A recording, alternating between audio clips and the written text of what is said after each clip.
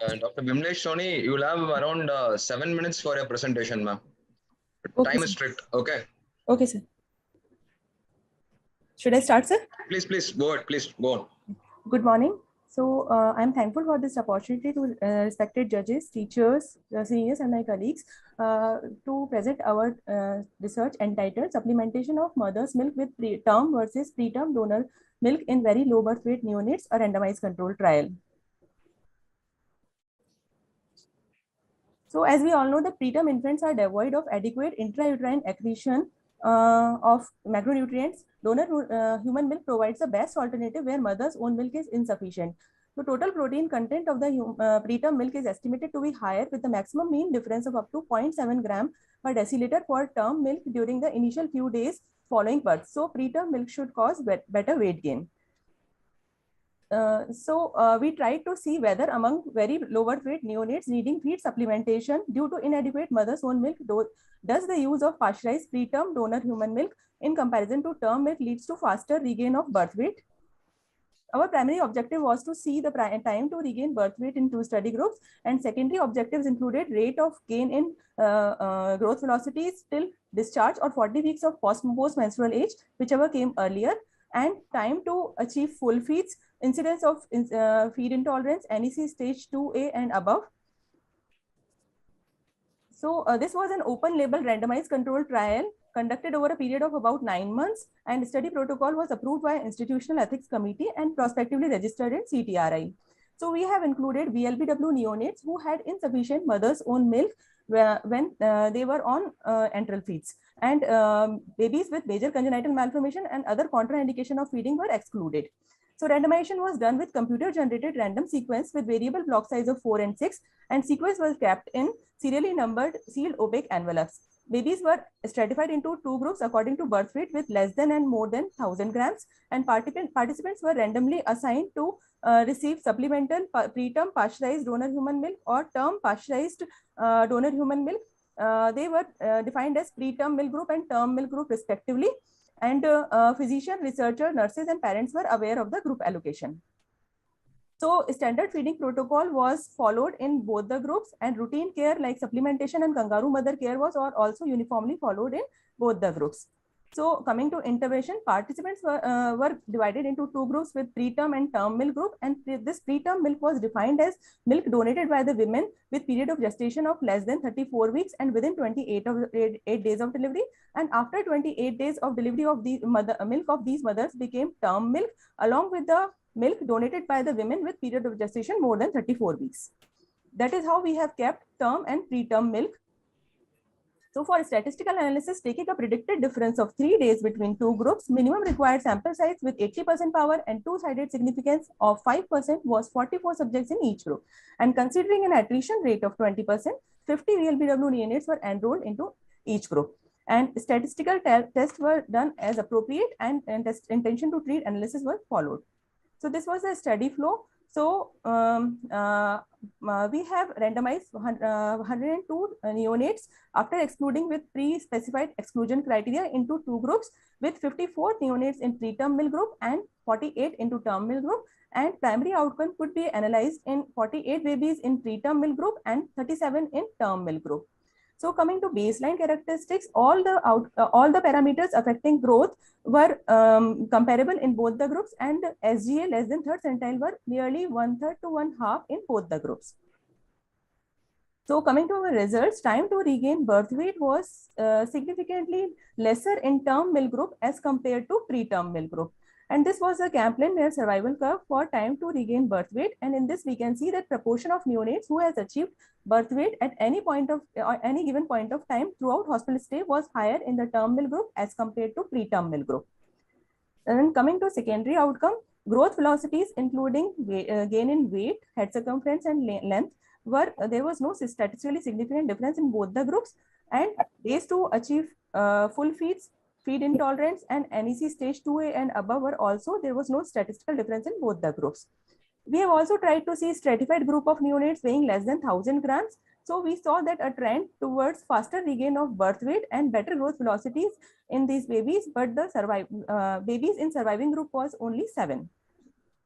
We have also tried to see growth-wise velocity into two groups. So in this, we can see that after a physiological weight loss in initial 1 week, the two lines are parallel in week 2 and week 3, and there was divergence in the 4th week. And we can see that the weight gain in 4th week was statistically significant in term milk group as compared to preterm milk group. Then coming to clinical characteristics, so mother's milk uses and kangaroo mother care duration was statistically significantly more in term milk group as compared to preterm milk group. Coming to discussion, so we have deviation of results from our hypothesis, and there was the following reason that overall need of DHM was less in 20% in the current study. So this deviation is because of DHM uses only, we cannot say reliably this. And mother's own milk and kangaroo mother care duration was also significantly more in term milk group, which are well-known intervention for gaining weight in the babies. And more number of the babies died in the term milk group. So we are not sure of the outcome of these sicker babies if we would have followed up with these babies. So strength of our study were that it was a novel concept to generate evidence for neonatal growth outcome with different types of pooled pasteurized milk. We had certain limitations also that we have not done biochemical analysis of pooled donor human milk. So exact energy and macronutrient composition of milk was not known. And we have also not done long-term neurodevelopmental follow-up. So we don't know that this short-term weight gain has effect on neurodevelopmental outcome of the babies also. Our study provides a basis for future research on macronutrient analysis of pooled or single donor human milk used as supplemental feed and effect on growth and development, and also for composition of different gestation at different time points and its effects on the growth of the babies. So to conclude, in a setting with aggressive enteral feeding practice and mother's own milk constituting a large fraction of enteral feeding volume, selective supplementation with preterm donor milk to meet the feed volume requirement did not result in improved physical growth during hospital stay. And clinical implication of our study is that one size cannot fit to all. So individualized feeding as per daily weight loss pattern should be followed. Thank you. Thank you, Dr. Vimlesh. That was a wonderful presentation. Rahul sir, can we take up some questions? Yeah, see, can you tell me what was actually the study justification? Sir, the rationale behind our study was that preterm milk has higher protein content as compared to term milk. So this will be a very cost-effective analysis intervention if we. So in your unit, you don't follow routine fortification of mother's milk? No, sir. We used to follow routine fortification, and it was also followed in our study also. Because with routine fortification, whatever lacunae you have in the nutrient composition of breast milk, you're able to compensate with that. Why do you want to study then preterm donor human milk compared to term donor human milk as a add-on to mother's own milk then? Sir, actually, preterm milk has higher protein content and which are physiological for the demand of the preterm baby. Apart from not only nutrient composition, there are certain biochemical components which are there like immunoglobulins and some understood. protective Okay, factors. Fine. One more question. And I mean, why did you choose that cutoff of 28 days for as a definition for preterm donor human milk versus more than 20 days for term donor human milk? And where did this, I mean, in your milk bank, were you able to actually ensure that the pooling of preterm milk and term milk were separate? How was it done in your milk bank? Because pooling, I think, becomes a major issue. So I think unless and until your methodology has been very robust there, it becomes very difficult to actually, I mean, ensure that less than 28 days nursing mothers were only expressing and given. What was done to actually ensure that there was no, I mean, contamination of mothers in both the groups? That could explain your findings saying that your weight gain was more in the term donor human milk versus the preterm donor human milk. Sir, at the time of study, one dedicated milk bank staff was appointed for this purpose, and she ensured that there was a logbook which was maintained in the milk bank, and we have entered the data of date of birth of the baby, date of delivery of the mother, and we have ensured that the mothers who had delivered within 28 days, the milk donated by that mother were kept separated in different bottles. They were marked with the labels as I have shown in my presentation also, with stickers of term versus preterm, and it was strictly followed throughout studies. Pooling is there. Pooling, yes, they were not pooled. They were pooled with milk donated by the mothers who delivered within 28 days or delivered period of gestation less than 34 weeks. Their milk was pooled, but we have tried to actually see it in first week, second week, third week, and fourth week. No, sir, we have not tried. We have not done that because, but now after my study, we are working on it, and we are now these days we are doing that analysis. But at the time of study, we have not done.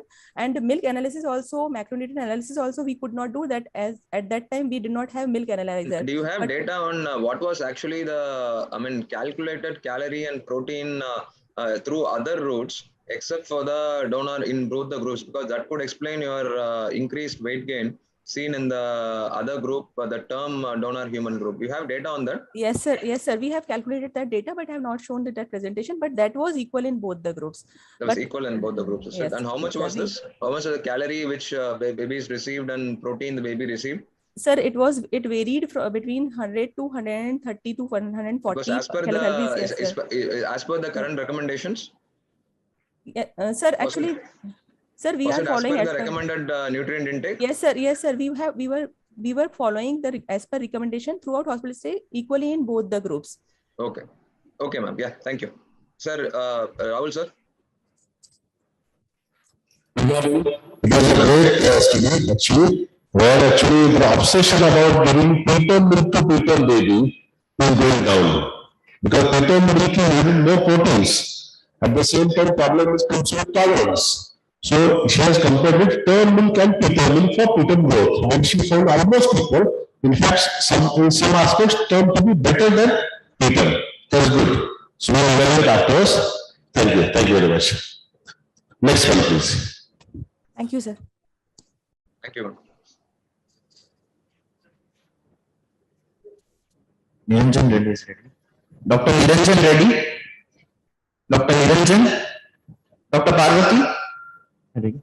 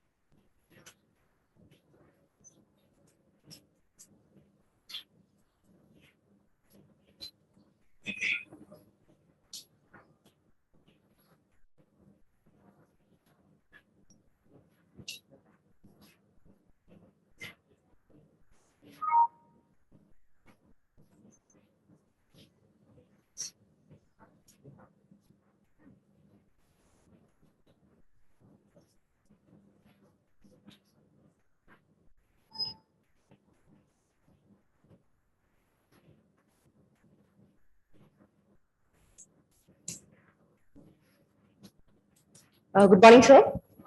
Today I'm presenting my paper, which is on delayed umbilical cord clamping and hemodynamic instability in preterm neonates who are born below 35 weeks of gestation.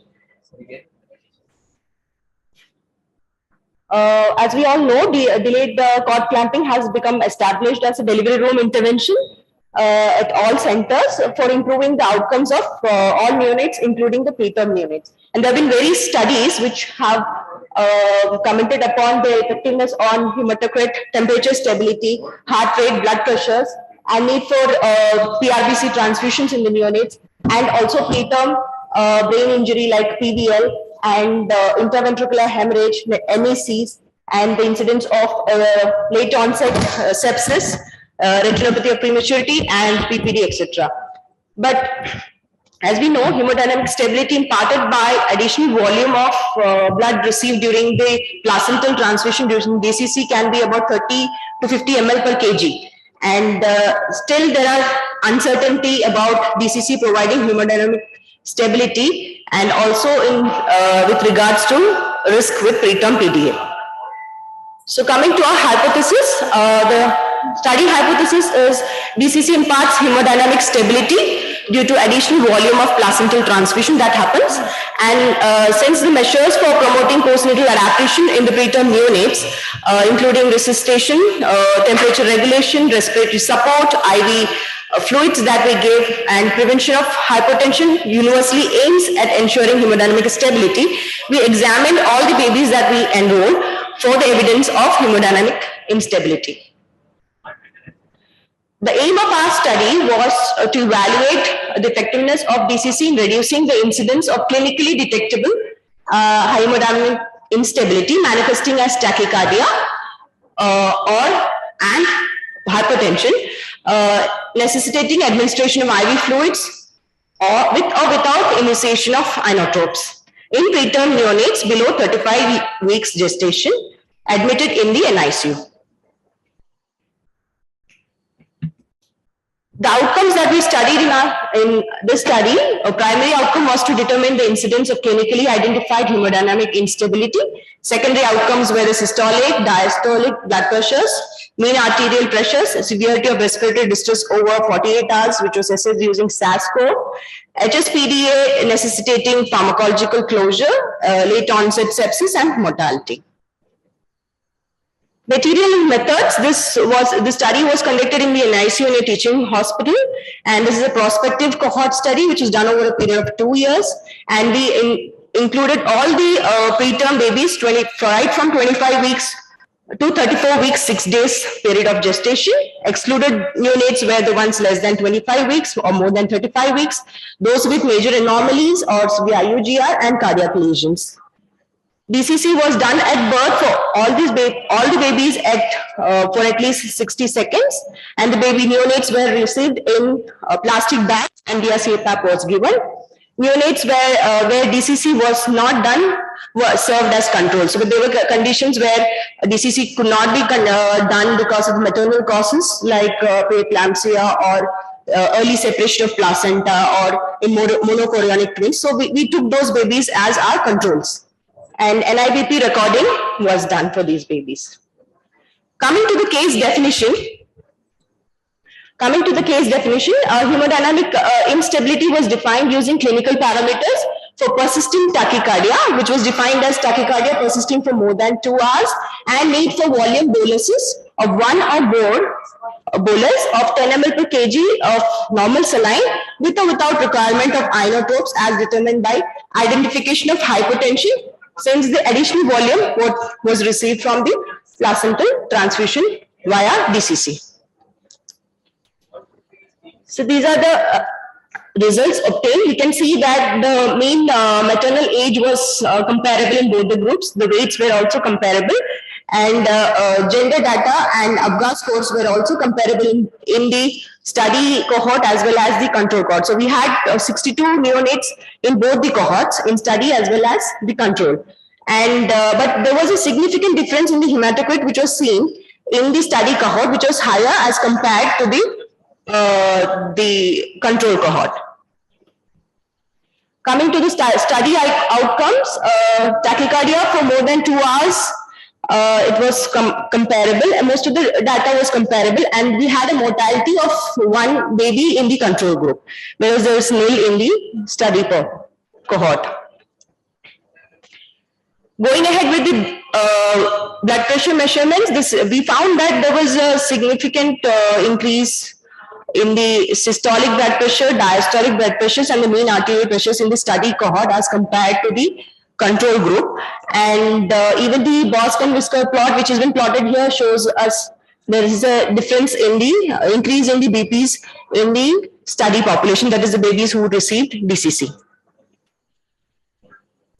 And with regards to respiratory distress at till 48 hours after birth, we found that the SAS scores were also lower in the study group as compared to the control group, and also the FiO2 requirement was found to be reduced as compared to the control group till 18 hours of birth. Next. So coming to the discussion, so a good quality evidence exists for the effectiveness of DCC on critical outcomes like death before discharge. So it was not ethically feasible for us to conduct an RCT on this. So to our primary outcome, for which existing evidence is inconclusive. So we went ahead with a cohort study design for this study. And we found that there was a lesser severity of respiratory distress in the babies who received DCC, and probably this till 2 hours of life, probably this is was because they both received similar kind of respiratory support, and till the establishment of the FRC, this difference was seen, and there was improved oxygenation and reduced FiO2 requirement also seen in the study population. And this could have been probably because of the comparable mean airway pressures which were established in the both the groups.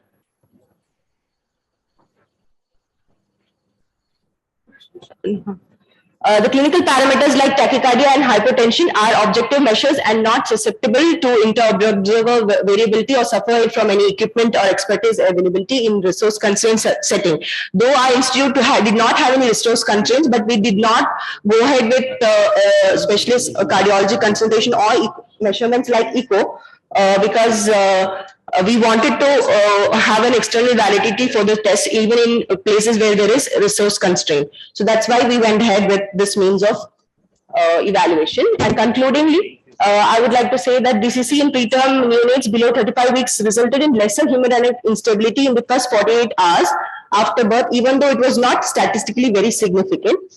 And we also found that there was higher systolic and diastolic blood pressures as well as the mean arterial pressure in the study cohort as compared. Yeah, I think we can stop. We are running out of time. So, my questions. This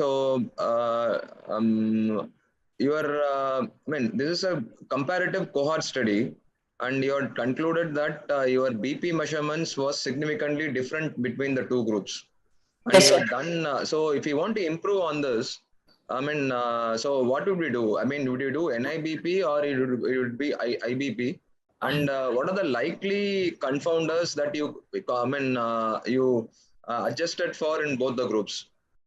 Sir, IBP would give us more accurate readings, but then it is an invasive procedure, so that is why we differed. And many times it's not. Frequently did you perform your NIBP? Sir, it was done every 6 hourly, sir. Every 2 hourly initially, then once it was steady, then it was done 6 hourly. Was the difference in your BP measurements, persisted for, how long did it persist? For 48 hours did it persist? Yes, sir. It was there for the initial 48 hours. You should have done a survival curve here because time-based improvements that has to be seen. Because how long does DCC help on this point of time would be very important for us. Second thing is adjustment for potential confounders is very important because your baseline, even though you say that a lot of parameters actually matched in the baseline, there are likely to be a lot of other parameters which are not matched. So you cannot just say that DCC is the one that had contributed to the better BP records, although it could have contributed. So adjusted analysis has to be done in this type of population. And at least if we had one parameter, at least if we didn't, even if you didn't have access to your, point of care echo, at least some parameters could say, it could have been more evidence saying that because going by only clinical parameters, I think now we are going away from clinical parameters towards an echo-based management of hemodynamic instability. I think that would have helped in this way. That's all. So, yeah, I would like to ask a very simple question. How here controls, who served as a control? So the babies who ended up not getting DCC, sir. So there are conditions where the obstetrician had an objection to continuing with DCC. So here, Sir. were not controls. They were where we were forced to cut the cord immediately. Yes, sir. So what are the conditions when we are forced to cut the cord immediately? So maternal condition when there is a monochorionic twin delivery, or when the baby is born fetal distress. So these are not controls actually. So controls are similar population and intervention only differs. Sir. But the control was not control actually. Sir. But the control was actually more at risk babies. Sir. And study group was actually very stable neonate. Stable, yes sir, relatively stable. So comparing a stable neonate with at-risk neonate, here we are forced to cut the cord because baby was unstable. Sir. Who is bound to have a lower BP? Sir. Actually, it may be other way around, whether actually now the world is moving. At least what is happening actually real world situation is stable baby's cord cutting is delayed. Unstable baby cord is cut immediately. Immediately, yes. So actually we want other way around. The other way around, sir. Yes. So there is intention was good, but at this point of time, BP was slightly lower in those where cord was cut immediately. Sure. It was slightly higher in those where cord was cut late.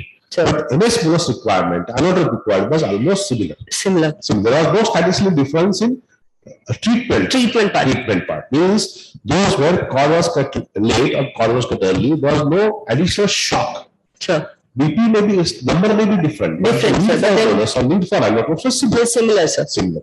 Fine. Right. But the same thing I want to say. Yes, sir. Thank you. Thank you. Thank you, sir. Good. So. Can we have the next presenter quickly? Right? Yeah. You can continue with the same presentation.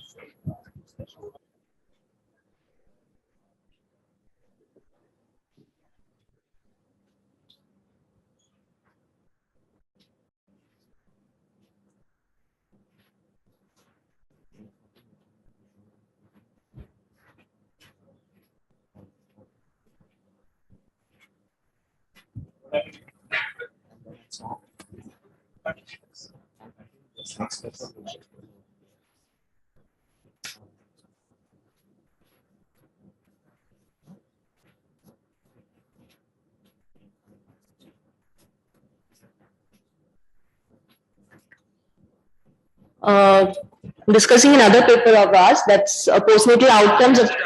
Give a brief when we are running short of time. I don't have to talk anything on the background. Just Sure. go directly to the methodology, ma'am. Aims and objectives and methodology. Yes, sir. I'll just touch upon the rationale because most of the studies that have happened on the RH outcomes have focused mainly on the NICU babies, and they're not spoken about entire spectrum. Screen is not scrolling for me. In the virtual, the online thing, and it's not scrolling. Admin, can you actually put it on full screen? Is it visible, sir? It's visible, but it's not scrolling. Yeah. I think, no, go ahead, man, please. Don't waste time. Go ahead. Yes, sir. Coming to the aim and objective, the aim of the study was to determine the postnatal outcomes of all the RH positive neonates born to the RH negative mothers in the tertiary care center. The primary objective was to describe the incidence of neonatal jaundice due to RH hemolytic disease of the newborn and interventions required for their management. Secondary objectives included the estimation of early and late requirement of the PSBC transfusion, incidence of inspissatic bile and conjugated hyperbilirubinemia, incidence of hearing screening reasons, and other possible contributory factors to the increased severity of jaundice in these babies. And material methods include, this was a prospective observation study. Study population was RH positive neonates born to RH negative mothers. Study period was 18 months, and the setting was in an ICU and postnatal ward of the tertiary care hospital in urban Maharashtra. So with incidence of 5% and power of 80%, we had a sample size of 81, and we included all the babies who were RH positive born to RH negative mothers, and excluded the ones who had severe cardiorespiratory distress and hemodynamic disturbance necessitating extensive life support, or the ones who were born stillborn or hydrops fetalis. Methodology included counsel all the antenatal mothers who came to IMC clinic, and the eligible parents were approached for enrollment in the study, and they provide information regarding the maternal details and the fetal details were recorded as flashed. And the cord blood of the neonate was sent to determine blood group, RH type, DCT, cord blood hemoglobin, cord blood bilirubin at the time of birth. And the neonates were assessed for jaundice, anemia, and need for phototherapy and exchange transfusion based on the cord blood values. And double volume exchange transfusions were performed when the values were higher than the age-specific cutoffs. And the neonate were followed up for hearing test results for the first 3 months, and also for anemia up to 3 months after discharge for any need for transfusions. So these were the parameters which we studied in this study. And this is the flow of the study flow chart. We had about 69 deliveries till July, of which one was excluded because one of the babies was severely hydrops and could not be revived even after resuscitation. So that baby was excluded, and we enrolled the rest of the 68 babies, and of which we had 51 term and 17 preterms. 13 were DCT positive and rest were DCT negative. And among the DCT positive, 8 had hyperbilirubinemia. We took the value of 2.8 milligram per deciliter of cord bill as the cutoff for hyperbilirubinemia, and the 8 babies were found to have values of more than 2.8, and 13 needed phototherapy and 1 needed a double volume exchange transfusion. Coming to the results, these were the total number of deliveries and the internal data. Yeah, and these are the baby details. And we had 13 neonates who were DCT positive. These were the main cord hemoglobin and bilirubin was 14 and 2 respectively. And the phototherapy mean hours were 42 hours. And there were 4 babies who received IVIG and had splenomegaly. So primary outcomes here, we had presence of jaundice in total of 51 babies, out of which 8 were babies who were isoimmunized, that is called cord blood of more than, with a cord blood of more than 2.8 milligram per deciliter. And the ones jaundice in the ones with DCT negative were about 38 babies, so which was about 55%. So phototherapy received by 51 babies, which was about 73% in our study.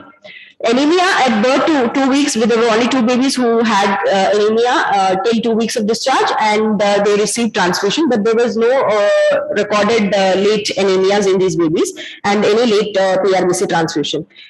Surprisingly, the hearing screening tests were also good for all the babies, and none of them had a retest or a BERA, which showed any hearing losses.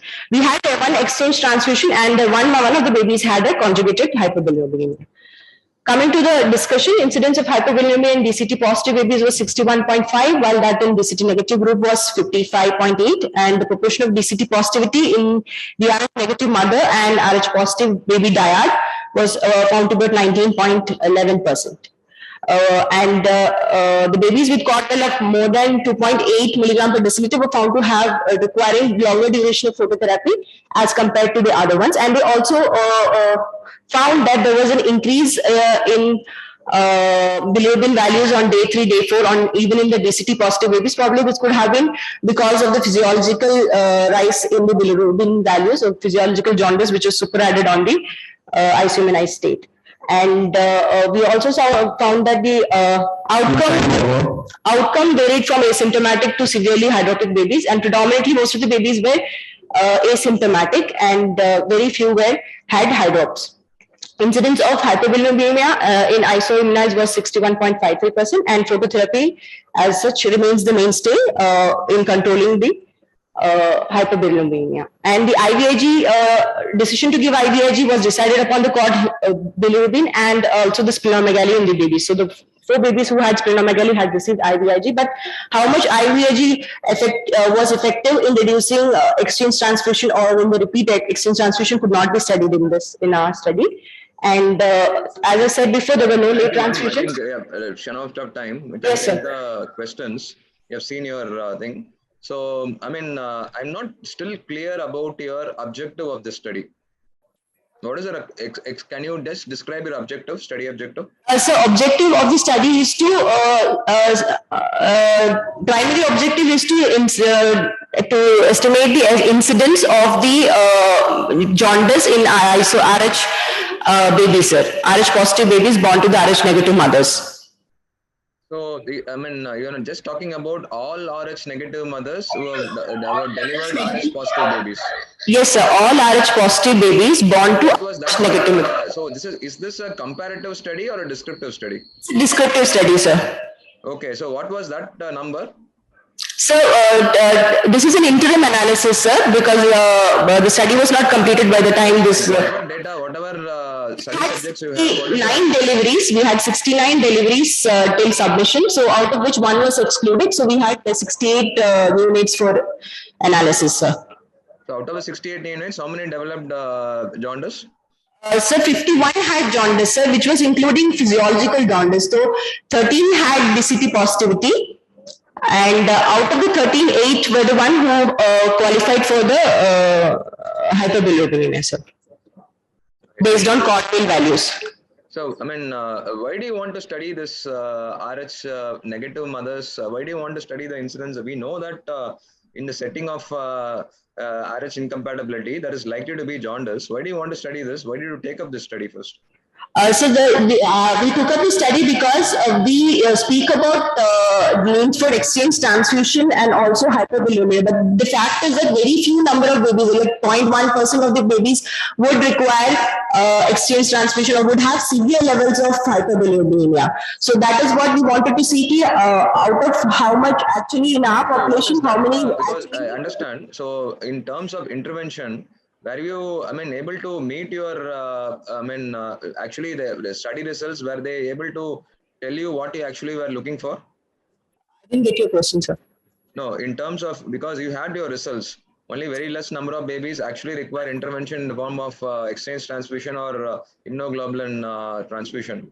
Yes, sir. Are you able to meet your study objectives? Yes, sir. We got the values. Depending on whatever, so basically we wanted to say that the spectrum is very large, which has a larger population of asymptomatic babies not requiring all these interventions. So that is what we were looking into. I think you could have actually compared the bigger population. I think it's an ongoing study you were saying. Yes, sir. DCT positive, ICT positive versus ICT negative, the antenatally. Then you could have compared the requirements of interventions in these groups.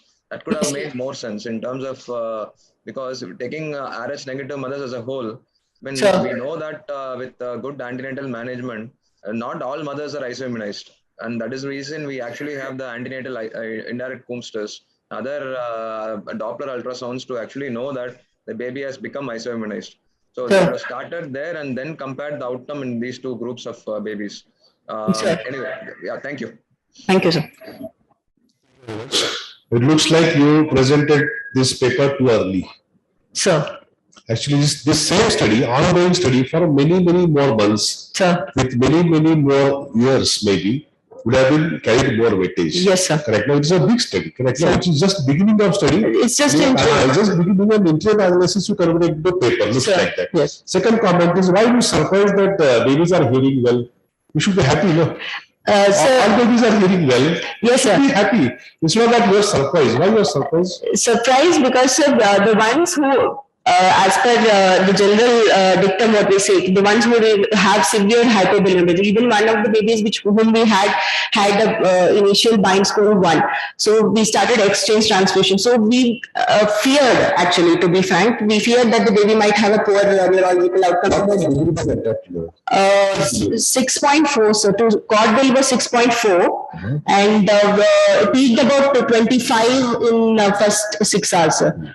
So basically, our treatment modalities and things are improving. Sure. And we are able to prevent this actually neurological dysfunction. We are able to prevent this hearing deficit. Sure. So we should be happy with that. So we are very happy with that. Yeah, we're happy. The same study you can present after 3 years. Sir. This sufficient number. You are too premature to present this second article. Sir. Because numbers are very small. Sure. It was a good attempt. It was descriptive study. Sure. Thank you very much. Thank you. Thank you, sir. Just an announcement. Because we have to start this university, so we will shift the paper presentation to more back level. I will tell you the link. That link will be automatically logged on the web. So we have a number of participants and we have to start our services for the day and it will be really late for us. That's it. Yes, I will. Yes. Thank you so much, sir. Thank you.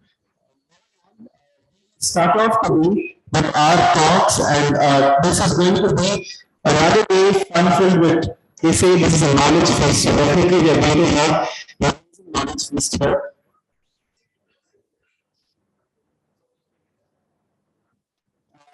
Welcome everybody to the second day of the conference, probably the last day. This is the 19th of December, and I'm in Bangalore to everybody who is here with us virtually as well. We have multiple talks lined up till 10:15 here, and after that we are moving on to the other one. So first up, we have with us, Giridhar sir, if you can stop sharing your screen.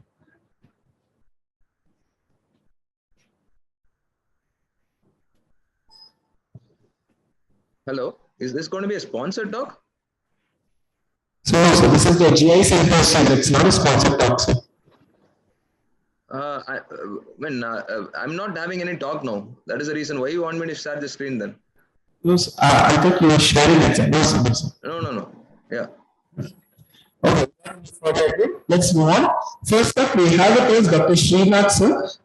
Srinath sir is known for everything that to do with milk banking.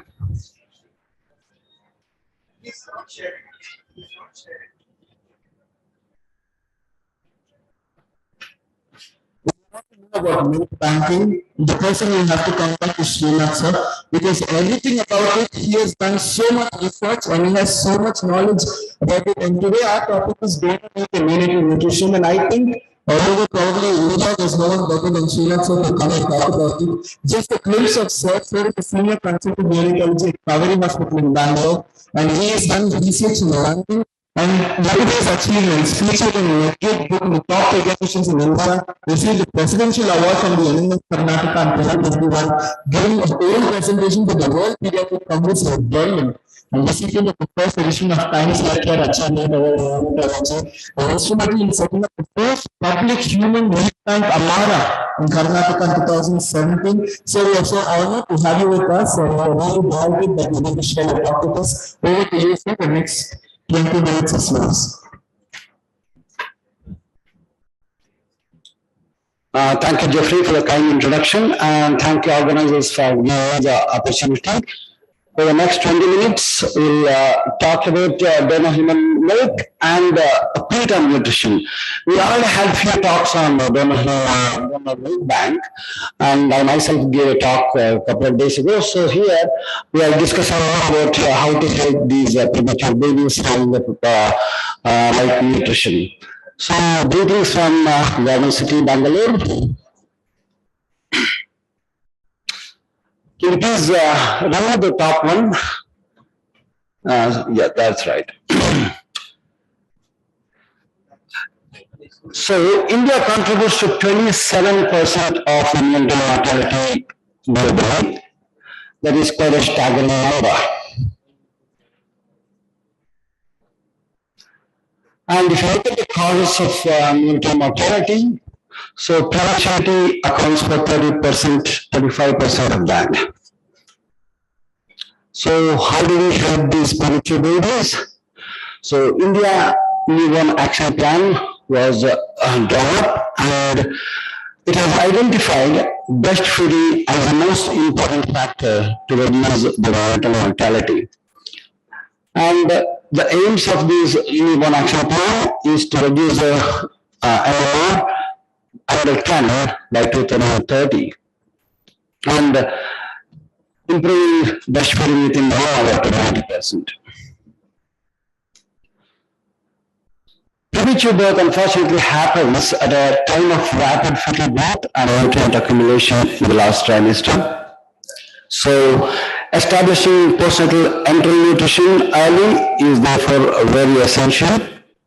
So, and mothers are often quite stressed with the separation of the body after birth, and very preterm babies lack suck and swallow coordination, and often these mothers need support and motivation to start actually expressing milk early. They feel that everything is done by the doctors and nurses, so they have a role to play. That should not be the case. And promoting skin to skin care as soon as possible helps in promotion of the breastfeeding of these babies. So what are the challenges that we face in very preterm babies feeding?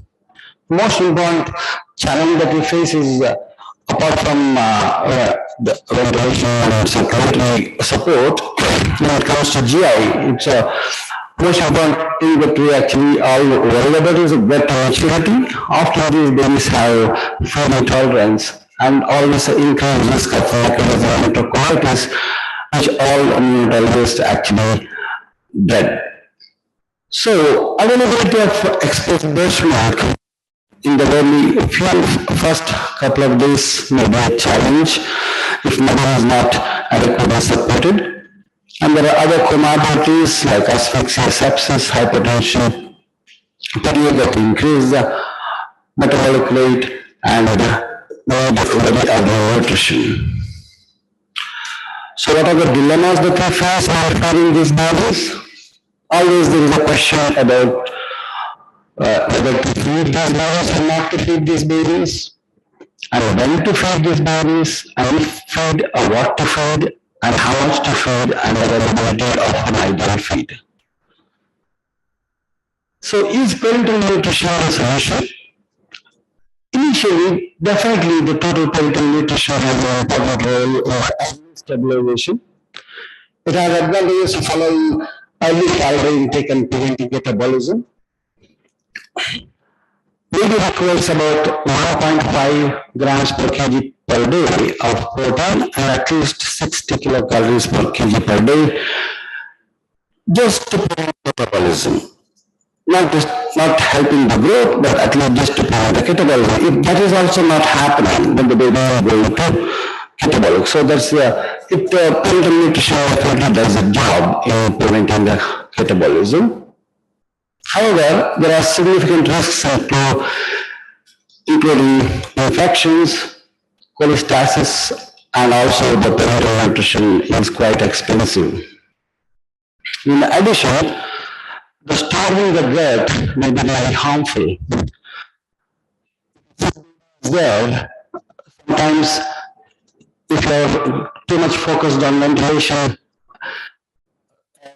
sometimes they keep forgetting to actually start feeding this baby. And what harm are we doing about that? So it can actually cause thinning of the mucosa and shortening of the villi, interruption of the cell growth or division, and impairment of the interaction. So we are actually doing more harm to these babies by not providing the feeds early on. So coming to enteral feeding, what are the advantages that we have? Enteral feeding has many advantages over parental nutrition, including higher calorie intake and more appropriate nutrients. It also promotes growth and development on the gut and reduces the risk of infection. And it is therefore important to establish enteral feeding as early as safely as possible. So when it comes to feeding real BW babies, the overarching goal of us is to reach the full enteral feeds in the shortest time while maintaining optimal growth and nutrition and avoiding adverse consequences of rapid advancement of feeding. So what are the fears that we have with enteral feeding of these sick babies? So we all fear about enterocolitis, which is an inflammatory condition of the bowel characterized by ischemic necrosis. And it's very common, most common in very low birth weight babies and correlates inversely with gestational age.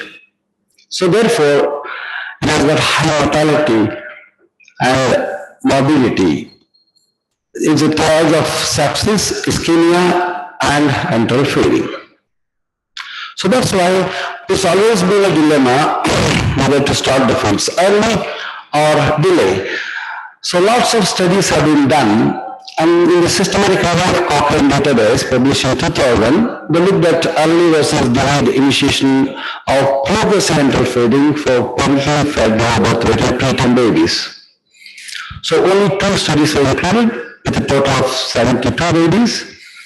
Early feeds were started on or before day 4 of life.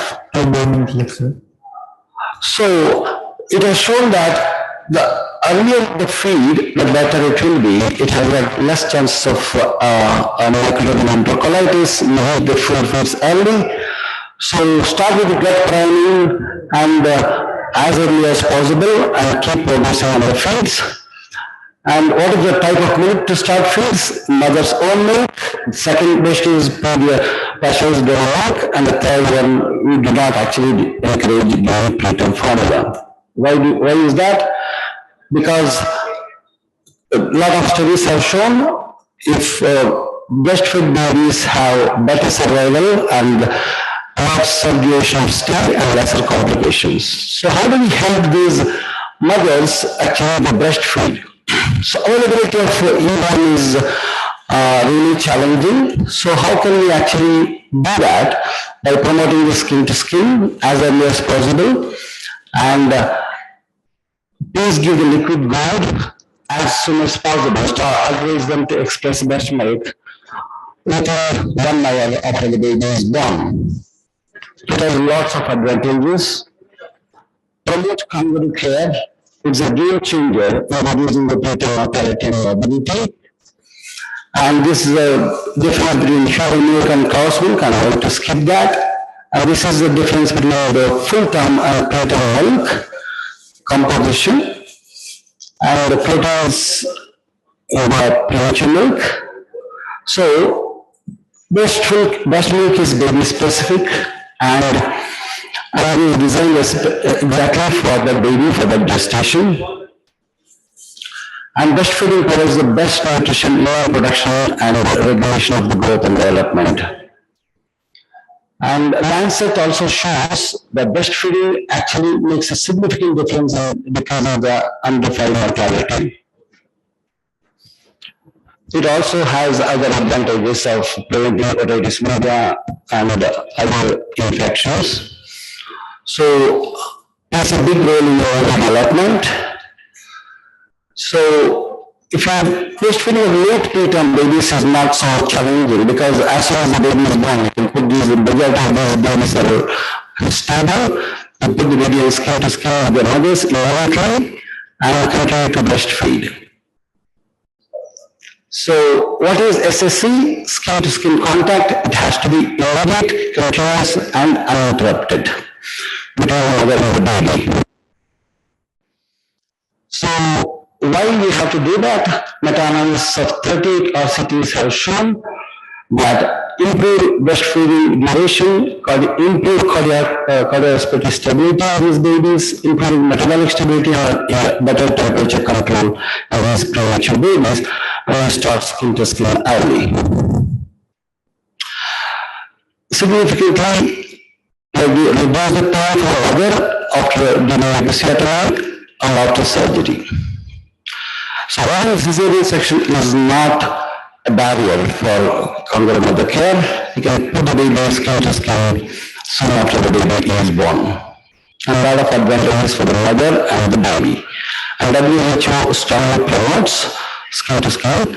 So what are these components of KFC? Kangaroo position, exclusive breastfeeding, and early discharge and follow-up.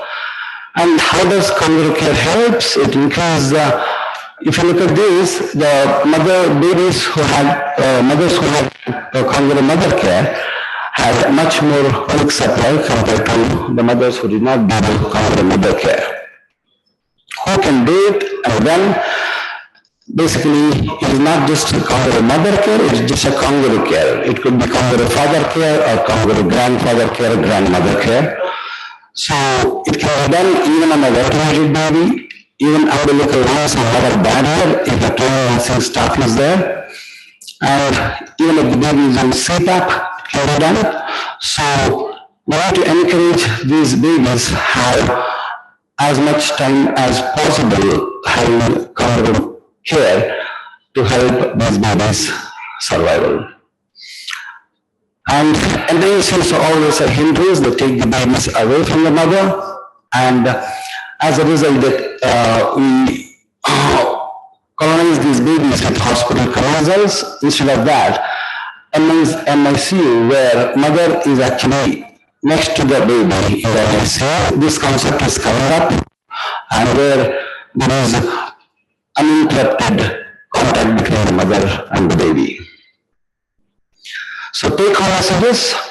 breast milk is the best and more so for preterm babies. I motivate these mothers to express breast milk as soon as possible, counsel them before the delivery, and use partial donor human milk until mother's own milk is available. It's just a stopgap arrangement. Cancer should be initiated as soon as preterm babies of the milk is stable. And non-nutritious suckling should be initiated by 32 weeks, and pallid effects of express breast milk and direct breastfeeding should be established by 33 to 34 weeks. So everything good, best things in life are free, like hugs, smiles, family, sleep, kiss, love, including breastfeeding and pregnancy. Thank you very much. Thank you very much, sir, for that wonderful session. I'm Dr. Sunil Kishore, neonatologist from Vizag. So from your talk, it's clear that actually regarding nutrition of preterm as well as VLBW babies, so human milk is the first choice as compared to any other milk, and if mother's own milk, mom is available, and that will be the first choice. So sometimes actually we need to embark upon donor human milk, sometimes if mom is not available. So and regarding these things, actually like donor human milk, they have to do certain processing through human milk banking. So can you give us some idea like what are the practical aspects which are involved in human milk banking, and like who should donate, and how it should be processed? The concept is very simple. The health mothers who have excess milk after breastfeeding their own babies donate the milk, and we collect the milk and pasteurize them using the pasteurizer, and after screening the blood that are infections, and after pasteurization we take a culture from the pasteurized milk. Once the culture is negative, that is fit for dispense. These milk, once it's pasteurized, can be dispensed up to 6 months. We store it in the freezer at minus 20 degrees. We only get the prescription from the neonatologist for preterm, we dispense it. There are some criteria. We usually reserve it for less than 32 weeks, less than 1,500 grams. Vulnerable babies who have absent or 4% absolute or any baby who has neck or post surgery. So we have some criteria for which we send the donor milk, not for tiny babies or babies born to surrogate mothers. It should not be misused. Okay? Having said that, although we have human milk bank in our own unit, we are the ones who least use it because we do not have the mothers to start expressing milk very early. We have 26 week twins. Mother did not require a single drop of donor human milk. So in fact, donated the milk after feeding the twins. So we need to motivate these mothers even before the baby is born, and keep motivating them, especially soon after the baby is born. Majority of them forget to motivate the mother because everybody is concentrating on the baby, about ventilation, circulation. They forget about the mother and the motivators have to express milk. That's great to know, like 26 week twins not requiring donor milk. So it tells that actually the like human milk banks are need of our. So who are the stakeholders? So like are there any national guidelines? And who are yes, there are definitely guidelines available, and there are organizations who are coming forward to help setting up the milk bank because they're expensive. What we are doing, I have set up 3 milk banks in health authority. So there are organizations who can help. If you need, in fact, few people contacted me from Andhra Pradesh and I'm helping them to set up another 2 banks in Andhra Pradesh. That's great to know. Any more queries from the audience? Any more questions from the audience side? People in the virtual platform, if you have any comments? Not my discussion. First thank also one person, Dr. Sunil Kishore sir, for taking his time out today. Sir is done his day in neonatology from BGI and works in Medical Hospital in Vijayawada. So thank you so much, sir, and I will request sir to hand over the certificate and bouquet to our speaker for the morning. So,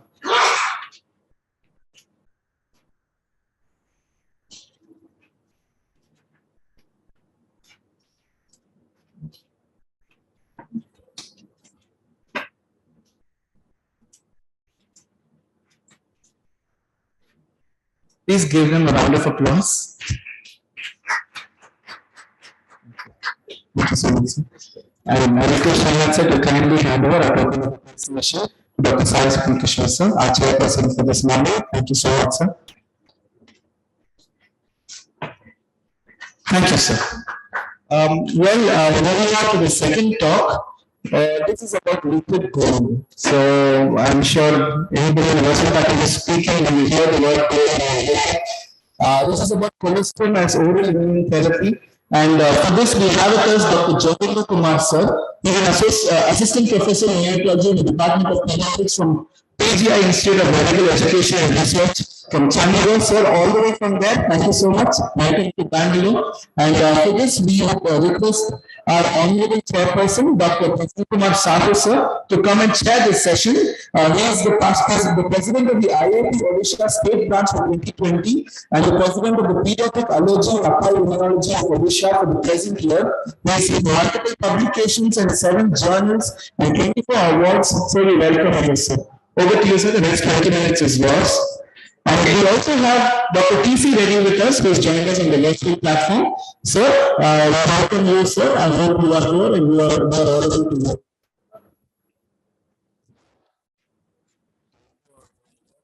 you.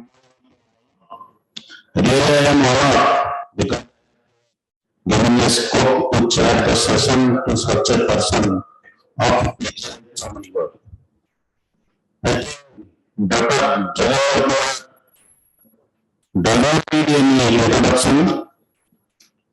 As topic today, which colostrum as oral immune therapy. So everybody knows the importance of colostrum. Nobody can deny. But to our horror, even in rural areas, even today, colostrum is thrown out. So it should be planted in the minds of our pediatricians or nurses. So they should motivate the parents to give colostrum. Now, Dr. Jogindra Kumar will give a nice lecture on colostrum. Dr. Jogindra, please. Thank you, sir. Thank you for nice introduction and thank you organizers for this opportunity. So as in previous talks, sir has discussed regarding the benefits of human milk and colostrum, and he rightly said that most of the things in nature are free. The only thing is how we deliver those things to them. So I will have a brief discussion on the colostrum. It's rather than as enteral application, we will think it as a oral immune therapy. It's not moving.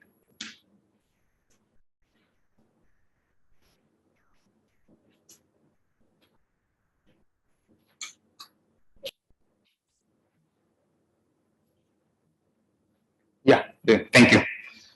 So we encounter nowadays more and more premature neonates are surviving, and we know that these fragile premature neonates are at risk of 4 major morbidities, which are bronchopulmonary dysplasia, sepsis, necrotizing enterocolitis, and retinopathy of prematurity. So these are 4 morbidities affect the intact survival of the neonate. We say that now neonates are surviving, but we want to have them intact survival. They are healthy and go in good state to home. So if you look at the common thing in these 4 etiologies, we will find that all things, 4 things are governed by cytokine storm, which is common. So if we can handle this storm, probably we'll be able to tackle all 4 together. If we look at the profile of the cytokine in these morbidities, we will find that all 4 have raised level of pro-inflammatory cytokines. Typically, we know that in ROP, the levels of interleukin 6, TNF-alpha are elevated.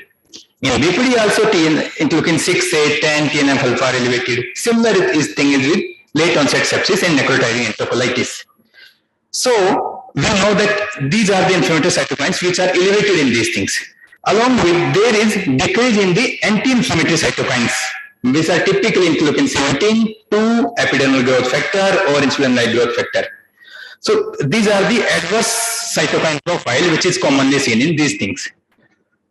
We know that in nature, whenever there is any adversity, there is always a savior. So the breast milk or colostrum acts as a savior for these premature neonates. There are two major components of the immune profile of the colostrum. One is lactoferrin. We know this lactoferrin binds with the toll-like receptors and it decreases the production of the inflammatory cytokines, interleukin 6, 8 and TNF-alpha. So this lactoferrin will help in decreasing the level of inflammatory cytokines. Another important aspect in breast milk or colostrum is secretory IgA. So this secretory IgA again binds to the inflammatory cascade and it leads to immune exclusion. So there is no pro-inflammatory cells. If there are no pro-inflammatory cells, there is no cytokine storm. Along with this, breast milk or colostrum is a rich source of epidermal growth factor, human milk oligosaccharide, and tumor-like growth factor beta, which directly have anti-inflammatory and immunomodulator properties. So by these effects, we know that colostrum and breast milk is helpful. And this has been shown in various clinical studies also. I summarize all the studies on clinical profile, whether these effects which are seen in the breast milk are being translated to neonate or not. So various studies has been seen and they found that in neonates who are receiving colostrum compared to placebo, the levels of secretory IgA, lactoferrin are significantly higher compared to the placebo group. At the same time, the harmful cytokines, interleukin 6, 10, 8 are significantly lower. So this is what we want. We want a better cytokine profile. And this colostrum is doing that job. So again, we know that if the gut is colonized with healthy bacteria in first few days of life, the outcomes are going to be good. The colonization with adverse bacterium, even before birth or during birth, lead to increased risk of necrotizing enterocolitis.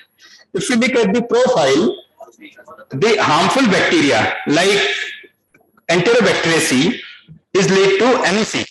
The colostrum help in decreasing the Enterobacteriaceae and improvement in the Bifidobacterium, both of which are gut-friendly bacteria. So by using this, we can colonize our babies with the gut-friendly bacteria, leading to better outcome in the long term. And furthermore, as in previous talk, Srikant sir said that the nutrition, the milk of mother is personalized for every baby.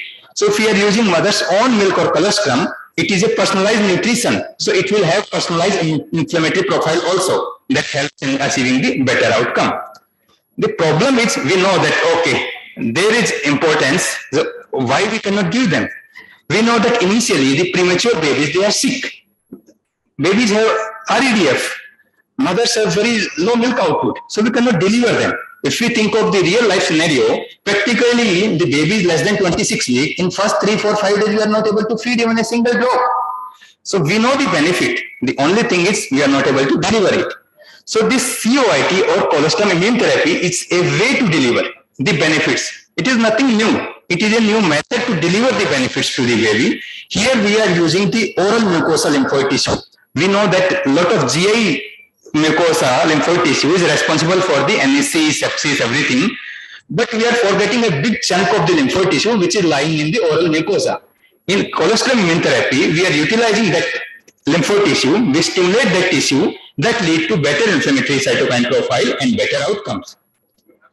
This method was first described in 2011 by Rodriguez in US, but there are various variations after that. As a crux, what is being done, that colostrum is being collected from the mother, and this is either given fresh or if it is stored, then we pre-warm that and make it ready to apply to the oral mucosa. How to apply? Initially people use tuberculin syringe to apply, but gradually people change to cotton swab sticks that we easily dip in around 0.1 to 0.2 ml. We applied it over the oral mucosa with the help of strokes, maybe 10 to 20 strokes. It takes just 1 to 2 minutes and whole oral pharynx and oral cavity is being coated with the EBM. Why we are taking just 0.1 to 0.2? Why not much? Because here we are worried that larger volume may lead to swallowing and aspiration. The purpose here is we do not want the baby to aspirate, still we want to achieve the beneficial effect. So the quantity is 0.1 to 0.2 ml only. And how is it given? Practically, ideally, as per me, it should be given till the time baby is being started on oral feeds. Because even if baby is on full feeds, we know that they are on tube feeds. That oral mucosa is not stimulated at all. So even with enteral feeds, tube OG feeds, if we can continue it till the time we introduce the oral feeds, that will be the ideal. Although initial studies has evaluated for 48 to 72 hours only. And we should be monitoring for apnea desaturation like any other therapy or intervention, because if you are stimulating, they are at risk, although there is no evidence for those events. So this seems theoretical, whether it translates into the practical outcome or not. So we will be discussing those aspects. We did a systematic review and meta-analysis, which is yet in progress to be published, and we included 16 studies which are published until now. One of them is our own study, including almost 4,000 preterm neonates, which is a huge number for an intervention in neonatology, comparing colostrum with placebo. Placebo is typically sterile water, and main outcome studies was NEC along with the other outcomes. So I will take you, all of you, through the various forest plots, in which the left side of a forest plot is favoring the colostrum, right side is for the control. If you look at the profile, the colostrum or oral immunotherapy, colostrum as an oral immunotherapy decreases the risk of necrotizing enterocolitis by a risk ratio of 42%, which is huge. And the diamond you can see typically on the left side. So it helps in decreasing the NEC. There is evidence. Although if we confine it to NEC stage 2 or beyond only, the diamond is slightly touching on the line of no effect. But still we can see there is a trend to decrease the risk of NEC 2 or beyond. For a sepsis part, and that includes clinically as well as bacteriological sepsis, it decreases the incidence of sepsis also by 1/4. Risk ratio is 0.75 only, and diamond is clearly on the left side. So it definitely decreases the sepsis. Although, if we confine it to proven sepsis only, again it is just touching the line of null effect. And we can understand that the event rate for proven sepsis over NEC2 or more is much lesser compared to the overall sepsis. And as the event rate increases, diamond will shift. We know that part. It does not have any significant effect on mortality, and we can understand that mortality is not driven by a single thing. There are multiple factors which contribute, although there is some trend towards its reduction. We know that we are doing some intervention in oral cavity and we are stimulating it. So we expect that it should have some improvement on the feeding outcome also. We found that colostrum as an oral immunotherapy helps in achieving full feed earlier by a 2 days interval, which is huge. If our babies are achieving full feed earlier by 2 days, it has a clinical impact at least. So it helps in achieving full feed earlier. It also helps in achieving better weighted discharge for around 50 grams. So the nutrition outcome are also better compared to the control group. So if we summarize it, the colostrum as an immune therapy helps in decreasing sepsis and NEC. It helps in decreasing time to reach full enteral feed and have better weighted discharge. Although it failed to reach so-called the statistical significance part, just crossing the p-value for NEC stage 2 or more, culture positive sepsis, mortality, bronchopulmonary dysplasia, and VEP. There is some trend, but it still did not achieve the statistical significance. So one would think that how to interpret this thing, because there are some benefit, and again we are saying that for hard or core outcome there are no significant benefit. The problem with the left side event are that all are at risk of some subjective bias. Why they are at risk? Because the intervention, which is placebo, we know that it is sterile water and colostrum, we can easily differentiate. So one can say that there may be some element of bias as a purist view. So because of this bias, the evidence is of low to very low certainty only. So what we can say that with low to very low certainty, there are some clinical benefits. So the next question arises that whether there is any conclusion or not, or what do we need to do? So what I did, I took a liberty to plot the various systematic reviews on this forest plot. In place of studies, there are systematic reviews, because the first systematic review includes just 6 studies and last includes 16. To see that with increasing number of these studies, what is the effect? There are 3 major outcomes which are being chosen and shown on the left panel: necrotizing stage 2 or beyond, culture positive sepsis, and mortality, typically the hardcore outcomes in neonatology. I would like to take your attention on the right side at the risk ratio bar. You can see that as the systematic review number of studies or events goes high, there is shift in the red line or the bar from right to left. It means gradually it is attaining statistical significance. So what I can anticipate, probably with time, at least for NEC stage 2 or beyond and mortality, if there are further studies, it will achieve so-called that threshold of the statistical significance also. So as a purist, I can say that, okay, probably I will need more studies to have a robust thing on hardcore outcomes. But as a clinician, I will think, okay, I will look for the adverse effect. If there are no adverse effect, I would probably consider to apply it in the clinical practice. So from the evidence, there are no adverse effect related to this therapy as of now. And this is free of cost therapy. As sir said, the intervention is free of cost. It is mother's colostrum. There is no cost involved in applying it. Then why not to use it? And it can be successfully used in the various study settings. So what are the challenges? If it is so easy, why not to apply it universally? The problem is the colostrum availability is an issue. Even in studies, it has been shown only 40% of the babies receive the required doses, because getting colostrum from day one to mother is difficult. Again, people are worried about the tiny babies, that it is difficult to apply, so it needs some training. So if there are challenges, there must be some solutions also. So what are the solutions? We have to improve our colostrum output. So we need to counsel the mothers, we need to improve our breast pump utilization rates, involve the lactation nurses, set up a donor human milk if it is required, make a policy for implementation, involve mothers, and use the quality improvement approach, which is a novel approach to implement the things. If we look at the evidence, the people has done QI things to improve the overall outcomes. The study which I am showing here is from US only. I know that there are ongoing studies in India also, where they found that in first week of life, only 20 to 30% of the babies were getting oral immunotherapy. And the reason was that colostrum was not available. What they did, the solution which I shown, they applied all the solutions. And what they found, that with time, over a period of 8 weeks, there was gradual improvement from starting from 0 to 20 to almost 60 to 70% intake in the colostrum application therapy. What they found, that along with this outcome, there was increase in the mother own milk consumption rate during the hospital stay. This was not the primary outcome. And this has been shown in various studies also, that immune therapy, it helps in the improving the breastfeeding rates at discharge also. So we are getting these outcomes also as a byproduct. And we know that if there is better breastfeeding rates at discharge, long-term outcome are going to be better. So what we can conclude, that definitely it is a novel way to use the colostrum. It is a novel way to harness the benefits.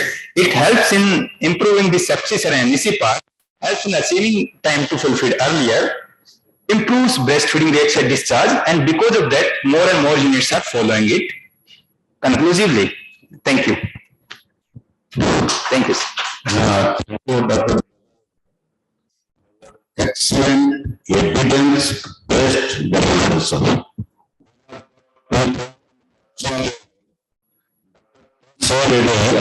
Chairperson. Devendra.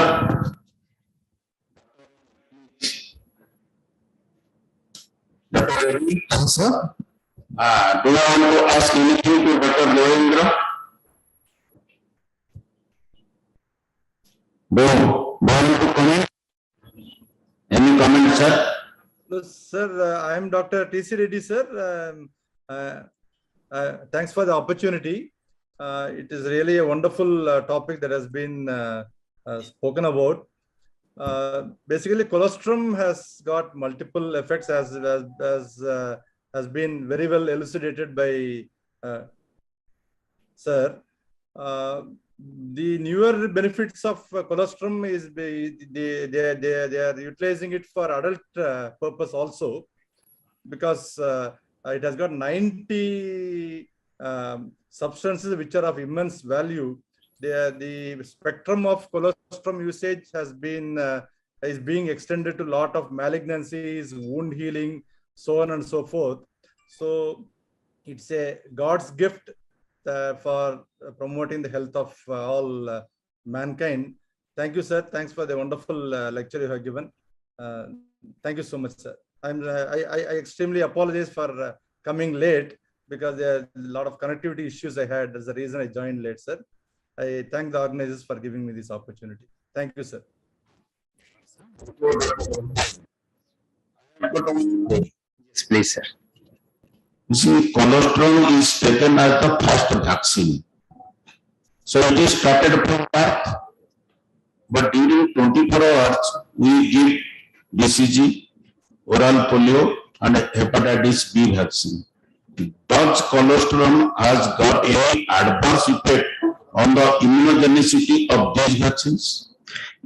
So this is a wonderful question. Actually, people initially thought that probably maternal antibodies which are coming in colostrum, which hamper the immune response.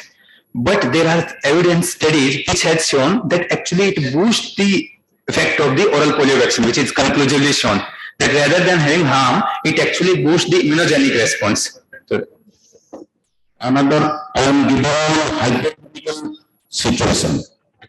Suppose one mother delivered as we used to give colostrum.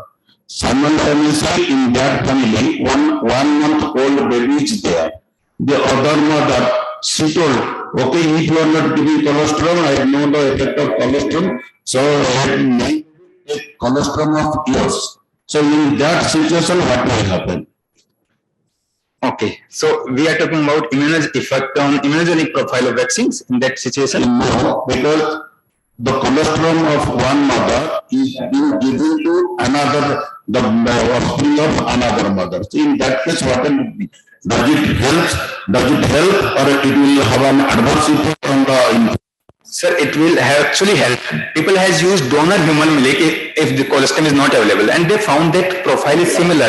Even with DHM, there are clinical benefits, but we will anticipate that immunogenic response may not be that much better compared to the own mother milk, but definitely it benefits compared to the formula. And when we know that at least it will prevent the colonization with the adverse bacteria, and it will have gut-friendly bacteria colonization. So I want to stress this to the others, because in any circumstances, colostrum should not be thrown. It may be used in some other way because it will help the other infant. Thank you. Any other question from the audience? Thank you, sir. Any more questions from the audience? Yes, sir. Please. Thank you for the excellent talk. Thank you, sir. Really wonderful. Sir, the question you posed is, another baby is there in the family or the neighbor family. They want to take the colostrum which mother is refused to give for her own baby, right? Then that's already a 1 month-old baby. Okay. Why does that baby need the colostrum? First question. Second question, if you are giving from another mother, how is it, for example, if this mother has shown they are not actually checked, right? If there is a cross infection happens, and are we right in advocating giving one colostrum to another mother's baby? Because in donor milk, what we do, we pasteurize this milk, and after that, first of all, we screen the mothers for all the infection, and during pasteurization, majority of these pathogens get killed. Only pasteurized donor milk is given, not the raw donor milk. Right, sir.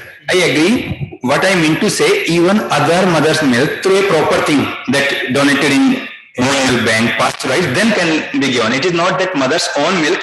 If that is not available, another mother's milk can be given through the pasteurization. But the colostrum cannot be given because it cannot be pasteurized. Colostrum cannot be given. So the human milk can be given if colostrum is not available. That is the crux.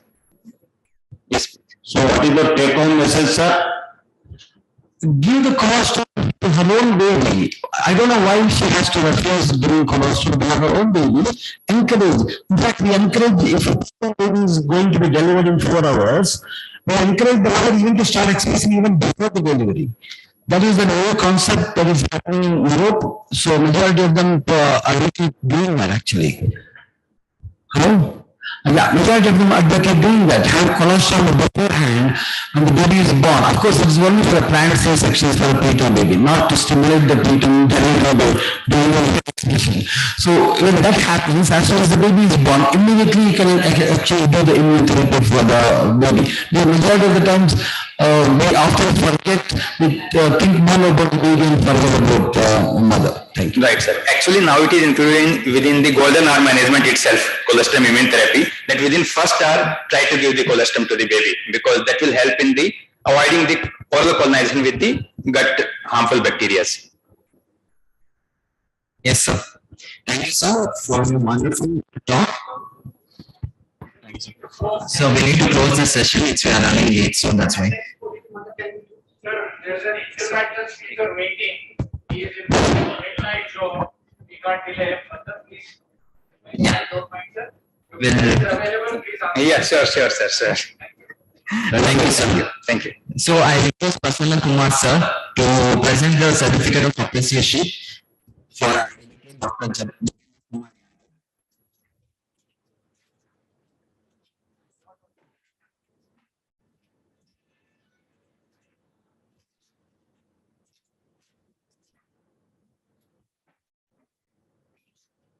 And I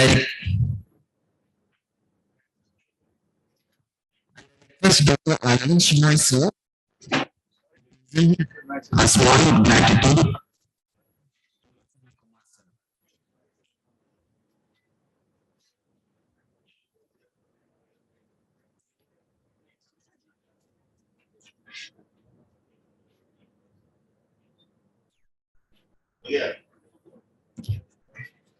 Thank you, sir. Thank you for joining this session.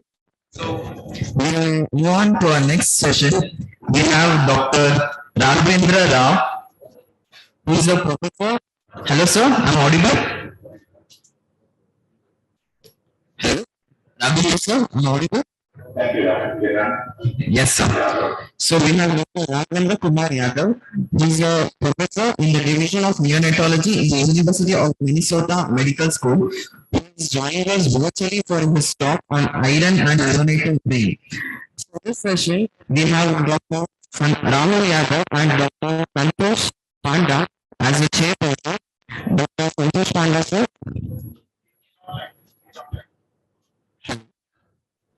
He is an associate professor at Kalinga Institute of Medical Science and the treasurer of NNF Odisha. Also a course coordinator of IOP fellowship course in neonatology. I welcome you, sir, to chair this session.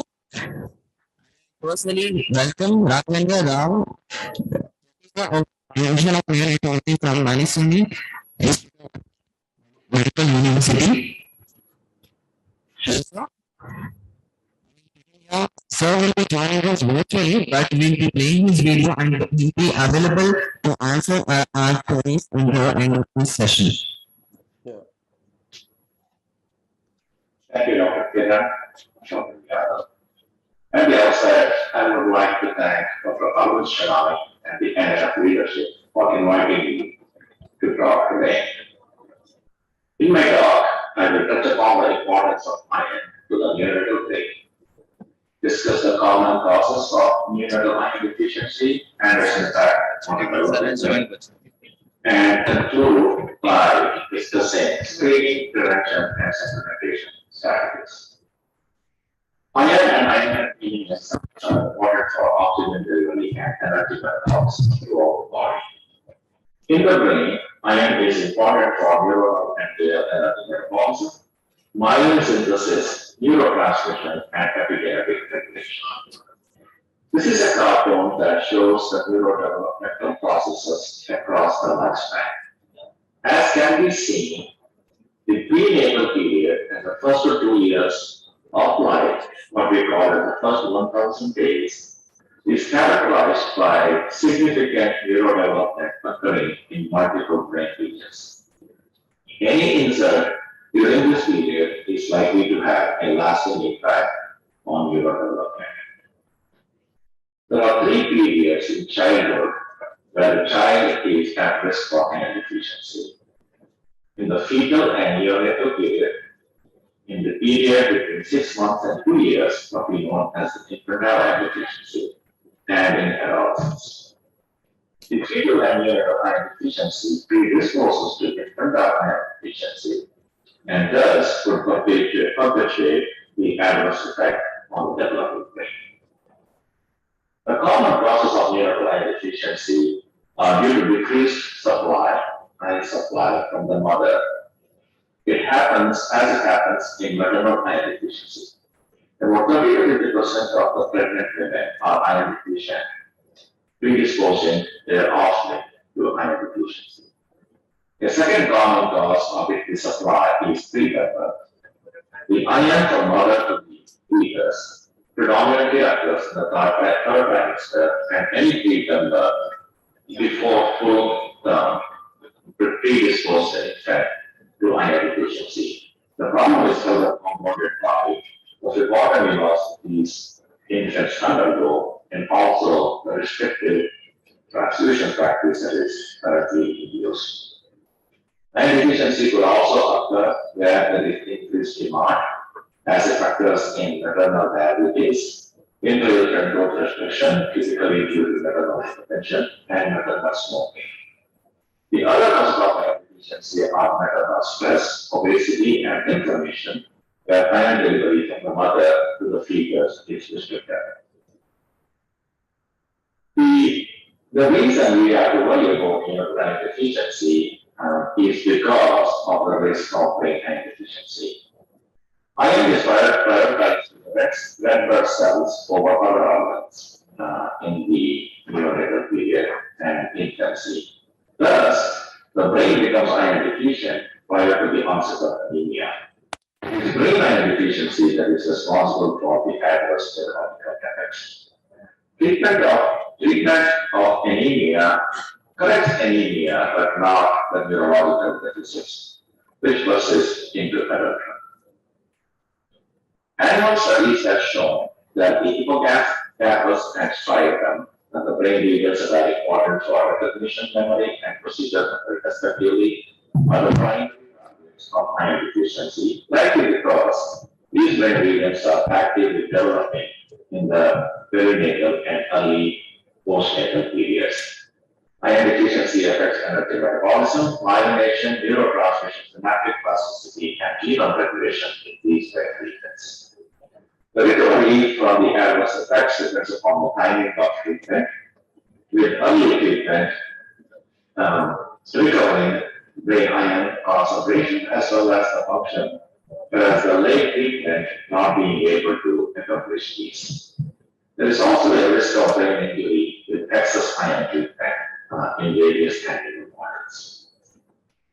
In humans, iron deficiency effects have been described in different populations. In terms of iron deficient mother, they have a small hippocampus and harder temperament at birth.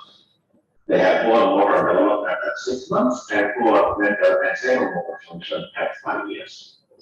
Preterm infants with iron deficiency have abnormal neonatal reflexes and abnormal auditory brainstem response. Infants of diabetic mothers have abnormal recognition. Now, how to prevent and treat neonatal iron deficiency? So, hemoglobin is a full biomarker of brain iron deficiency in the neonatal period. This is because of the prioritization of iron to the red cells over all the organs. Cord blood ferritin is a good marker of iron status, with low cord ferritin being seen only in iron deficiency. Evaluators that 75 nanogram per ml has been shown to be associated with slower artery conduction speed and abnormal neonatal reflexes, as well as poor mental and psychomotor function at 5 years.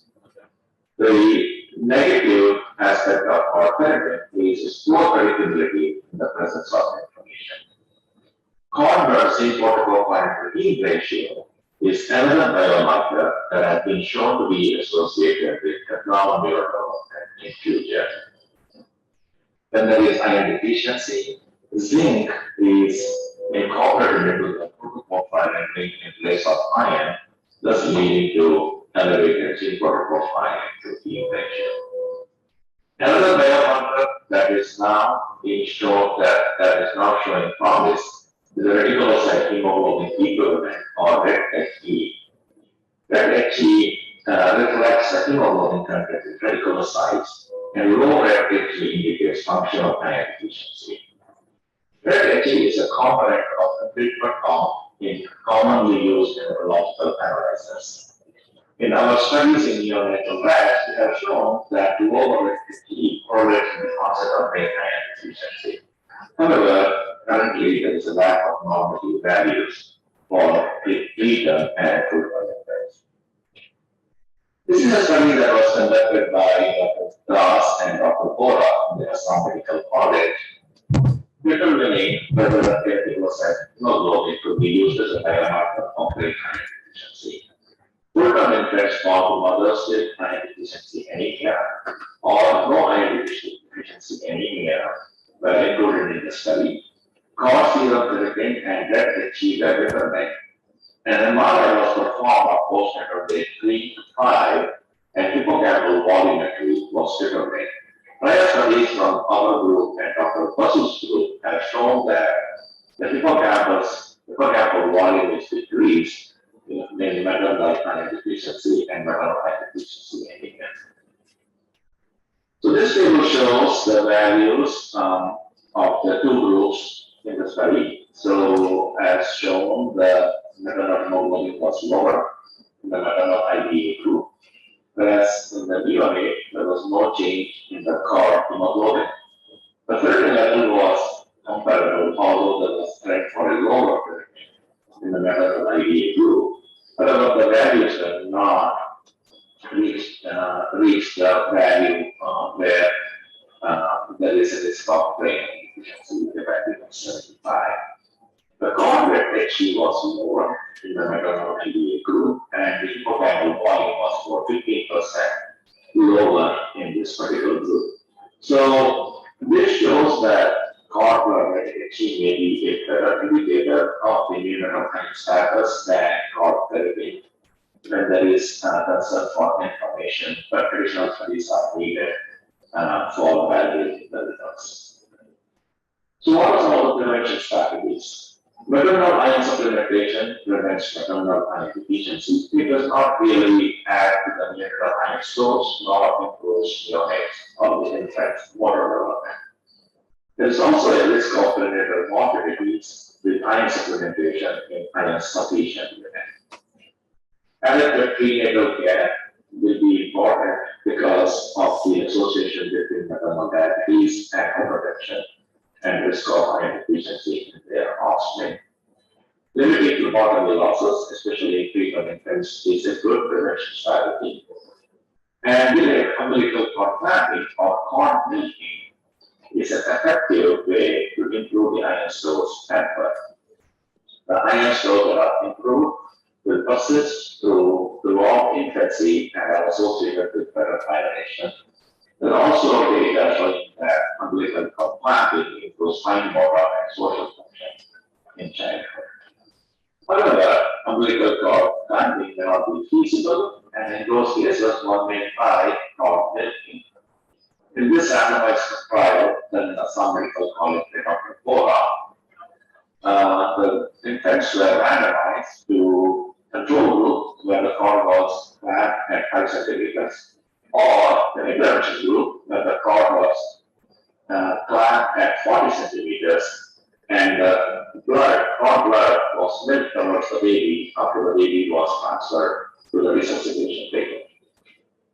At 6 months, the infants that received the cord milking had higher serum ferritin, which is shown here, both as a full cohort and then also infants that were born to anemic or non-anemic mother, suggesting that the practice can be universally applied in places where there is a very high risk of iron deficiency. The other way to improve iron status will be to start iron supplementation. The current American Academy of Pediatric Supplementation for full-term infants is to do exclusive breastfeeding for the first 4 to 6 months, and an iron intake of 1 milligram per kg per day for 4 months, either through diet or through medical iron is recommended. In those babies that are not going to be breastfed, avoidance of spouse milk and use of an iron fortified formula are recommended. What about the role of early iron supplementation for at-risk infants? So there are data showing that iron supplementation will be beginning at 4 to 6 weeks after birth, resulting in higher serum ferritin and better motor and cognitive function in infancy and childhood. So whether there is any role for early iron supplementation, even earlier than 4 to 6 weeks was tested. Again, this study was done by Dr. Bora and colleagues. The second was Pittsburgh, Assam, where maternal anemia at delivery is seen in 90% of the women, and about 40% of the infants at birth had evidence of immunoglobulin deficiency, as suggested by the serum ferritin less than 75 nanogram per ml. Infants are randomized to iron or no iron, and those that were randomized to iron receive 1 milligram per kg per day of iron from second day after birth until 6 months. The outcome measures the hemoglobin and serotonin and motor development at 6 months, and clinical report of diarrhea and respiratory diseases. This table shows the values, the hemoglobin at 6 months. Infants that receive the iron supplementation had higher hemoglobin, again, the full cohort, as well as those on anemic or non-anemic mothers, and also had high serotonin at 6 months. Their motor development was better as well, as shown in the last row, because more infants achieved their motor development commensurate with their postnatal age. What about preterm infants? So the current recommendation for exclusively human milk for preterm infants is to supplement 2 milligrams per kilo per day from 1 to 12 months. This is the American Academy of Pediatric Recommendation, or 2 to 3 milligrams per kg per day to 6 months. This is the European Society for Pediatric Gastroenterology, Neurology, and Nutrition Recommendation. There may be other considerations, for example, infants that are on erythropoietin or infants that are born below 28 weeks gestation, what we know as extremely low gestational age neonates or LCANs. So this was a retrospective study that we conducted in one of our hospitals, and this is just to show the impact of EPO treatment on the iron status of LCANs. So the infants' mean gestational age was about 26 weeks, of weight was about 800 grams, there are about 116 infants in the study. They received EPO 900 units per week until 35 weeks post-menstrual age, and received iron supplementation in a dose of 6 to 12 milligrams per kilo per day. And the iron dose was adjusted to maintain a calcium saturation greater than 20%, because a calcium saturation less than 20% indicates iron deficiency. And the longitudinal changes in hematology and iron indices were followed until discharge. This shows the values in these babies. The hemoglobin was maintained adequately because of the erythropoietin use. And this also reflected in an increase in the erythrocyte count shown here. So the red lines in these graphs show the beginning and end of the EPO treatment, and the blue dashed line shows the onset of iron supplementation. So what is important to notice here is the impact on the serum ferritin, which steadily decreased throughout the EPO treatment. And in 60% of the infant, the serum ferritin was less than 75 nanogram, which is concerning for brain deficiency. Another study that shows the importance of higher iron dose is the post-hoc analysis of the peanut cohort, which, as many of you probably know, is a randomized trial of high-dose EPO in LCANs. Iron supplementation was provided to these infants up to a dose of 12 milligrams per kilo per day. The mean iron intake on day of life 60 was about 3.5 milligrams per kilo per day in the placebo group, about 5 milligrams per kilo per day in the EPO group, and on day 90 was about 3 to 3.5 milligrams per kilo per day. The association between cumulative iron dose at 60 and 90 days and daily scales of development component scores at 2 years were compared. As shown in this slide, there was a steady increase in the baby cognitive development, motor development, and language development score with higher cumulative enteral iron. And this effect was seen both in the placebo group, shown here in blue, and the EPO group, shown here in the dashed red line. And when you look at the impact size of an increase of 50 milligrams per kilo of cumulative iron on the three components of the Bailey scale, one sees that there is a positive impact on cognitive component with an effect size of 0.77 and a similar but non-significant effect was seen for motor component, but the language component was not affected. And one comparison, and then when one controls for the IV iron, these associations became stronger. And this effect was seen for both the EPO as well as the placebo group, and the impact being greater in the EPO group. So what about the risk of excess iron supplementation? Is there a maximum dose one could use?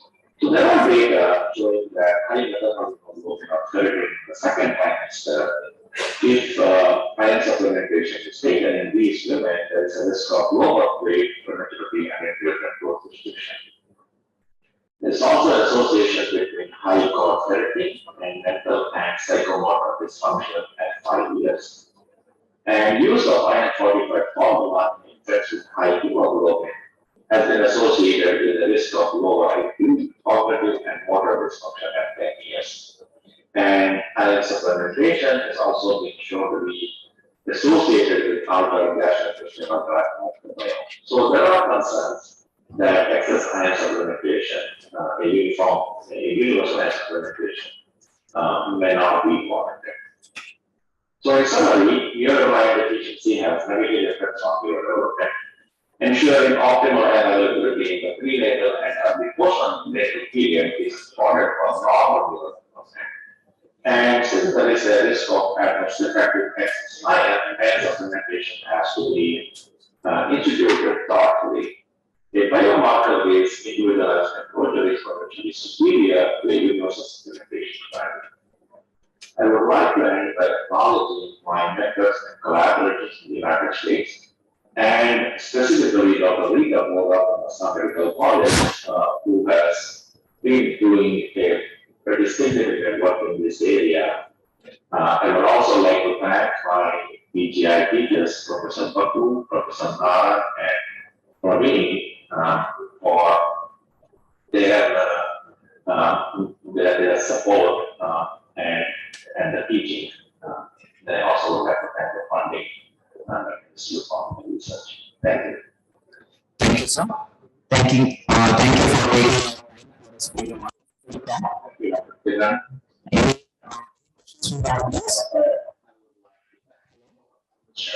And the NNF leadership body. Hello. Hello. Hello, sir. Good morning. Very good morning. Hello? I am Dr. Santosh. Hi. Hello. Can you hear me? Yes, sir. Okay. Sir, So, any question? very good evening from the United States. It is around 10:30 p.m. on Saturday here. And I wish I was there because the temperature right now here is -12. I think it is much warmer. I would have enjoyed to be there in person. But I'm on service starting from Monday.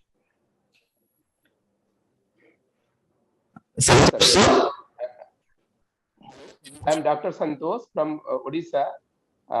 Excellent presentations are regarding iron and neonatal brain development. And you have nicely summarized whole concept about those neonates are high risk for the need for iron for their brain, particularly premature baby, infant of diabetic mother, and infant of iron deficiency mom. So I want to highlight here that we should, every pediatrician should highlight about the antenatal care of maternal supplementation of iron, definitely. And mom should be preconception, if his hemoglobin level should be corrected level. That's one of the best thing we can prevent the iron deficiency to the fetal brain, number one. Number two is that as we have not an ideal biomarker, which feasibility of ideal biomarker for the bedside measurement of brain iron deficiency, particularly in developing country, and also not possible when you are taking care of the neonate during the neonatal period. So we have to follow the same protocol guideline, particularly iron supplementation to the preterm neonates as soon as possible, 2 weeks onwards, particularly towards very low birth baby, and utility of cord milking or delayed cord clamping, particularly all vigorous neonate. These are the interventions we can do in a day-to-day practice to prevent the iron deficient to the brain. My question to the respected speaker, sir, what is any feasibility of the bedside biomarker, number one, and number two, what is the ideal time to start iron supplementation to term neonate? As per your evidence told that around 50% mom have iron deficiency during pregnancy. So what is that? Is it 4 months or a little bit earlier? Excellent question. I think, to make it, make a universal recommendation is difficult. Because you mentioned about supplementing the mother. Now there are data showing that the mother's iron, or especially the hemoglobin effect on the baby, is also an U-shaped curve. So if you can remember the second trimester of pregnancy, the hemoglobin decreases in the mother. And now, again, looking at it, so I think when she starts the pregnancy is when we want to make sure that she has adequate iron stores. And in the second trimester, there are, again, it is better to maintain because there is going to be some dilution because she's going to have a expansion of her blood volume. But there are now data suggesting that if you supplement iron to an iron sufficient mother, that is a risk of having intrauterine growth restriction. So there is a randomized trial that is going on where they are also looking at whether IV iron is better than oral iron for the mother. But I think ensuring good prenatal care in the antenatal period, I think, is important. And then at delivery, timed clamping of the cord or cord milking, I think is probably the best way one can give iron to the full-term babies and then also to the preterm babies. Obviously, we cannot do that for really low gestational age preterm babies because there's an association between cord milking and intraventricular hemorrhage. Now, coming specifically, and again, limiting the phlebotomy losses is one of the best ways we can make sure that the baby's iron stores are maintained. Now, coming to the iron supplementation earlier. So in the developed countries, the current recommendation is to exclusive breastfeeding for the first 4 to 6 months, and then start iron supplementation at 1 milligram per kilo, either through diet or through medicinal iron. But in high-risk populations, so again, where there is risk of maternal iron deficiency, one other population that I did not highlight on is the mothers that are adolescents who are growing themselves and need higher iron. So that is a bigger group in the United States that we do have a higher risk of neonatal iron deficiency.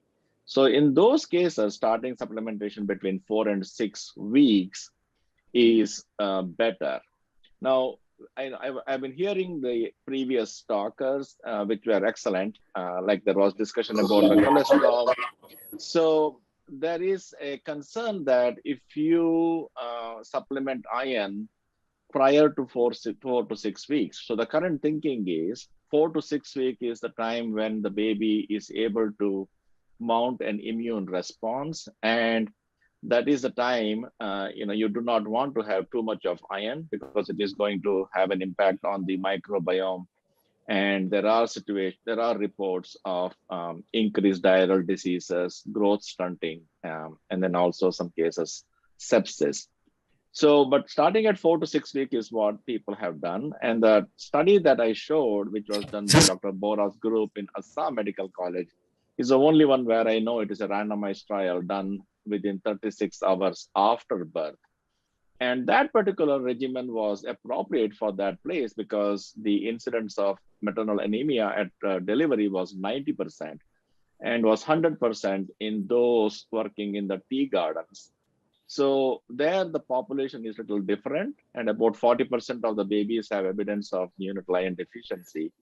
And there, again, starting earlier was beneficial, and the parental report of diarrheal diseases or respiratory diseases was not different. And a very limited microbiological assessment did not show appearance of any pathogenic bacteria. But that is one study, so we need few more studies before we can recommend. So in our practice for the premature babies, we do a protocol where we check their serum ferritin at 2 weeks, and we want the serum ferritin to be between 100 and 350. And if it is in that range, we start 4 milligrams per kilo per day of iron. And if they are on erythropoietin, then we start 6 milligrams per kilo per day, and then adjust the dose based on ferritin values determined every 2 weeks. So if the ferritin value is lower, we increase the iron dose.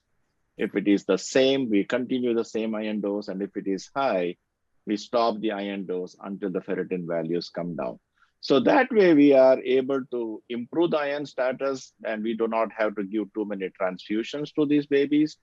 But whether that is going to improve their neurodevelopment is not clearly evident at this time. I mean, the study that I showed, the post hoc analysis of the peanut trial, is the first one to show that additional enteral iron, it's basically the enteral iron, improves neurodevelopment. Now, there is also this argument, is because the babies were more stable, is that why they were able to get more enteral iron?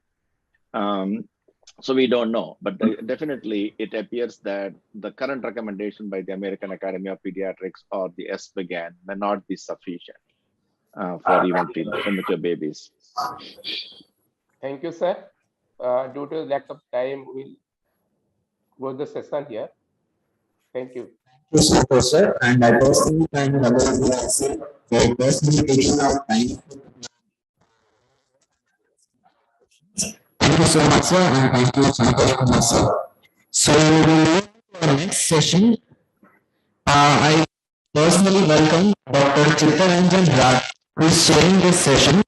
He is a senior consultant and head of neonatology in AMRL Hospital, Bhubaneswar, and along with neonatology, he is also specialized in infectious diseases, pediatric asthma, and vaccinology. And he is also executive board member at IIT Bhubaneswar branch. I welcome you, sir. Open.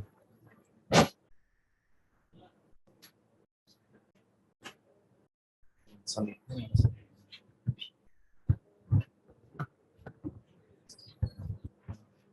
So good morning. I would like really thankful to the organizers for giving me this opportunity to chair this session.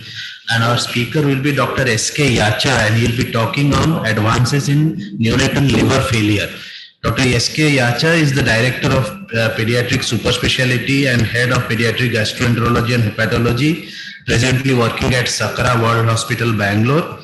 And he has many awards and publications to his credit. So I would like to welcome Dr. S.K. Yacha to start his deliberation on neonatal liver failure and the recent advances in the management of neonatal liver failure. Hello, sir. S.K. Yacha, sir. Am I audible? Hello? Hello, sir. Sir has joined us virtually. Will be having his pre-recorded video, but will be available to answer our queries at the end of this session. Sure.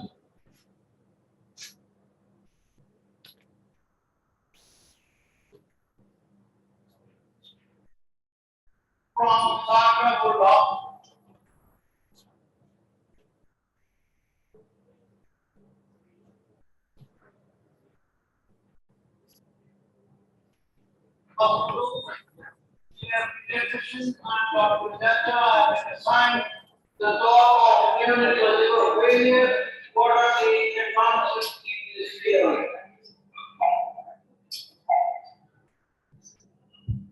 And we expect a liver failure, we find that it's extremely tough. Manifestation of generally overlapping. The shown in the metabolic infection infection, approach may not be informed and treatment problem diagnostics are difficult. Or we can take a Google where a study group has given a definition that iron are more than 1.5 plus and supplement. INR stands for International Normalized Price, or INR more than 2 plus and a variety of vitamin A and prescription. But this definition has certain caveats. For instance, in Euclid, you have cirrhosis.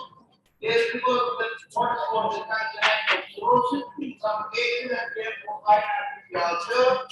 Either after 2 is normal and features will be formed, and then some of the difficult to assess in the young part. And therefore, the definition has been now shifted to 2013 by some other words, so INR more than 3 in your range. The etiology of unit of failure may vary between infection as HSV, cytomegalovirus, abscess, enteroviruses, and different metabolic causes. There will be other causes like gestational autoimmune disease, unit of immunoglobulin, ischemia, toxemia, and other inflammatory disorders. The etiology of NFL to decide the mechanism of liver is the main. For instance, for infection, the hepatocellular necrosis, or the metabolic etiology, partnered with structural stasis. In the gestational autoimmune liver disease, the structural process, or after the causes which have been defined in 2008 or the neurological failure will vary. Neurological early complex virus, hemophagocytic cycle, metabolic causes, and sepsis and many other smaller number of neurological people. But as of now, today, we have got what is called the metabolic 19%, 16% are viral quality units, 80% of them are complex virus, neonatal 14%, others may have 13% of the cases, and still the indeterminate comes within 38%. Despite what it can result, we may not be able to find the etiology to this reason.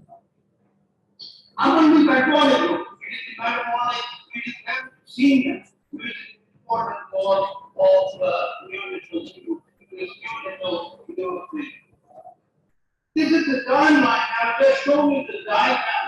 The children where they are cardiac from the age, and here you can see the neonatal line or younger infants. Neonatal hemochromosome start very early. Then HSV may start in thalassemia, lymphocytic disease, mitochondrial of different subgroups later here, and they may have almost similar presentation in most of the cases. Hemochromatosis unit is important job. Why it is important? Because the formless security, number 2 is and number 3 is the prevention available for manufacturing and neonatal treatment. From the cause of neonatal hemochromatosis infestation of alveolar liver disease was involved before the blood of the patient. Very less than small, less than 2% are because of other causes. In this entity of God, with a fetal antigen that crosses to the mother, form the antibody like the base, that cross the placenta, causes the fetal hepatocyte over the liver antigen, and that liver antigen produces the what is the complement last week. And after this, we have C5b9 INC important one, we can do the liver antigen. The prevention of God is a silver, is a various source in neutral, or neonatal improvement with or without gestational allograft.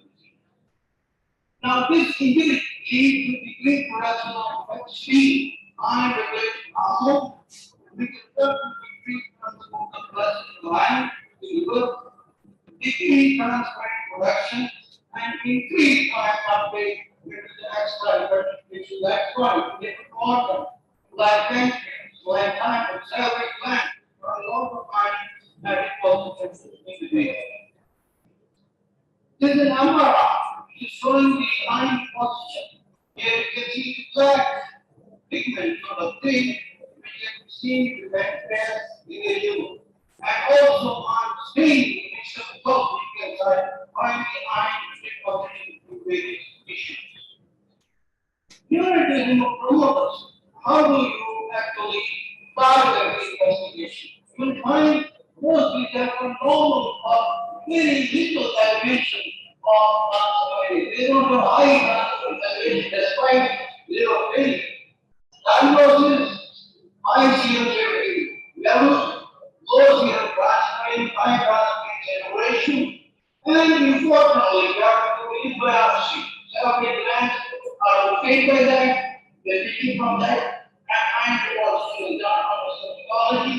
MRI is where this show the deposition on the line on QE. In the diagnosis, the error one of the two negative, then what should be done for the diagnosis investigation. Very important that new diseases have been actually established. My role of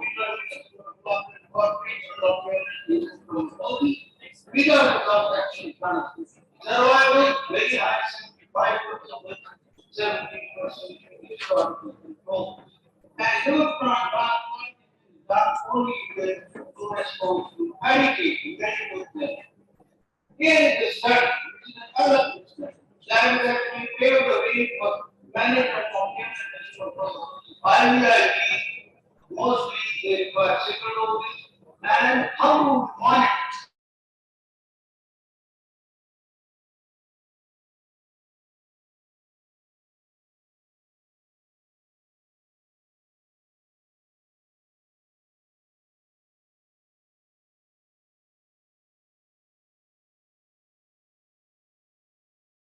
And here you can see, in these two results, that's what we get and ischemia.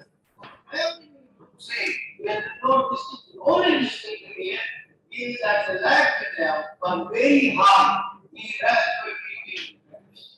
Whereas you can see headaches of this infection. Everything that goes is really important to the liver and here what happens is that the serum that is first going to go back to oxidation effects. In respiratory organic acidity are very high degree. In urine nothing and so the pneumonia levels. Therefore, antibiotics or we are this kind of everything was screening case of disorders that affect the liver. That you should do look for blood pH,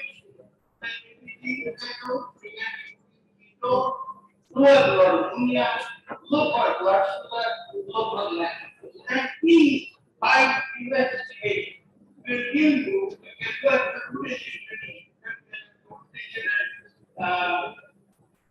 ability to reach at some clue that this will be the diagnosis here.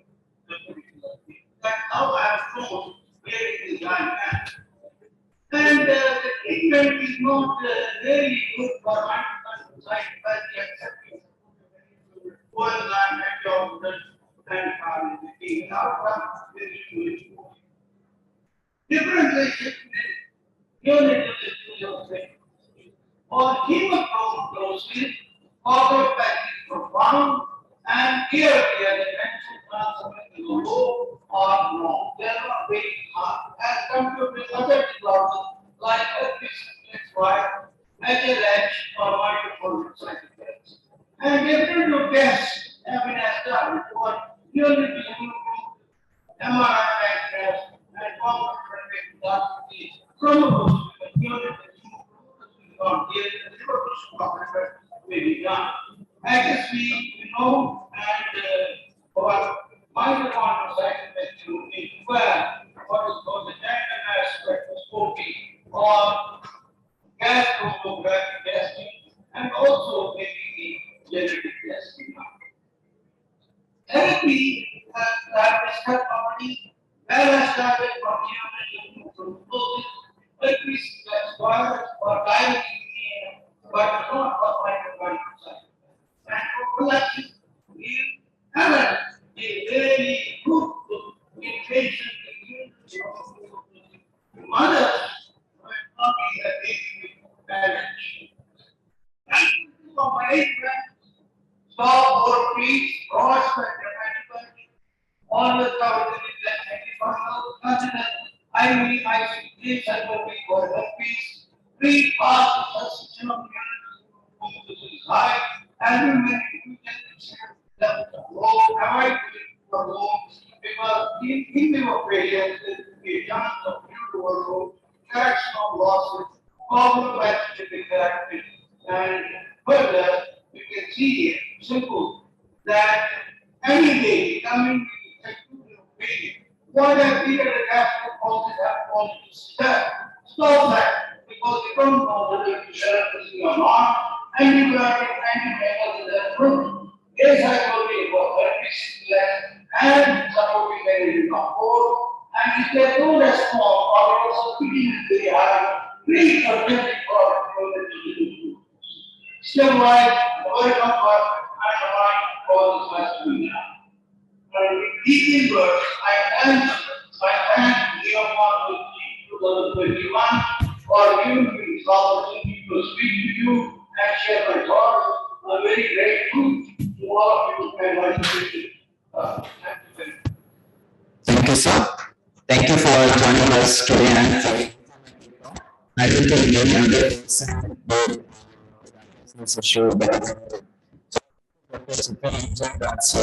to speak a few words. Excellent presentation by Dr. Yacha on neonatal liver failure, and he has very well highlighted the common causes and the recent management. So any questions from the forum also, we can put it to Dr. Yacha.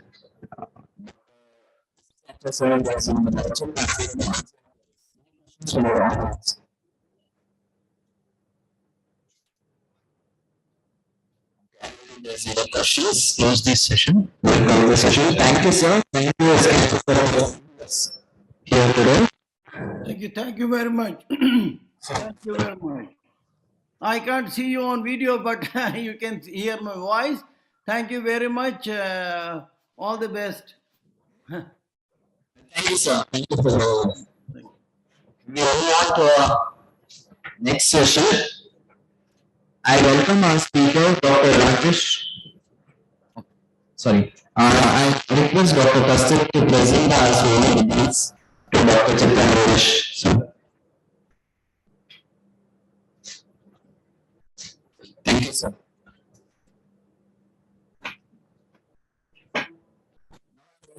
Our next speaker, Dr. Rajesh Kumar, who is a neonatologist and director of Prani Hospital in Ranchi. I welcome you, sir.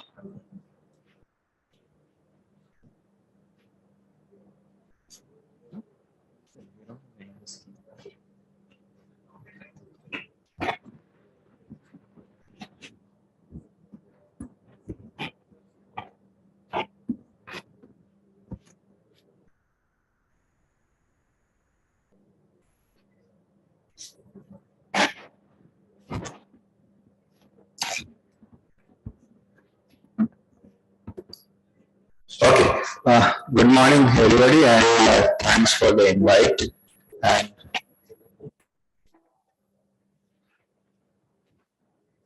I don't know. Said that TB is a master masquerader, coronary artery disease is the silent killer, and cancer is the number one enemy in our society. And then neonatal hepatizing enterocolitis has to be the doctor's business. It is really, very sad that Like baby who is 3 weeks old, 4 weeks old, thriving and gaining weight, suddenly develops abdominal distress and vomiting and blood in the stool, and many times they die within 40 to 72 hours. It's very difficult to explain to the parents what happened because it's so sudden. It was struck so suddenly and it's so devastating that you have definite initial mortality of up to 50%. And for last 30 to 40 years, there is no specific treatment for MSC, and what we used to do 30 years back, same antibiotics, same surgery, same thing is going on.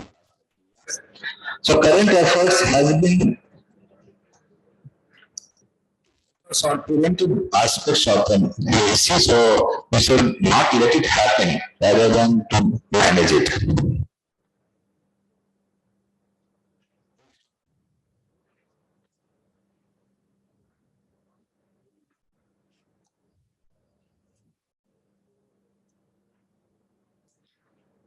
Yeah. So why should we talk about MSC when there are no advancement in the management? So there have been a lot of insights in the pathogenesis of MSC. How to define MSC is a lot of confusion in there, and a protocol will be. Nowadays we have ultrasound. Sensitive and specific as compared to so we can diagnose it early. And in prevention, we have made some progress. How to manage, I don't think anything we have done for the last 30 to 40 years. I think this is some old thing what we studied in our back. So gut barrier damage is there, then bacteria goes in.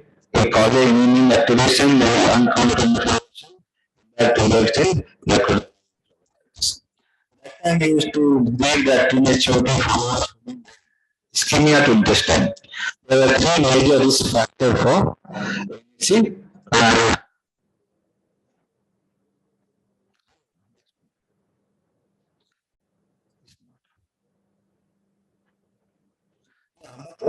Have added to more risk factors.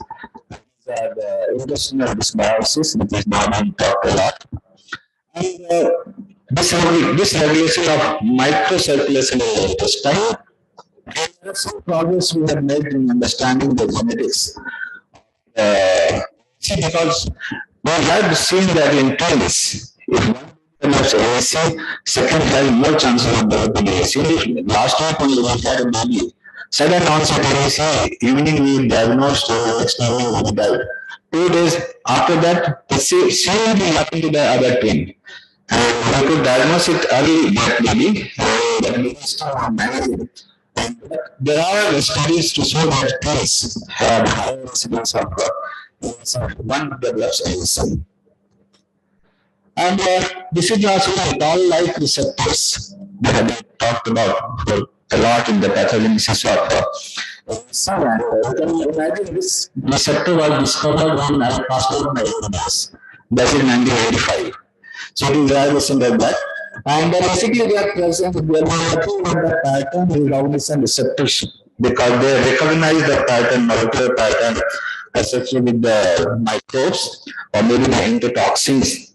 And they are the first step in the immune activation in the body. They are located in the intestinal epithelium and they are located in the capillaries also. And they are located on the macrophages, they are located on the sites also. There are, if you see that this side, there are immunopathogenesis of MSC. A lot of work has been done and being done to understand how the MSC develops so that we can study this. But over the years, it has been very complicated and still we have not understood it clearly. To summarize, I can say that there are intestinal stressors which causes the TLR receptors to come in. So more expression of TLR receptors that initiates the cascade of reaction. And what it does, it increases the rate of apoptosis, increases the migration and proliferation of the intestine epithelium contributes to the life. Also, since the receptors are there on the macrophages and the neutrophils, these inflammatory cells also degrade to the intestine. It also causes the vasoconstriction. Attention of TLR receptors also causes the vasoconstriction in the microcirculation of the intestine. So the inflammatory cells, vasoconstrictions, so a lot of inflammatory mediators, all are mediated by the TLR receptors. And there are many TLR receptors in our body. You can see on the left side is the TLR4, which I have talked about.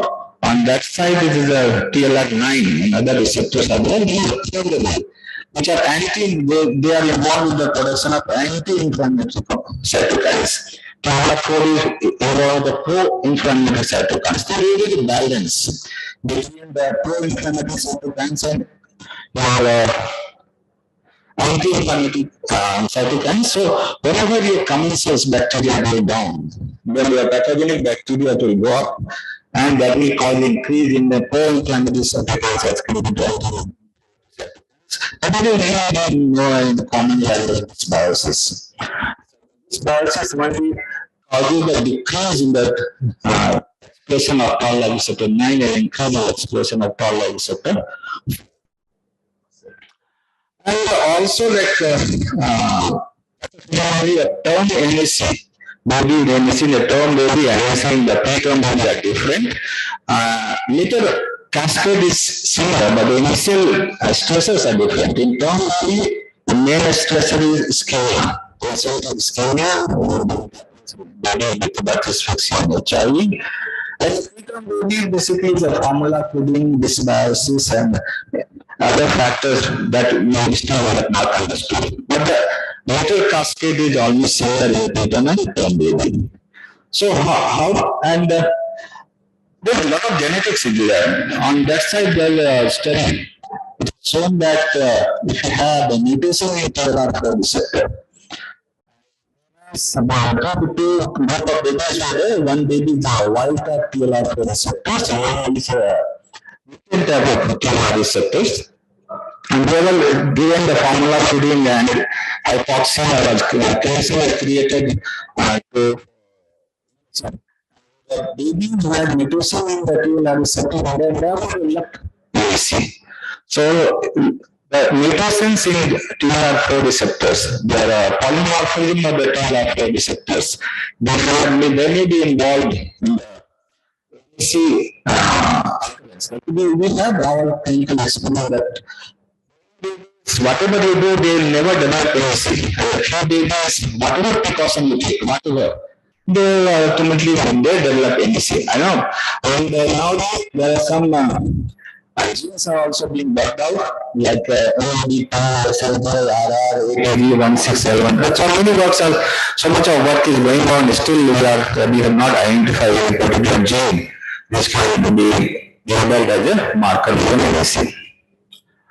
How to define NAC is a big problem still, and original definition was given by a category by 1970 by Bell, but the terminology is updated, modified, and from C it was made to 6 stages. There are a lot of criticism in the staging because it overdiagnoses NAC, like if you are SIP, obviously to a clinically it will be diagnosed as NAC many times. It is underdiagnosed, we say anything like sepsis, and just immediately. So we overdiagnose and underdiagnose both on the basis of classification. There are many working definitions of the NAC. One of the definitions I quoted from the one paper. But it says that at least one of the following signs, abdominal signs, will be the spread or vomiting, abdominal distensions, or occult or gross blood stool, along with one additional radiographic finding. Can be hydrosis, interstitial or focal venous gas, or pneumoperitoneum. You can have a working diagnosis of NAC. So, how to approach a baby who comes with the presents with the abdominal symptom? preterm baby, nowadays we tend to classify it as happening in the first 7 to 10 days of life, or it is happening after 7 to 10 days of life. Maybe somewhere 7 days, somewhere 10 days. The first 7 to 10 days of life, after only SIP, or mechanical ileus, or blood which can be there, mechanical may be there, or it is happening after 7 to 10 days of life. Well, maybe nothing else, abdomen is soft, they will bleed. Blood is coming in the stone. So maybe causing protein intolerance if you have a skin fever associated, or maybe vitamin K deficiency sometimes you can have. And once you have rectal bleeding, ileus happening in the epidemics, 3-4 babies are developing same time, that will be viral enteritis. Or if you have feeding intolerance, vomiting, shock, it may be just sepsis, or if the bleeding is there per rectal, it may be AEC.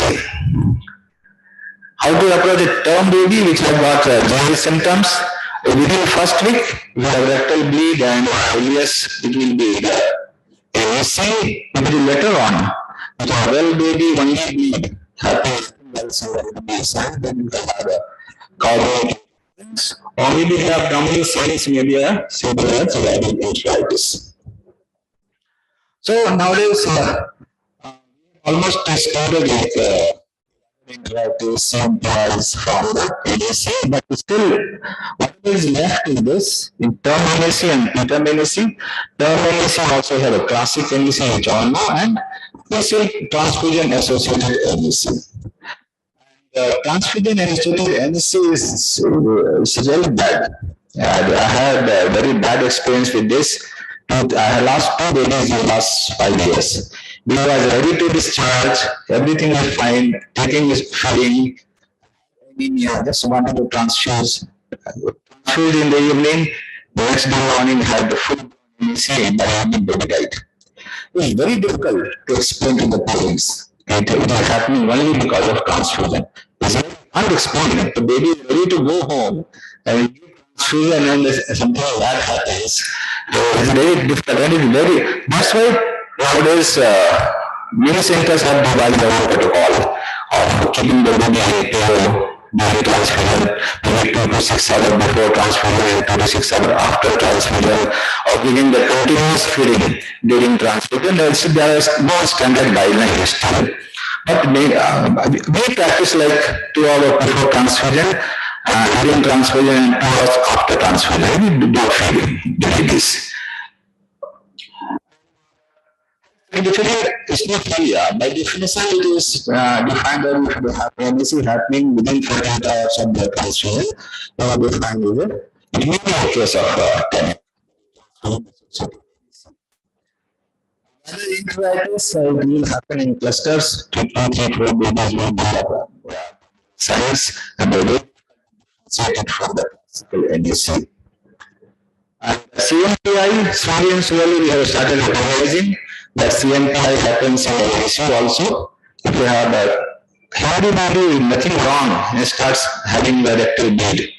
So, and there is a snowflake in the blood. You must think of CMPI because the management wise it differs because we have to be actually digested or digested.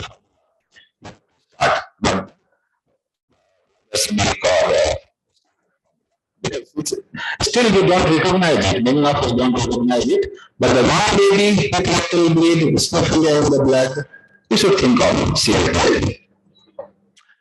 How do you diagnose NAC? And we have modified bells and we have X-ray like this, full bone. Same baby I was talking about 7 days back. And so you can see everything. Dilated bowel nerve, thickened all wall, pneumosis, have pneumoperitoneum, the total venous gas, your falciparum ligament is seen. I don't think that I've seen such an X-ray. Everything in one X-ray. And you could not stop the baby, this baby. But nowadays we have ultrasounds, bowel ultrasounds. I think we should train ourselves in doing bowel ultrasounds. And I think we should have ultrasound because high-end ultrasound machine is slightly higher-end ultrasound is required. Even the linear probe, that is required, and if you can have a micro-linear probe, they are the best. They are available in the market. Machines with micro-linear probe, that will be the ideal to have a ultrasound NDC. There are a lot of, like, so motility, you can't assess motility, intestinal motility on X-rays. If you have intestine is moving free, or ultrasound it will be healthy intestine. So I also like pneumatosis. You can pick up very well bowel dilatation, ascites, even the small pulse.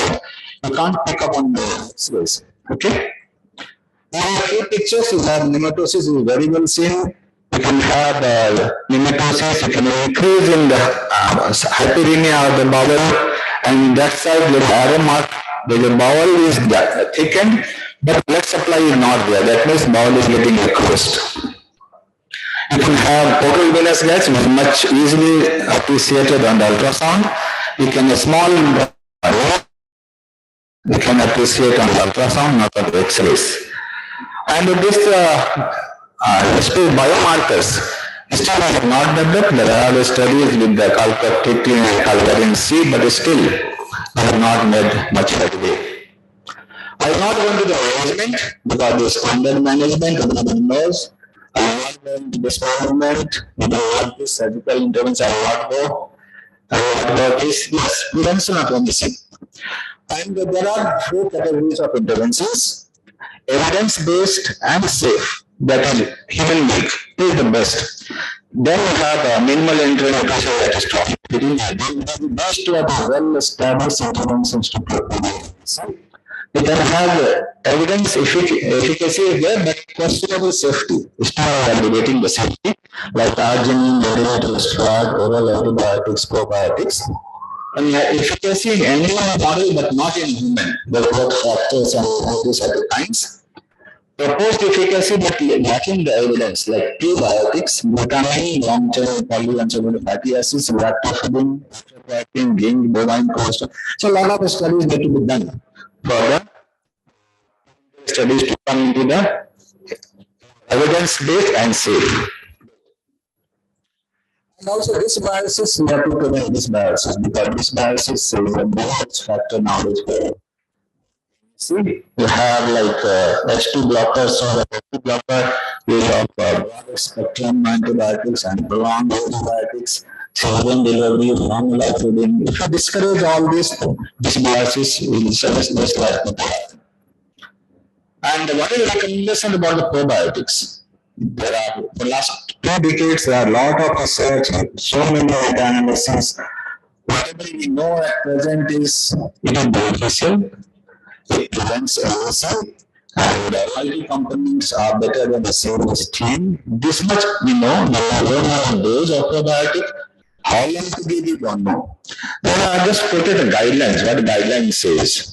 Second is for aspartame, what they say is a conditional utilization. So we have lactobacillus anthracis and combination of lactis and American Gastroenterological Association. Again, the conditional recommendations. This bacteria they don't say. What is important is American pediatrics. What says no routine administration, because what they say is not regulated by FDA. It's not regulated by FDA. So we are not sure about the safety of those, the quality of those products. We know also they are not regulated by the controller. It is by the FSSI, Food Department. So we don't know the safety and efficacy of the products. And what they say that obtain informed consent from the parents and discuss the risks and benefits before getting it. So to summarize, research about the NAC pathology is expanding. Still, I don't know what's happening in the world. Extent each factor affects the pathogenesis of the we have now come to recognize the role of ultrasound is more sensitive and specific than the X-rays. There are options for NAC Ordinary not change for almost 30 to 40 hours. Same thing. We antibiotic for 3 days, 1 day, 72 days for second stage 3. We have to intervene surgically. And the weight of human milk and the profit feeding is the most important interventions of the I think those are the last slide. Many thanks for the question I want to answer.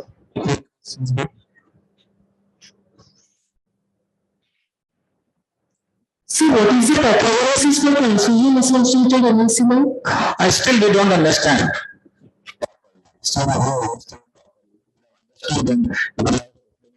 Because we could not forget that thing of Basically, what they say, any stress on the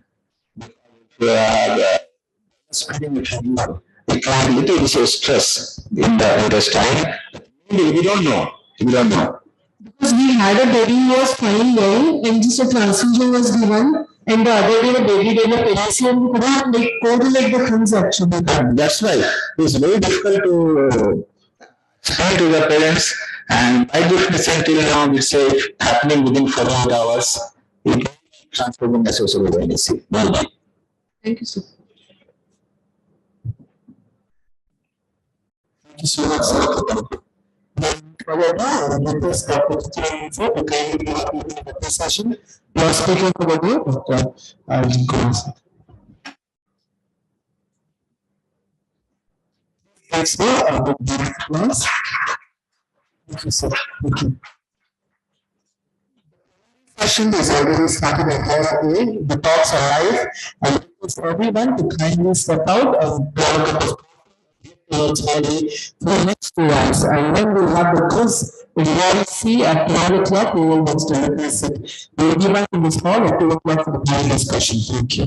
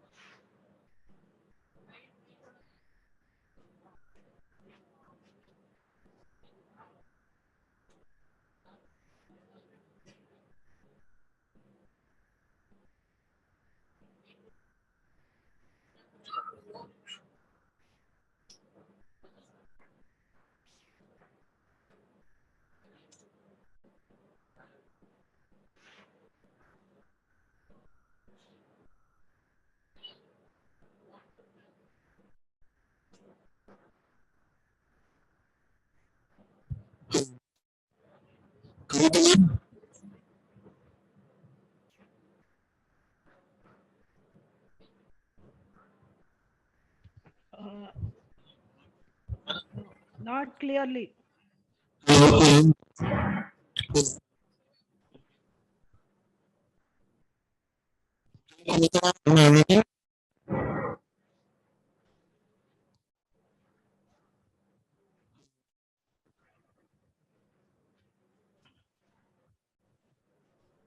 Everyone is online.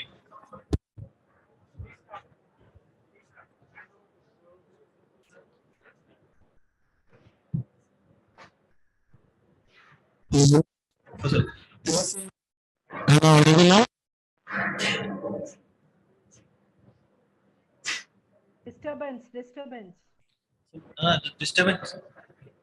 Disturbance. Yeah, what about What's the matter? If you might come.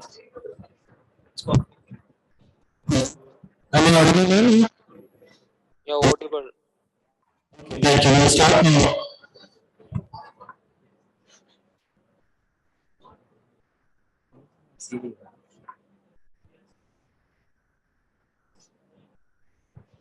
Center. Center.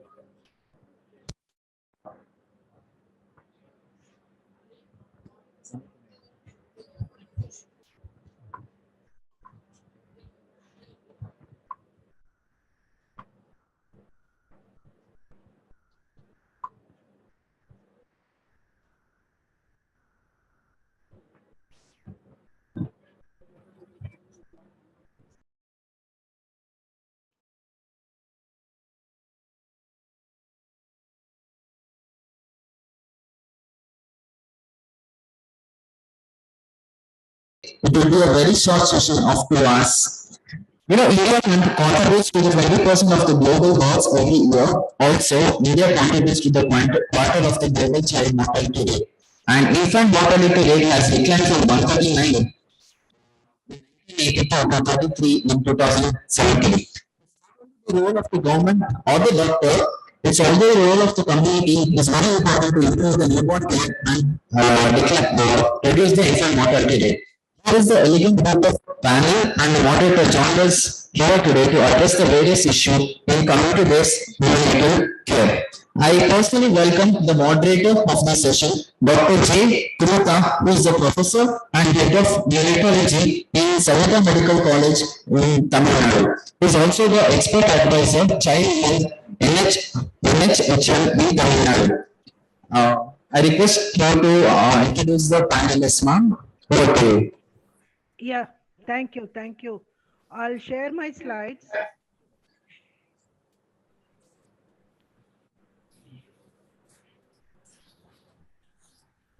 Is my screen visible? Yes, ma'am, it's visible. Okay, thank you. We have esteemed panelists for this panel discussion on community-based neonatal care. Dr. Anil Kuruvilla, who is a professor and HOD of Neonatology Department, Christian Medical College, Vellore, Tamil Nadu, and has also been the Dean of the college and has got very vast experience in neonatology. Next, we have Dr. H.A. Naveed, who's also had his training from UK and he is HOD and Senior Neonatal Consultant, KIMS Hospital, Kurnool.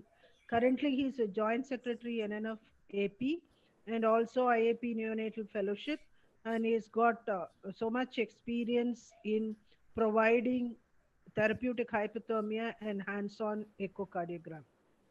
Next, I have great pleasure in introducing Dr. Satish Billa. Again, he's from Kurnool Medical College, also had his training from UK, and also he's got multiple special interests in functional echocardiography and also NIC for resource limited areas, and he's also the provider for NRP. And we have a senior faculty, Dr. N.P. Singh, HOD Ayushman Hospital, Dwarka, New Delhi, and his areas of interest, especially essential newborn care and vaccine research, and also has recent publication of IAP FAQs books on immunization in 2021, and he has contributed 5 chapters there. And the last speaker will be Dr. Shishir Agarwal, Chief Consultant, Neonatologist and Pediatrician, and he's had his American Academy of Board also he's got, and he's a DM qualified neonatologist, and he's an international faculty in many national and other things, and also editor in Indian Journal of Pediatrics and International Journal of Pediatrics. Coming to after introducing, this is an important topic because we know that all babies, though they are born in the facility, they stay there for maybe 3 days, and if it is a cesarean section, for maybe 5 to 7 days, and the rest of the neonatal period is spent at home. And what is care they are going to get at home? So that is what we are going to discuss today. Our current neonatal mortality, because of so many interventions India has taken, has come down to 23 per thousand according to SRS 2018.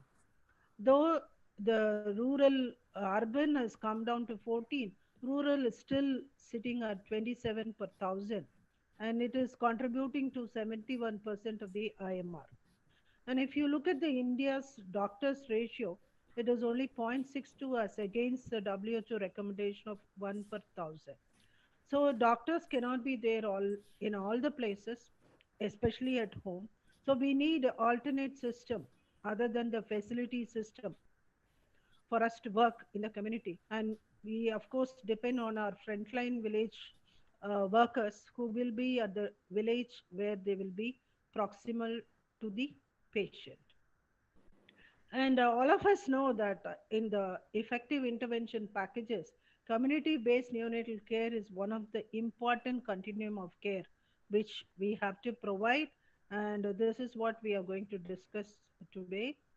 And the frontline workers, whether it is a public system or in the private system, we should see that ASHA worker or any NGO worker is a baseline worker who is present at the village, covering a population of nearly 1,000.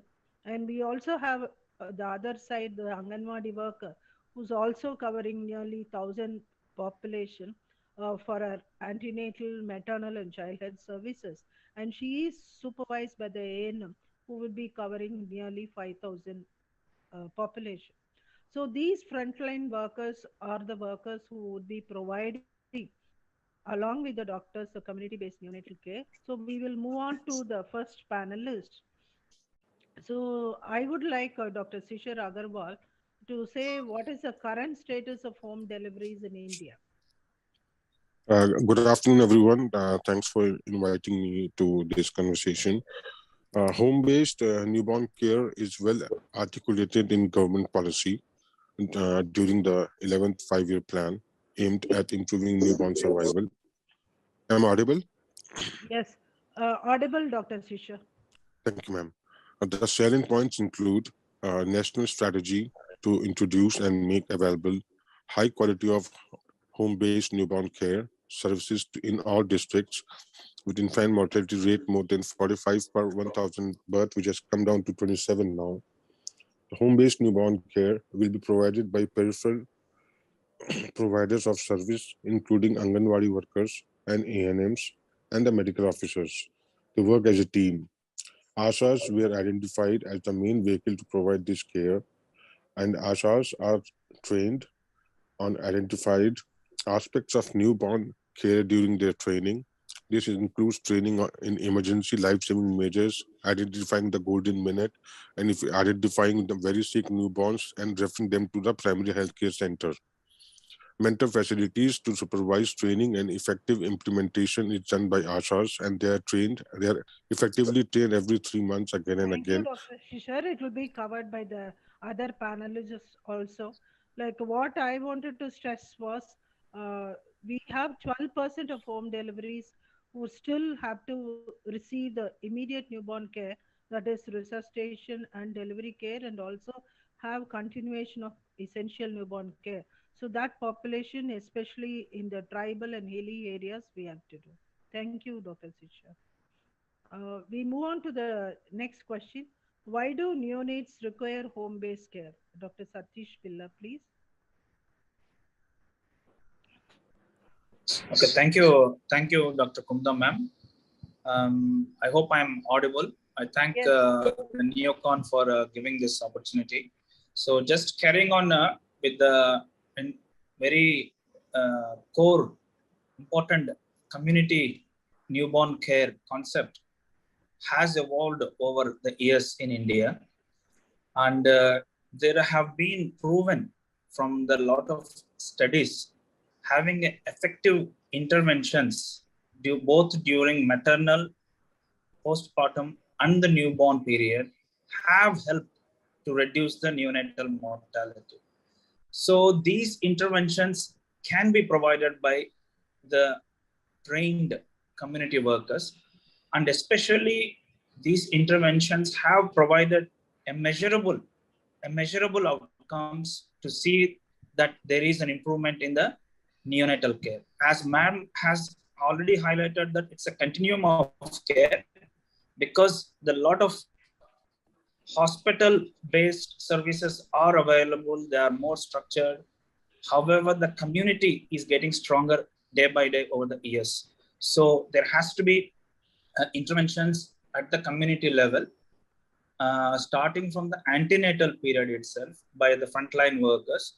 And these include essential things by the ASHA workers. And that essentially looks at ensuring there is a safe pregnancy and the delivery, and after the delivery, the newborn period, having counselings along with education of the mothers. So if we look at especially why do neonates required, the NMR in India has not changed much in the last 5 years, and the mortality risk is still high in the first week of life, especially this highest in the first day as it depicted on the chart, and also it's seen on the third day. And generally the babies are getting discharged after 2 days itself. So the third day, there is a spike in the mortality rate. So there has to be a visit that has to be focused, concentrated on the second and third days. And this can be provided with a modest training to the community health worker, either ANM, ASHA workers, and obviously we need high program coverage for any community programs to be successful. And I think the success is increasing day by day in India. So in bottom line is the strategy of universal access to the community-based newborn care would definitely complement the strategy of providing, decreasing the both postpartum and neonatal mortality rates. Thank you. Now that he has explained why we need community-based neonatal care along with facility-based newborn care, we will look at what are the evidences on the impact of community-based newborn care. Are there any studies, and what are the impact it has created? Dr. Naveed and Dr. Anil will be talking about this. First, I request Dr. Naveed to answer this. Good afternoon, ma'am. Am I audible? Yes, yes. Thank you for inviting me, ma'am. As we all know that the institutional deliveries are on the rise in India, that's a good thing, but still a significant number of deliveries in India are being conducted at home and mainly by untrained personnel. And also nearly half, about 45% of the mothers who deliver in institutions are going home within the first 48 hours. We know that it's a vulnerable period for mother and the baby, and majority of the deaths occur at home due to poverty or unskilled neonatal care or poor or absent referral system. So there is a significant role of community-based care required both for the management of mother and the baby. And a good home-based newborn care has shown to reduce both morbidity and mortality. This slide shows a plot of about 13 trials. It was a systemic review of 13 trials which was done in Asian and African countries. That is the mid to low income countries that involved about 192,000 births. And this clearly shows that the community-based newborn care was associated with significantly reduced mortality and morbidity in the resource-limited setting, where the P interval here is less than 0.0001 and RR is less than 0.73. So it shows a quite significant impact of having a good home-born care. Next slide, ma'am. So all the systematic reviews have shown or highlighted three important points. One, there should be a high program coverage to make a significant impact on neonatal mortality. This makes a strong case for monitoring the coverage and identifying ways to reach out to a large number of newborn babies. The second important point is the timing of the first visit. If the home visit is done within the first 2 or 3 days, it has shown to reduce the mortality significantly. And last but not least, the community participation action and learning through community-based facilitators also have shown a significant and sustained impact on neonatal mortality. Next slide. This is another slide which shows the data from a study published in Lancet. India still has a significant number of under 5 mortalities, and when we compare it with the rest of the developed countries. So what they have shown here is the impact of various interventions, whether it's a hospital-centric or facility-centric intervention or facility outreach team, or based on the home care provided to the mothers and babies at home. So what has shown significant reduction in mortality is the home care that is provided to the mother and the baby. It has had the maximum impact in reducing the mortality. Next slide. This will be answered by Dr. Anil. Thank you, Doctor. Okay. Like, I am very happy that he brought out the impact of community neonatal care, especially this slide, which tells us that home care has got the reduction in mortality by at least 30 to 32%, equal to facility centric, which is also affecting 30%. So we should give importance to the community-based neonatal care, so that especially home care, even the facility outreach is only produced decrease. And not only that, he stressed on the high coverage. It is not enough that we have coverage in pockets or a heterogeneous coverage. It has to be an homogeneous high coverage. And also community participation is very, very essential. There's no point in only having the family and ASHA worker or the Anganwadi worker or the ANM, but also the whole community should be aware of maternal and neonatal care, child health care for us to effect. And now I would invite Dr. Anil to tell his experience on the impact of the evidence they've got from CMC Vellore on the community outreach programs. Dr. Anil, please. Yeah, good afternoon, everybody. I'm going to talk a little bit about the experience we've had in Vellore and the of the various community outreach programs that we have, and the data that we have seen over the years on how this has affected both maternal and neonatal outcomes. Vellore is in the northern part of Tamil Nadu, and we have 5 actually community outreach programs which are mentioned here. Some of you may be familiar with the RUSA program as well as the CHAD program. I will focus mainly on these 2 large programs.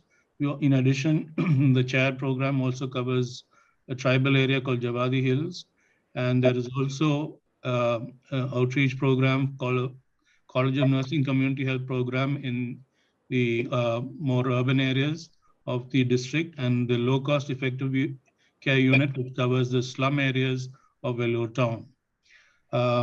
So I will first talk about the CHAD program, which has been in place since the 1950s and covers a block of about more than 100,000 people over a large area.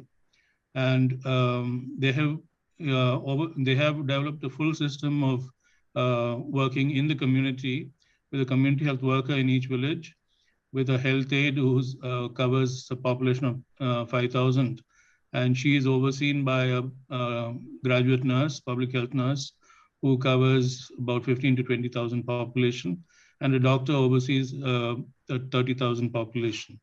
So this system has been well developed over the years and have been providing maternal and neonatal services for decades. And then, as you may be aware, we have a mobile clinic that goes out to the villages daily to cover different parts of the block every day of the week except Sundays. And mothers identified as high risk can refer to the base hospital for follow-up if required, either in the base hospital or not. Similarly, after delivery, as was mentioned in Tamil Nadu, you are aware that most of the deliveries are institutional. But I will point out that there are some differences, and I will come to that in a bit.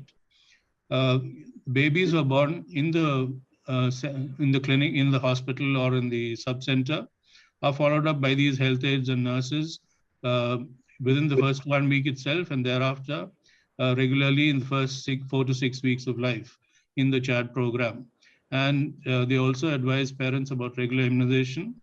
And if babies are found, mothers or babies are found to have problems, you're referred to the base hospital. Immunization was being given by CHAD for several decades, but now that the government program is fully implemented in the state and the region, CHAD does not provide immunization anymore, but the health aides ensure that babies have received their vaccine at birth and in the first 6 weeks of life. So this is just a snapshot to show what the number of births happening in that particular block called Kaniambadi block over the last 5 years. And as you can see, there's been a steady decline in perinatal mortality rate as well as neonatal mortality rate. And I will, later on, I will talk about over the years as well.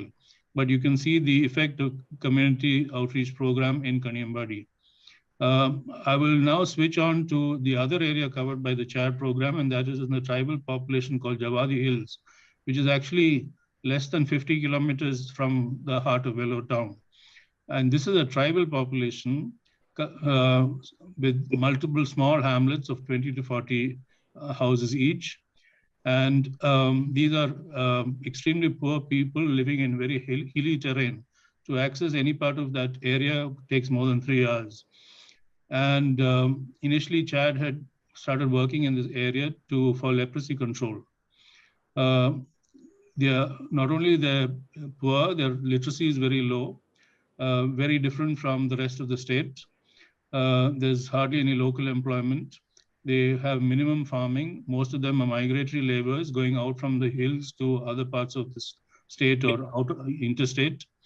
And surprisingly, more than 50% of deliveries still happen at the home level.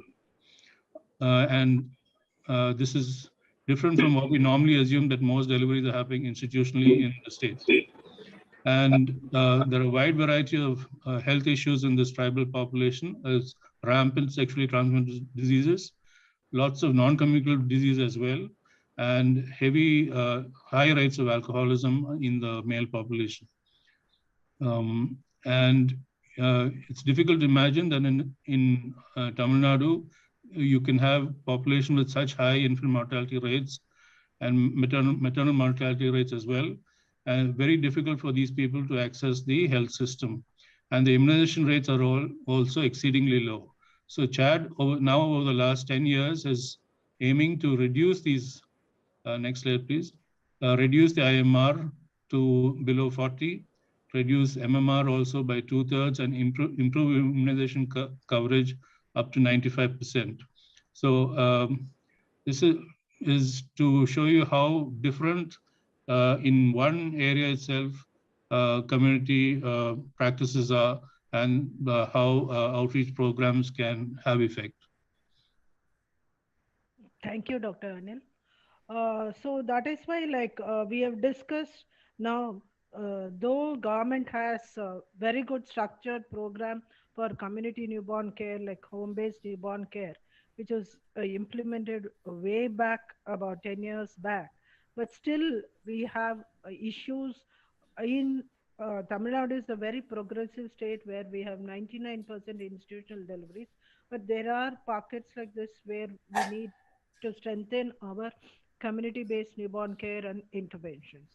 So we know that home-based structured newborn care is provided by ASHA, who covers 1,000 population, and it is she is covering this neonatal care through home visits, which is done on day 3, 7, 14, 21, 28, and 42 days, where we know that these babies are very vulnerable and they have a set of intervention packages which will be now discussed later, and they are the key pivotal people who will be providing the community-based neonatal care to all babies of India. And this public system covers almost 60% of the population, but rest of the 40% people who deliver in public private hospitals, what is happening to them? So that is what we also have to have, because if we have to have high coverage of all the babies who are born in our country, we have a long way to go. So then coming to the next topic, that is, what are the objectives of home-based newborn care? I would request Dr. to answer this question. Good afternoon, everybody. Thank you, ma'am, for giving me opportunity to discuss with. Am I audible? Yes, sir. Clearly. Okay. So, as the name suggests, the home-based newborn care, in short HBNC, is a strategy adopted by Government of India to overwhelm the burden of newborn death in the first week of life. This provides the continuum of care of newborn and postnatal mother, and is that the main community-based approach to newborn health now. The operational guidelines were proposed in 2001, revised in 2014, and is primarily centered around the accredited social health activist called as ASHA. So there must be some objective, and the major objective of this HBNC program is to decrease the neonatal mortality and morbidity through various means, like the provision of essential newborn care to all newborns and the prevention of complications. Secondly, very important point is the early detection and special care of some preterm and low birth weight newborns. Third is the early identification of illnesses in the newborn, and there must be some provision of appropriate care and referral to the higher centers. And last but not the least, it is support the family for adoption of the healthy practices and building the confidence and skills to the mother to safeguard herself, her health, and that of the newborn. So these are the major objective of this HBNC program. Thank you. Thank you, sir. Dr. Singh clearly told you what are the objectives of the home-based newborn care. Now I would request the components of this community-based newborn care. What are the components? Dr. Satish, please. Okay. So looking at the components of the newborn, every newborn should have a series of home visits in the first 6 weeks of life, either by any of these health workers who are community-based.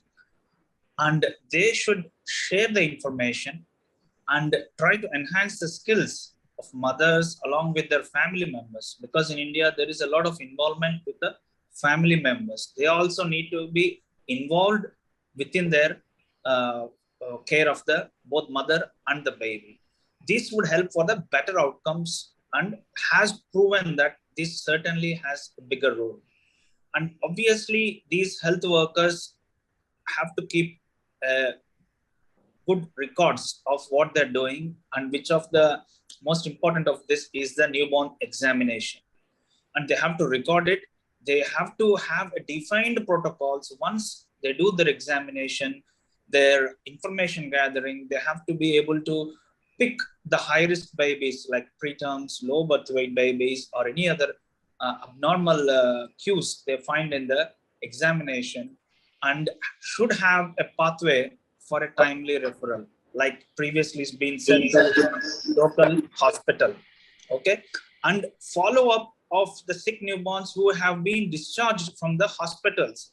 Even though they are discharged, the quality of sometimes having within the hospitals is debatable. So therefore, a follow-up of all these sick newborns in the community is an important part as well. And overall, I think they should also have the skills to provide appropriate care to the newborn in case there was an unexpected or unintended deliveries, especially the tribal areas, unreachable areas. These are contributing a lot to the mortality and morbidity. So these components will certainly help to improve the neonatal care in the community. Thank you. Thank you, Dr. Sir. So they look at healthy babies, they look at preterm low birth weight babies and babies discharged from SNCUs. We have so many SNCUs, nearly 800 SNCUs in the country, in the public system, and many NICUs from the private system. So they will be covering, and they will also get an incentive, which we will be discussing little later. What are the primary jobs Ashas would be performing? Dr. Satish, can you add on? Yeah, so the importance of the first milk colostrum is important. They have to make sure or ensure that the baby gets the colostrum, and the simple tactics of keeping the baby warm and mother having an adequate nutrition, so that when she's breastfeeding, it is going to help the baby. And also the benefits of the breastfeeding have been passed on both to the mother and the baby. And they have that obviously timely vaccination should be encouraged as well. So they need that kind of promotion or encouragement to have the timely vaccination by giving them the explanation of importance. Obviously, simple tactics which have been useful are hand washing have to be highlighted, and they can also give importance to the having age appropriate play and encouraging these mothers to practice it in their daily life, really. Yeah, so ensuring exclusive breastfeeding, keeping the baby warm, especially continuation of KMC for preterm and low birth weight babies, adequate nutrition and regular checkups, and play related communication are the important key points she concentrates during the community neonatal care. So what are the skills required for the healthcare provider to deliver the community neonatal care? See, Ashas, they are accredited the health social activists, but still they require certain skills before they could examine the baby and deliver the package. So what is that, Dr. Naveed? Yes, ma'am. We all know that the community health workers play a significant role both in the antenatal period, the perinatal period, and even the postnatal period. And in our case, in India, it's mainly the ASHA workers who do that. And so they should be able to mobilize all pregnant mothers and ensure that they receive the full package of antenatal care. They should undertake birth planning and birth preparedness to the mother and the family to ensure access to the safe delivery. And if the delivery is planned at home, they should be able to provide immediate newborn care, like care for the cord, keeping the baby warm, and initiating and establishing the breastfeed. And they should be able to perform the first day check and pick up any abnormalities in the baby so that they can be referred to the appropriate pediatrician. And then these are the equipment. This slide shows the equipment that they should be carrying to help the mother, like a weighing scale, a stopwatch, cloth to keep warm, thermometer to measure the temperature, and things like that. Next slide, ma'am. And the skills that mainly we concentrate on training the ASHA workers would be how to weigh the baby, measure the temperature, and ensuring warmth, continuation of KMT care at home and teaching the mother for a proper positioning and attachment during breastfeeding. And if they encounter any problems, how to deal with that. If the baby is small and with a low birth weight or slightly late preterm baby, mother should also be taught how to express the breast milk and give via cup or spoonful. And clean practices like proper hand washing, care of the cord, eye, and skin care. For preterm or high-risk babies, they should be ensured that they should visit home more often and monitor these babies more closely. And also, these ASHA workers should be able to pick up signs and symptoms of sepsis, so that they should be able to provide initial care and then refer it to the appropriate healthcare center. That's it. Okay, thank you. Again, now I move to Dr. Anil Kuruvilla for showing the expanded outreach program, which she told briefly initially. Dr. Anil, please. Yeah, as I mentioned, in CMC, we have at least 5 major outreach programs. And I already mentioned about the CHAD program, which covers the Kaniambadi block as well as Javadi Hills tribal population. So the fact is that we have developed a system over the years of healthcare at the community level and referrals from that of high-risk mothers and babies from the community to the a base hospital that is at a basic level which is called the CHAD hospital, which is providing primary and secondary care for mothers and the babies. And this is some snapshot of the primary nursery there. About 18 beds, they have warmers as well. They provide up to head box oxygen, not beyond that. And babies above 1500 grams are managed in the CHAD nursery. There is a pediatrician also there. And sorry, previous slide. And if the baby is very preterm, very low birth weight, or needs advanced care, there is a system of quick referral and transfer to the tertiary center. That is the CMC main hospital, which is just 7 kilometers away, or the government medical college hospital, which is also within 10 minutes of the CHAD hospital. So as you can see, there are a large number of babies at the base hospital in CHAD itself manages, and there are referrals to the main CMC hospital or the government hospital. And this helps in reducing the neonatal mortality. Next slide, please. And as I mentioned earlier, there has been a steady decline in both perinatal mortality and neonatal mortality, as has been seen in the last 5 years. But going on to the next slide, this shows the impact of the community outreach program over the last 40 years. Actually, there is data from even before this, which I have not captured. But as you can see, how perinatal mortality was in the 40s in 1990, and now in 2020, it is down to less than half of that. This is perinatal mortality rates, and neonatal mortality rate are obviously much less. Now I'll move on to, sorry, previous slide, please. Yeah, so I'll go on to the next area, which is the RUSA area. Can you just move forward? I think some slides are missing. Yeah, this is the RUSA area, which is another block called KB Kuppam block, covered by the RUSA program. Those of you who travel from Bangalore to Chennai or Coimbatore to Chennai would be passing through this on the railway track. And again, work has been happening here since the 1950s and 60s. This current population is about 130,000 population. And here again, there are mobile clinics where they go out to the villages and provide antenatal and postnatal care. A full team of people, doctors, nurses, community health worker, a health aide, and a volunteer from within the community are part of the team that works in each village. And the clinic is conducted every 2 weeks. Next slide, please. So here again, antenatal care is provided, and high-risk mothers are identified and followed up and referred to the RUSA base hospital as and when required. Similarly, the babies also are seen postnatally by the nurse and the community health worker within the first week, as well as regularly for the first 4 to 6 weeks of life.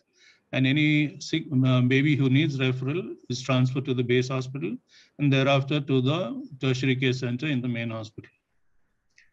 So here again, this is data for the last 3 years. The live births about 1,200 to 1,300 every year. That is occurring within RUSA block. And you can again see the perinatal neonatal mortality rates are exceedingly low. Single-digit figures, so certainly extremely impressive.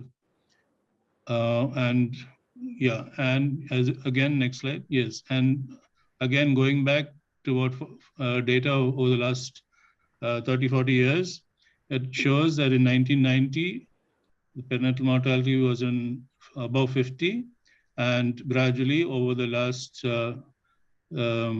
few decades, it is now down to single-digit perinatal mortality as well as neonatal mortality rates. So again, the effect of a proper system of referral as well as close monitoring of babies at the community level. Thank you. Thank you, Dr. Anil. That really shows that how community monitoring is definitely working.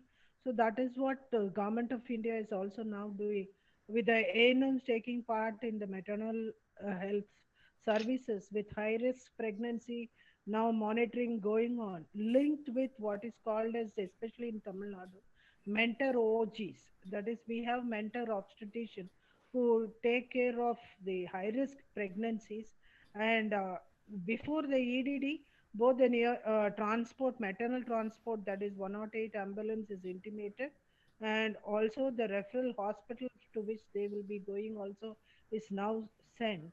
And home-based newborn care in Tamil Nadu is taken care of by both Ashas and Anganwadi workers. And we do have in Government of India nearly 100,000 Ashas, at least one Asha per village, who is working for the both maternal and community neonatal work. And we do expect certain changes and improvement in both maternal mortality and neonatal mortality. This is really a awakening history over decades, how much impact has been made that we are able to reduce the mortality to single digits. Thank you, Dr. Anil, for sharing that experience of CMC Vellore. We move on to the next question. What is the support required for the community providers? See, what is the type of training? And I request Dr. N.P. Singh to answer this question, please. Thank you, madam. Actually, it's now come to the logistic part of this total program. So for the ASHA to be effective in providing HbA1c and to enable the reduction in neonatal mortality, many supports are needed to provide it. Like first important is the payment. We all know that everybody works for the payment.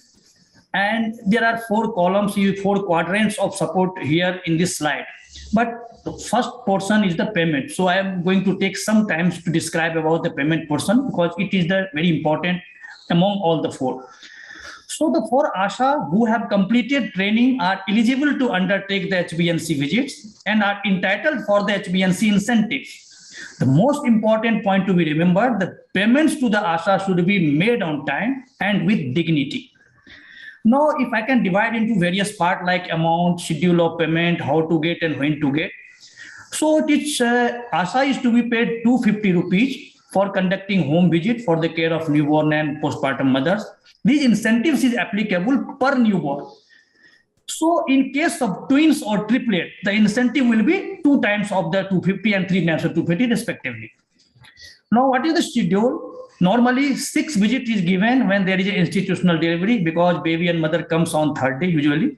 So write 3, 7, 14, 21, 28, and 42 as explained in the previous slide. But where there is a home delivery, one visit is extra, that is day 1. So total 7 visits is given where there is a home delivery. Now, in case of cesarean delivery, where mother returns home after 5 to 6 days. Now, what happens in this case?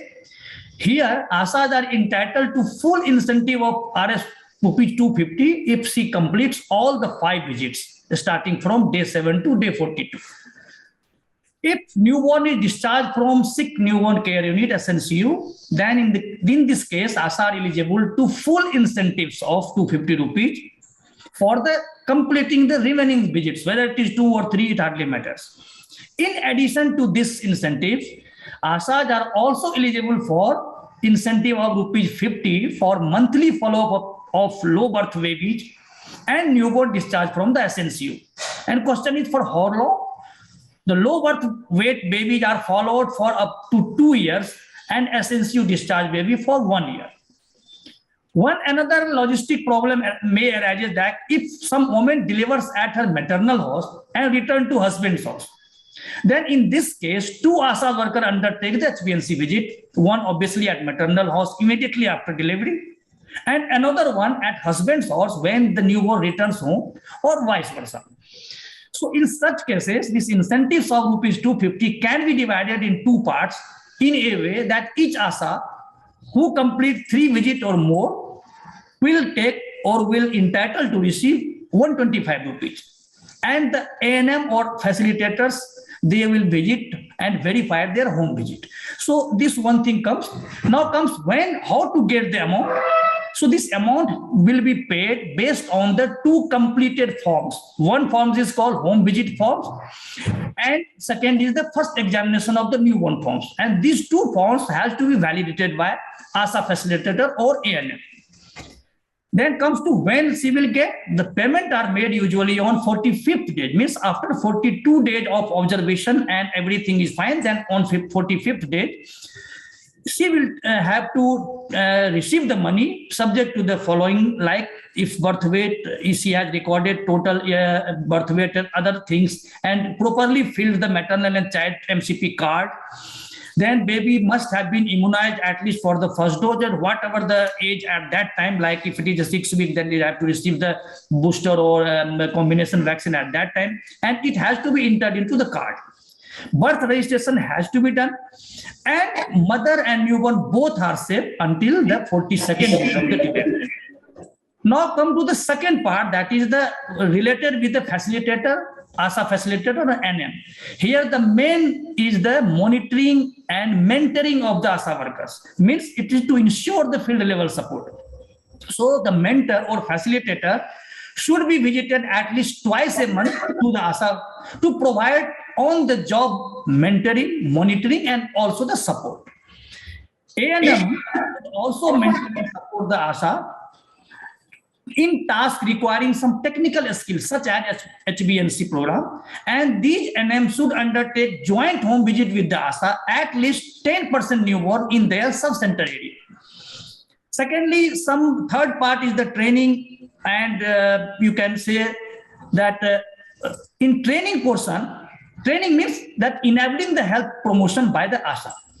So the ASA worker is expected to provide some interpersonal one-to-one communication to the mother, and also to give the health education to the family and the community to promote the positive health practices for the care of newborn and also the postpartum mother. So ASA worker is expected to equipped with a communication package to enable such health education tasks. And for that, there is a ASA kit. And ASA kit, the contents that already elaborated in previous card, that there should be 2 types of forms are there, some digital watch, thermometer, etc.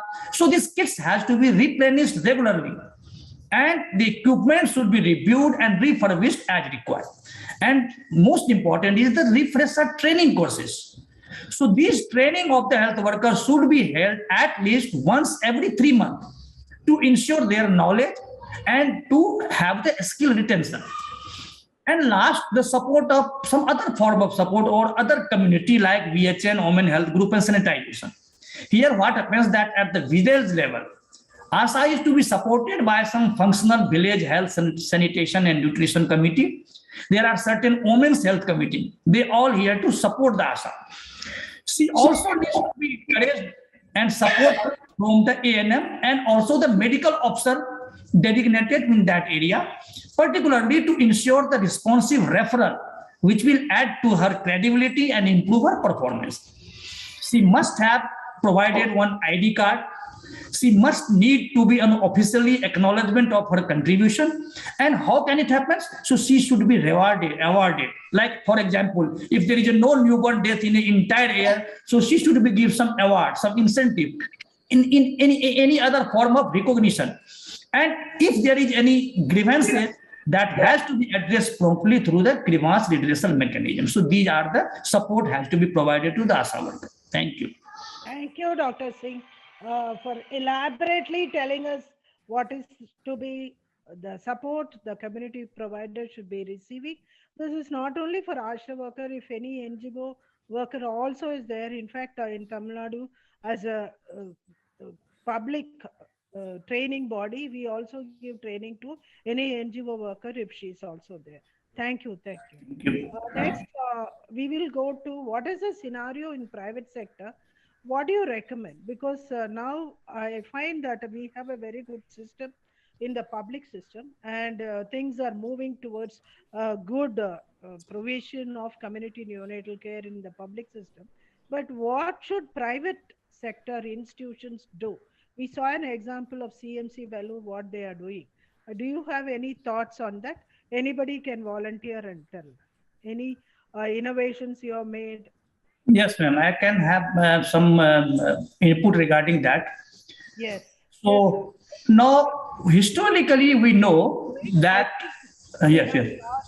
Time, only few minutes more. Okay. Sure, ma'am.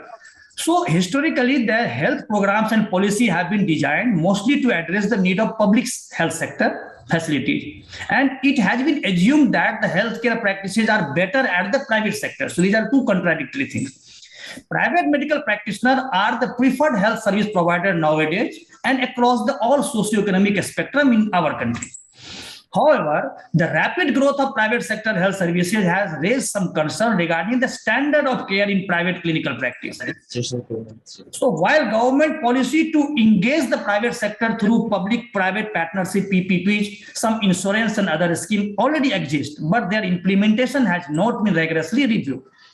Additionally, because of the high burden of newborn and child mortality in urban slums also, so intervention that engage a wider range of public sector and private sector healthcare providers in this setting are needed. Therefore, wherever suitable private providers of care in pregnancy and for newborn exist, every effort should be made to engage them based on some principle. What are they? The standard of care should be the same for private providers as well as for the public facility. And also the certification process should be the similar. There must be some mapping. It should be done for all private providers in a district. So there should not be any sector gap at given level. Payment must be prompt and made with dignity so as to be able to attract and retain the most service-oriented and sincere partners.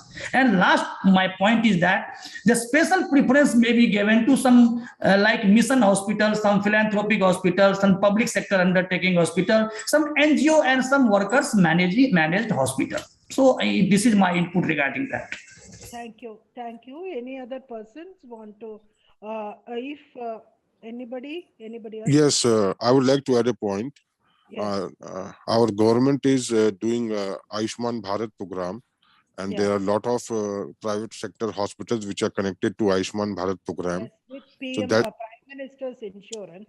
So that exactly. is what I was about to say. Yes. Exactly. So that should be promoted as much as possible to so that poor people can get high quality private sector care. That's my add. Thank you. Yes. Any other person? Actually, like accreditation, because standards to be maintained, there is a Clinical Establishment Act which has been enacted. And in that Clinical Establishment Act, I feel we should also include not only facility based, but as a stipulation, extension care to be given by the private, and also in NABH accreditation. If you go through all the hospitals undergo NABH, but the neonatal component, especially the feeding obstetric component, is not very much covered in NABH. I feel all of us should also talk with bodies who's doing the NABH to cover both maternal and neonatal care in that. Yes, thank you. Then I go back to Dr. Sisher. What are the expected outcomes provided we give optimal community neonatal care? What are the expected outcomes we Hello, will? thank you for the question. Expected outcomes, it's a team effort. It requires healthcare professionals, community health workers. Am I audible? Yes, yes, continue, Yeah. please. And referrals are there. Then healthcare and tertiary level are the top level where the final outcome comes. Then outcomes at the primary level, at the community level. It's a team effort, and everybody needs to put effort, as Dr. N.P. Singh very well explained about the payment part and about the. Very well, he showed a diagram and told in detail about the work of ASHA and healthcare workers and referring to SNCU. It's a complete joint effort, and the expected outcomes are like increased percentage of newborns received home visits, like 5 to 7 visits by ASHA against total estimated live births. Improved, the follow-up should be improved. Increased percentage of newborns who were breastfed in the first hour. It is really important to start the breastfeeding within first hour of the birth. There are a lot of people who avoid giving colostrum. Colostrum should be given, as Dr. Birla said, that colostrum should be promoted and should be given. Then percentage of low birth weight and preterm high-risk babies should be reported as soon as possible and should be referred to SNCUs as early as possible. Increased percentage of sick newborns admitted in referral site should be reported and should be, if at all they're required to be referred to a higher tertiary level care center, they need to be referred as soon as possible. Decreased number of newborn deaths will be there. Improved reporting of vital events. And to summarize, community newborn care is mandatory. It is absolutely mandatory. Identified provider with payment, as Dr. Singh said, payment is the most important part. Capacity building is very important. We need to build up capacity at each and every village level, like more and more ASHA should be trained. And as ma'am said, that there is 0.63% doctors per 1,000 population. It should be minimum 1 as per WHO. So we should try to increase number of pediatricians and doctors to throughout the country level. Linkage with primary care to tertiary care, maintaining and monitoring should be the key elements. State should take ownership and private provider should also be involved, and monitoring is really important part of the neonatal care. That's all. Thank you. Thank you. I think that's the last slide. And to sum up or to discuss the need of the hour, definitely we have realized the importance of community neonatal care as important as the facility newborn care. Number two, we need to provide a high coverage of this community newborn care, and also that should involve both babies born from public sector and from private sector. And we need more involvement from the private sector in extension care or community newborn care. That is very, very important. And we need some health worker, because as HBNC, ASHA is needed, even in CMC Vellore, the health aid is needed. So we need to have a worker to take care of maternal and neonatal and community, and that worker comes only with payment. So funding by both Government of India and state should be there for all the states to health is a state subject. They also should take ownership and then provide. And also the private sector to be put into the ambit of community neonatal care by legalizing or some clinical establishment act or in accreditation process. If it is added, I think we would be able to reach the unreachable, especially the urban slums, be it a tribal population or a rural population. So we have to reach each newborn, not only in the facility, but also at home, to achieve reduction in not only neonatal mortality, but morbidity. And again, I thank all the organizers for giving us this Zoom platform despite our inability to come physically, they provided us a Zoom platform for all the panelists. I'm really thankful to them. And I'm also really thankful to all the panelists who were so short and precise to the point and were able to yet highlight the important points or key practices required for provision of community neonatal care. Thank you one and all. And thank you. Thank you so much. Thank you so much, ma'am. Thank you. Thank you, ma'am. Thank you. Thank you. Panelists and discussion. Thank you, sir, and thank you all. Next talk, we have our guest, Dr. Pankaj B. Agarwal, who is from Mortal Welfare Chair in Medical Medicine Director in Neonatal Genomic Program, Medical Director of Medical Center for Gene Discovery, attending neonatologist from Boston Children's Hospital, Associate Professor of Pediatrics from Harvard Medical School. We welcome you, sir. Thank you. Thank you. Hello, Pankaj, sir. Yes. Sir. Can you hear me? Join us virtually. I'm available for us for any questions. We'll be doing this pre-recorded talk and we'll be answering any questions at the end of the session.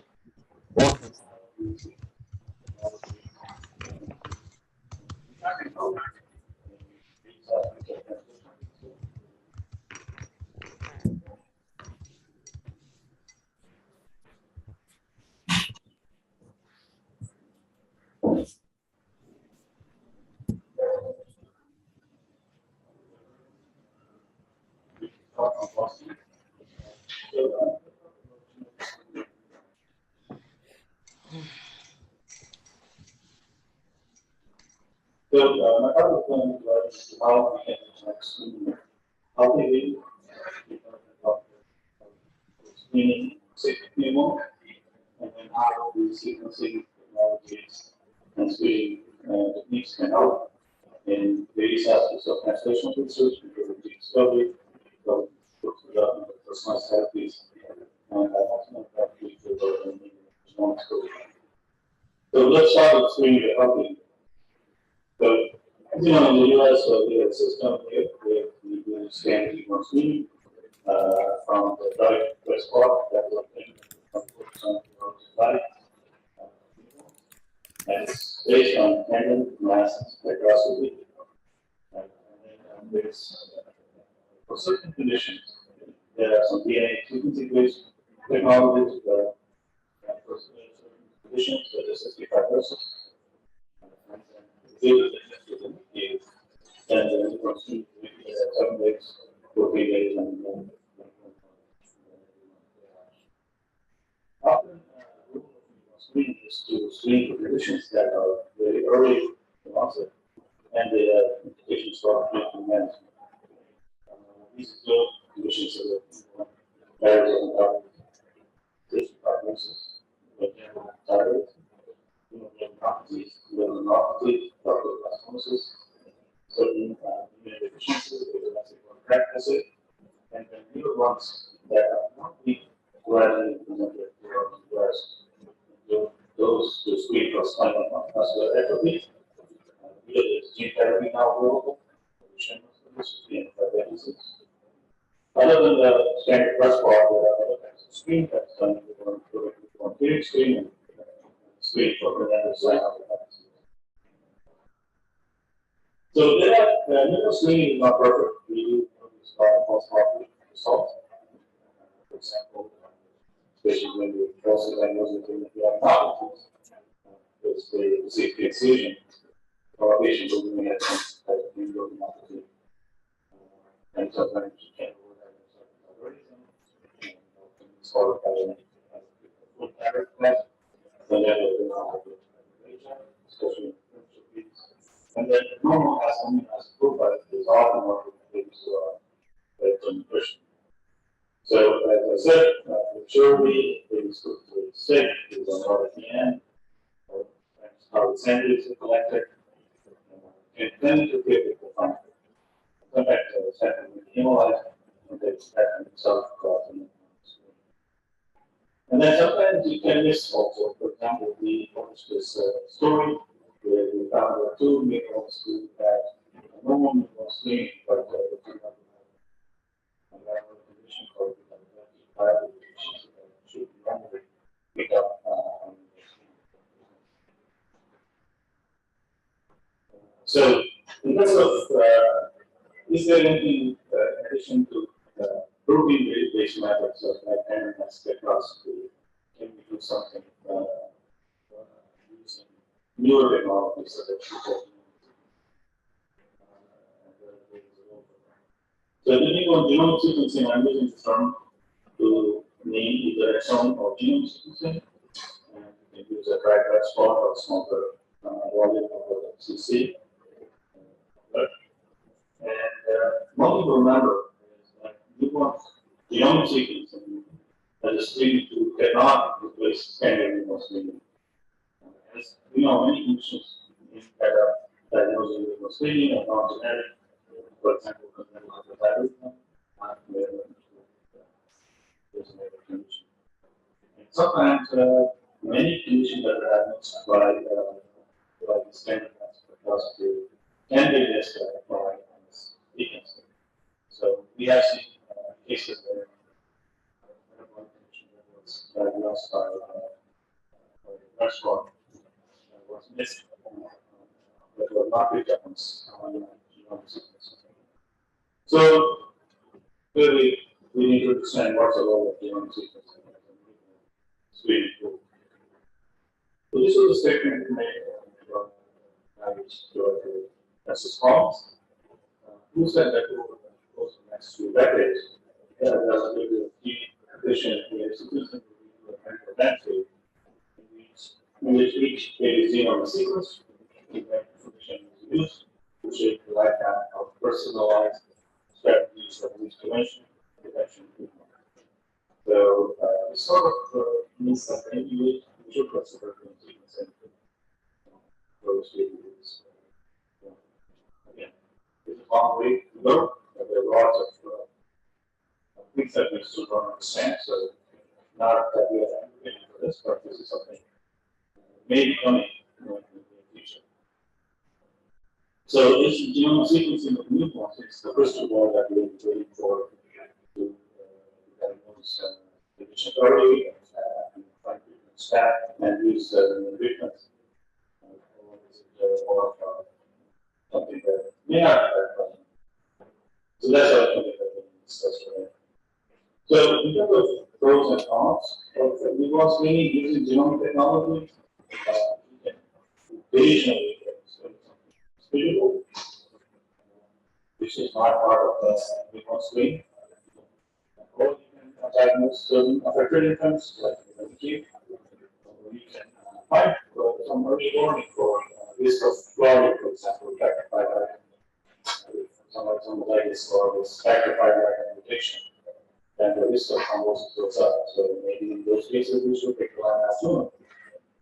For certain treatments, certain drugs, many conditions are drug usage and whatever drugs you use based on the pharmacogenomics. So that's something also that we need to mention. And another one is a perfect plan. I'll give you some examples of study we have been doing on trying to understand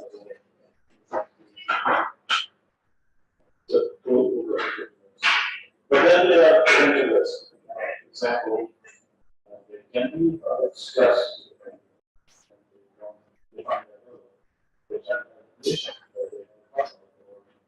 There's no treatment, or maybe it's small extent that can be part of discussion. Anxiety can affect the relationship with the also learn about 50 years from now, learn about, let's say, a difference of how often we also read about how we can and also the US National Insurance issues, and also occasionally they can something that can break family. So do we understand what is the role of sequencing and I use relationship of health in the US decided to put out a way of mutation for applications and they found 4 sites in the US and they located the 5 decide to do a sequencing. So sites are here. So they brought their line. University of California, then I actually on this program that was which was to help the full science work together. So that program is called NSI or NEPOS.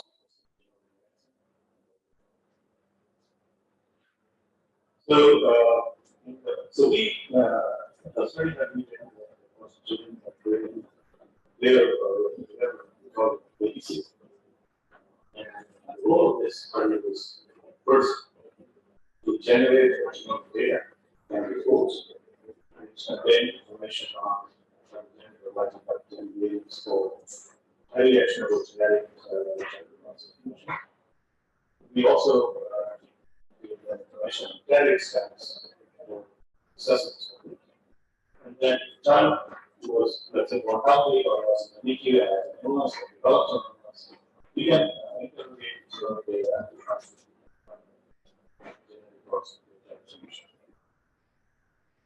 the second goal was to enroll healthy babies from billion humans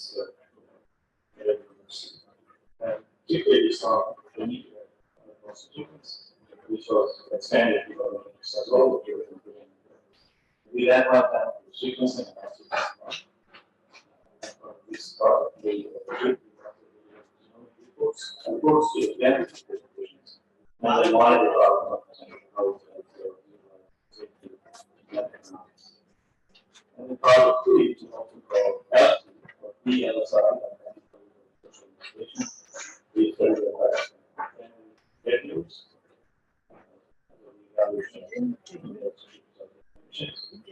Work specifically from the step of approach and how to press them, psychosocial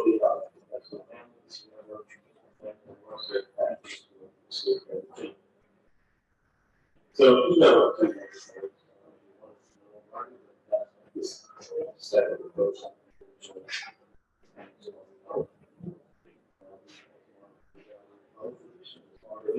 And finally, we have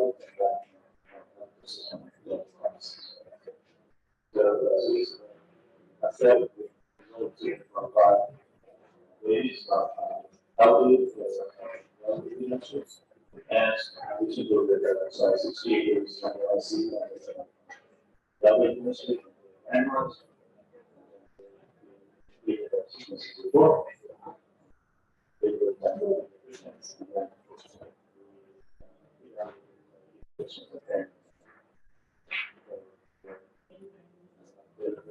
understanding and their approach and how they got to so randomized study we enrolled 35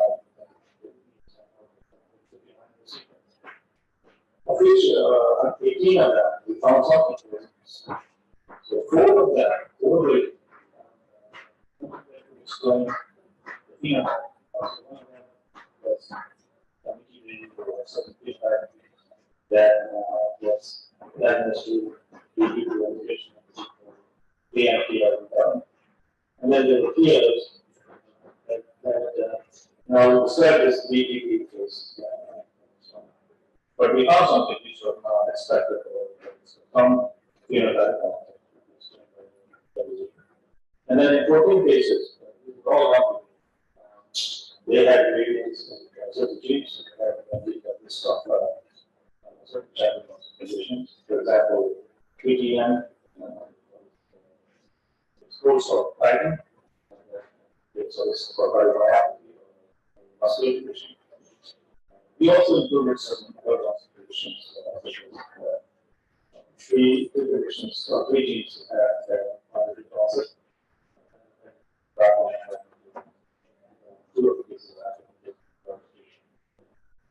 In 7 of the 10 can be distributed, explained by these variants in this gene, for 7 of them do not have it. So, those are the type of findings that we can do develop in the future, or is it just that situation? Some patients develop disease at some point in the same condition. But anyway, this was an interesting topic. And then I talked about this CTA.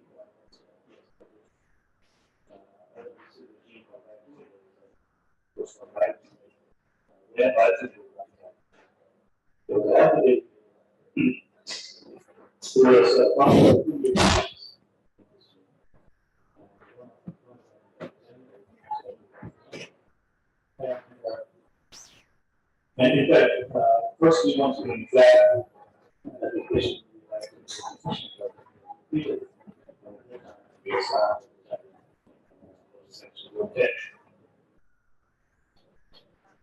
So this patient, this table is treated about the daily numbers.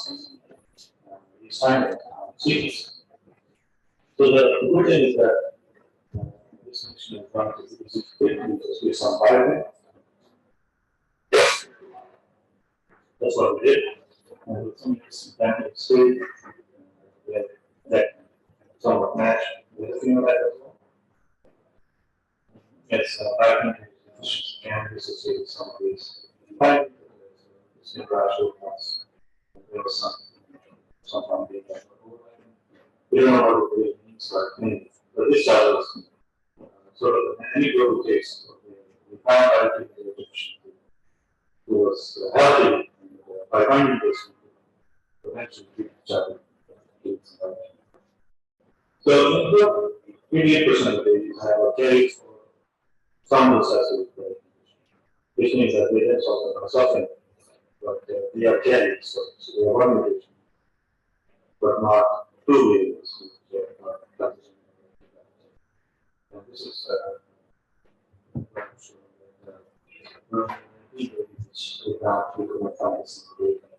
they were carried for, but they were really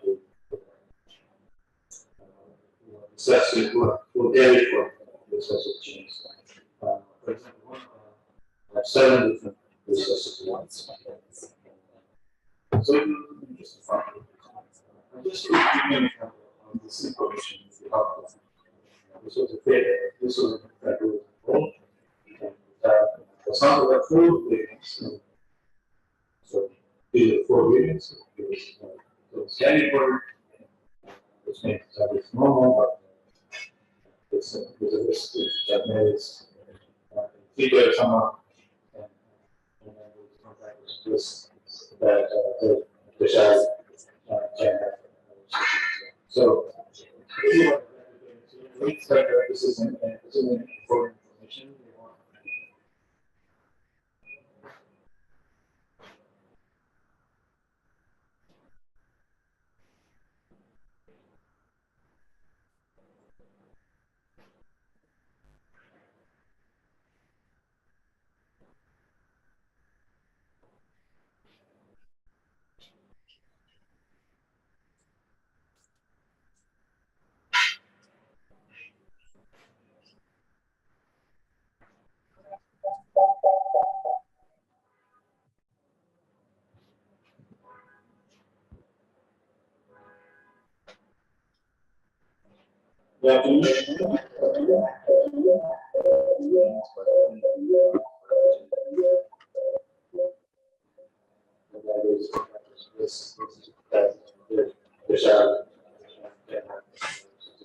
So, this is what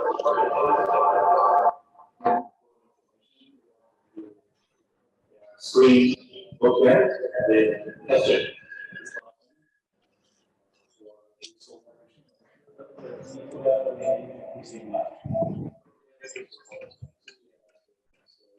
We child one way. Then also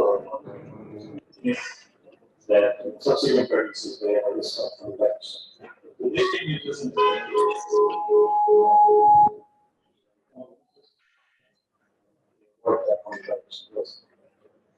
this is sort of basic how this approach can change things. So we also want to see how families certain information. There's something that probably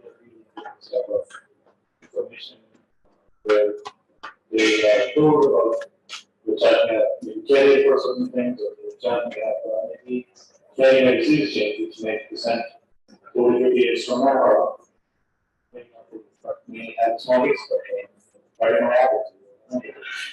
So we want to plus that, we found that the families are they do not find any negative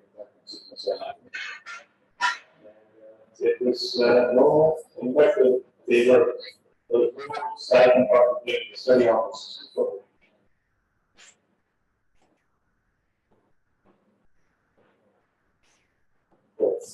Which means in some way the sequencing information suggests that the families are better prepared to have some information than we think. That's the issue. Similarly, we also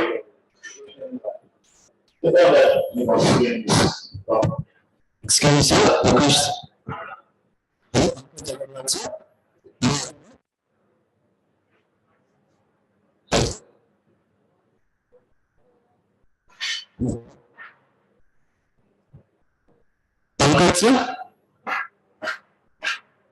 Hello. So because of technical issues, I guess there was audio was not clear. Can you just edit I can't hear you clearly. Is it okay to present on a virtual platform from the beginning, sir, on live presentation? Yeah, I can do that. Yeah.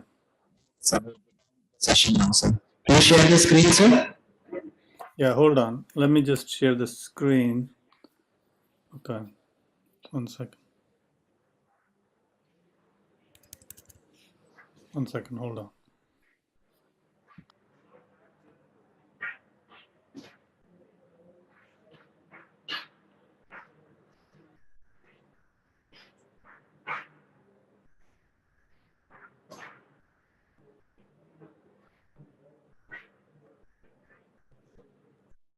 Yep. Can we start from here, or how do you want to do? Start the screen sharing, sir. Yeah. Can you hear me clearly?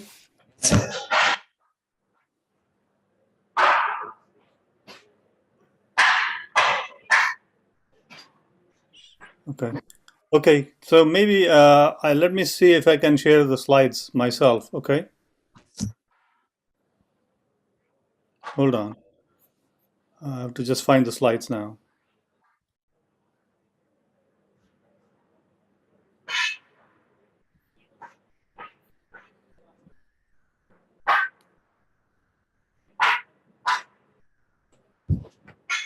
So I can share this. 1 second. It's opening now.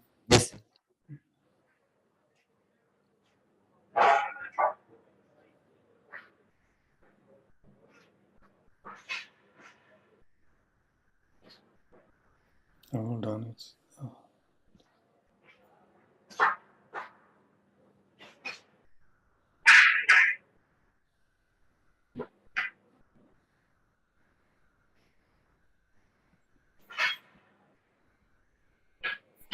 Okay, I'll share my screen now.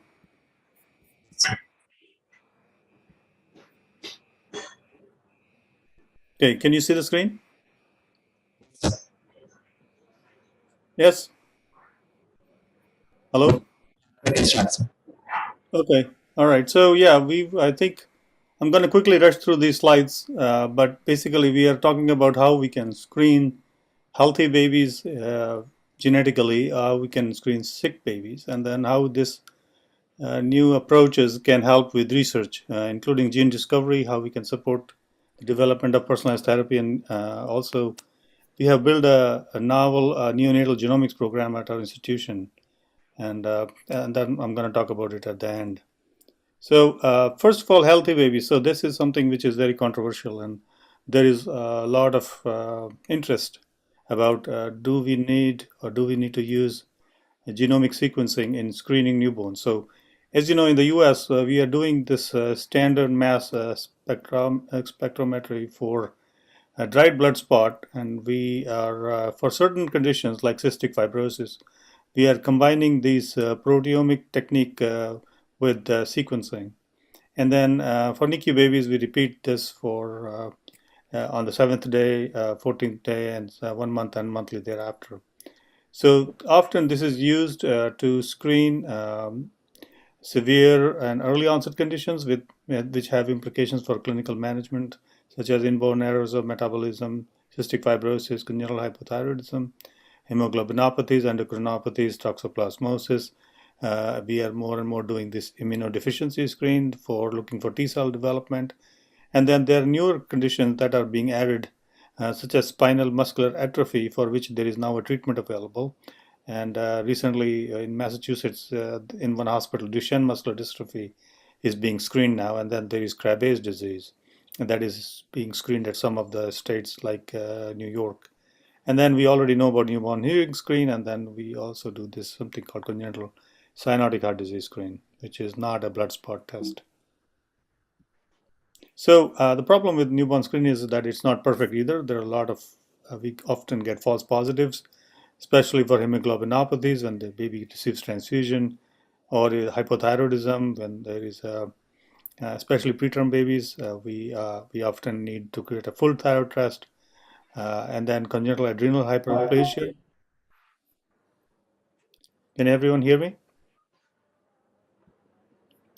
And then sometimes, as you know, also preterm babies, we can get abnormal amino acid profile if they're on parenteral nutrition.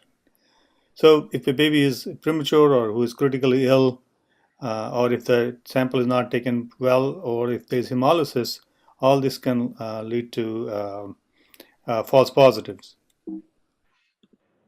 And then sometimes we can also miss few conditions. For example, we had published a paper showing that beta-ketothiolase deficiency can be missed in despite the fact that it should be picked up on newborn screening.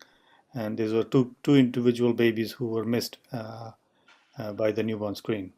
So newborn screening by the tandem mass spec is not perfect either. So there is a need to think of new ways, and newborn genomic sequencing is on the horizon. So we define genomic sequencing as either exome sequencing, which means the coding region of the genome, or the region of the genome which codes for the proteins, or genome sequencing, the entire genome, which is about 2 gigabytes of data. And then we can either use the dried blood spot or a small volume of blood in the EDTA tube. It cannot replace standard newborn screening. I just want to emphasize that genetics sequencing can help in picking up more conditions, but many of the conditions that are diagnosed by newborn screening are non-genetic, like hypothyroidism, for example. And sometimes even the genetic metabolic conditions can be missed if the variant is hidden in the genome and it's hard to pick on that. So what is the role of genomic sequencing as a newborn screening tool? So this is a statement made by the director of the NIH, Francis Collins. He said, over the course of the next few decades, the availability of cheap and efficient DNA sequencing will lead to a medical landscape in which each baby's genome is sequenced, and that information is used to shape a lifetime of personalized strategies for disease prevention, detection, and treatment. So that was in 2014. And this is something that is, as I said, is an active area of research for us. And is this the crystal ball we have been waiting for, where genomic sequencing can give us all the clues for the future? So if you think of pros and cons of genomic sequencing, you can sometimes discover something which is potentially treatable, and then you can also diagnose like certain NICU infants who have single gene defects, and then sometimes you can also have early warning for risks such as factor V Leiden deficiency and having a central line. So if you have a factor V Leiden mutation, then there is a high risk of developing thrombosis. Pharmacogenomics, even though it's not as much important in the NICU at this time, but it's going to grow. And as we understand more drugs and how our genome affects their metabolizing these drugs. And then it can also help the families with reproductive planning. But then there are risks that are associated. For example, you can certainly find that your child 50 years from now will develop Huntington disease or Alzheimer's disease. And think of the family who comes to know about it, how much distress that will create. And often these results are not perfect because there is a lot of variability in the presentation of the same mutation, or even there is non-penetrance, which means two people carrying the same mutation, one can have the disease and one may be totally normal. So there is also issue with non-penetrance. And then it can also affect the relationship between the parent and the child. It can also, you can learn about late onset disease risks that I just mentioned. It can also affect the families in terms of stigmata, discrimination, and insurance issues. And we have also seen, at least in the US, occasional cases of finding non-paternity that can create new ethical issues for us. So in 2013, the NIH funded 4 sites for a period of 5 years to study the role of genomic sequencing in newborn screening. And these 4 sites were our own hospital, Boston Children's, Brigham and Women's, and Baylor Hospital, which came together, and then University of North Carolina, Rady Children's, San Diego, and Mercy Children's, Kansas, who came together, and then University of California, San Francisco. And the NIH created a program called NSIGHT, the goal to help these 4 sites work together. So this was our project, which is often called BabySeq. This is, I think, it has been, a lot of people may have heard of this study, which the goal was to generate genomic data and look for pathogenic and likely pathogenic variants for highly actionable genetic childhood onset conditions. So we are not looking into adult conditions. We also wanted to find carrier status for recessive disorders. For example, cystic fibrosis is a recessive disorder. So if a child is carrying the mutation, that information was also given to the family. And then if a child develops an illness who is healthy, but then develops an illness, then we can also interrogate the genome of that child for any disease-related genetic mutation. We also did this study as a randomized study. So babies were randomized to sequencing and non-sequencing arms. The genome reports were delivered to the parents and their pediatricians. And then we looked at the outcomes and their healthcare utilization, the safety of this approach, and economics. And then our final goal was to really look at the impact of this on the families and the caregivers. So we wanted to study what is the impact of this on individuals and public health, how it impacts the physicians and the patient behavior, and what is the impact on the healthcare system. So this was a randomized study. So we randomized ICU babies and well babies into 2 groups. In one group, we did a standard of care newborn screening, and the other group, we did the genome report. And then we disclosed them to the families via the pediatricians and our own team. So this is what we found. We found that 18 of the 159 babies that were sequenced, remember this is a randomized study, so about half of the babies were sequenced, half were not, and 4 of them we could find something that can explain diagnosis of the child. At least one of them was clear-cut diagnosis, and the 3 of them had some partial explanation or something that we found in a healthy baby that was relevant to the child. And then in 14 of them, there were family strip disease for variants in all these different genes, and then in 7 of them there was no family strip disease, and these are autosomal dominant conditions. So even though the parents of all these patients were unaffected, but these parents may get the disease later on, but this was an interesting finding.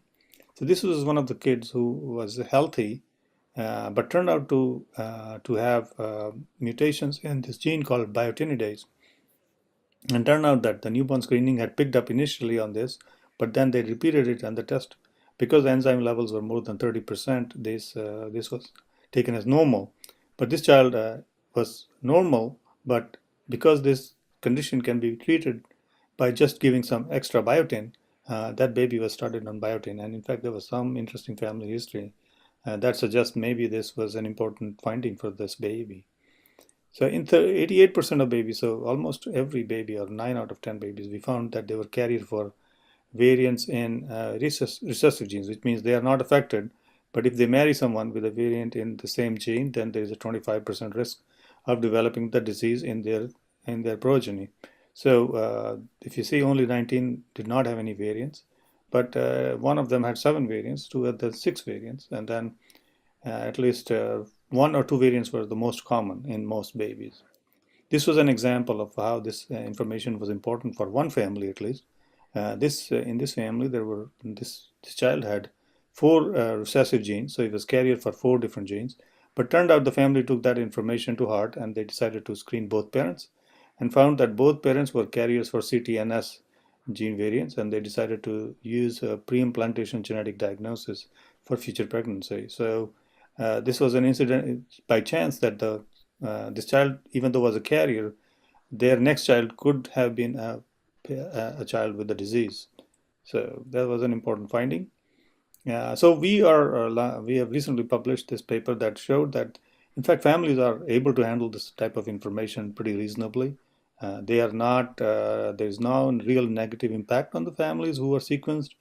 And in fact, in some ways, there was some lower self and partner blame in the study arm versus control. So if not beneficial, at least it was not affecting the families, which is an important finding. And then we also screened the physicians, and we found that for most practical purposes, the physicians are not ready yet. So if you see, I'm gonna go fast because we have less time, but what it showed was that only 12% of the physicians agreed for genomic sequencing. They don't think that's ready for prime time yet. And I think many of us still believe that it's not ready for prime time. But this is an important finding which needs to be researched. So in summary, this is the first randomized study of sequencing, especially healthy babies, to evaluate the utility of genomic sequencing. And we are finding a lot of variants which are very interesting, and we need to really get to do more research on this. And for example, I talked about this child with biotinidase deficiency and how in one family it impacted their family planning. And then there's no obvious negative impact on the families, and the physicians are not yet convinced of the role of genomic sequencing. And as I said, we need to do more studies. So this study was published, we published these results in 2019, and there was a lot of media coverage, including Washington Post and many magazines and news, NBC News and others. They were all asking the same question: does it raises as many questions as answers, or it yields more questions and some answers? So this is an ongoing thing, and there are newer studies which are starting now. Baby-Seq2 that has been recently funded, and that project will start next year. And then I don't know if you've heard of the UK has started an ambitious project of sequencing 100,000 to 200,000 healthy babies under the Newborn Genome Project. And this enrollment will start in 2023. So that was about the healthy babies. I'm going to jump to the what is the role of screening of sick newborns? So is there a role for this? And I want to talk about rapid sequencing here because I think that's where it has more benefits. So as you know, I'm sure you've taken care of a baby who was undiagnosed, who had a some type of muscle weakness, a floppy baby, and you do $1 million workup or a lot of money you spend. And think of replacing all this with a single test, and you can get an answer.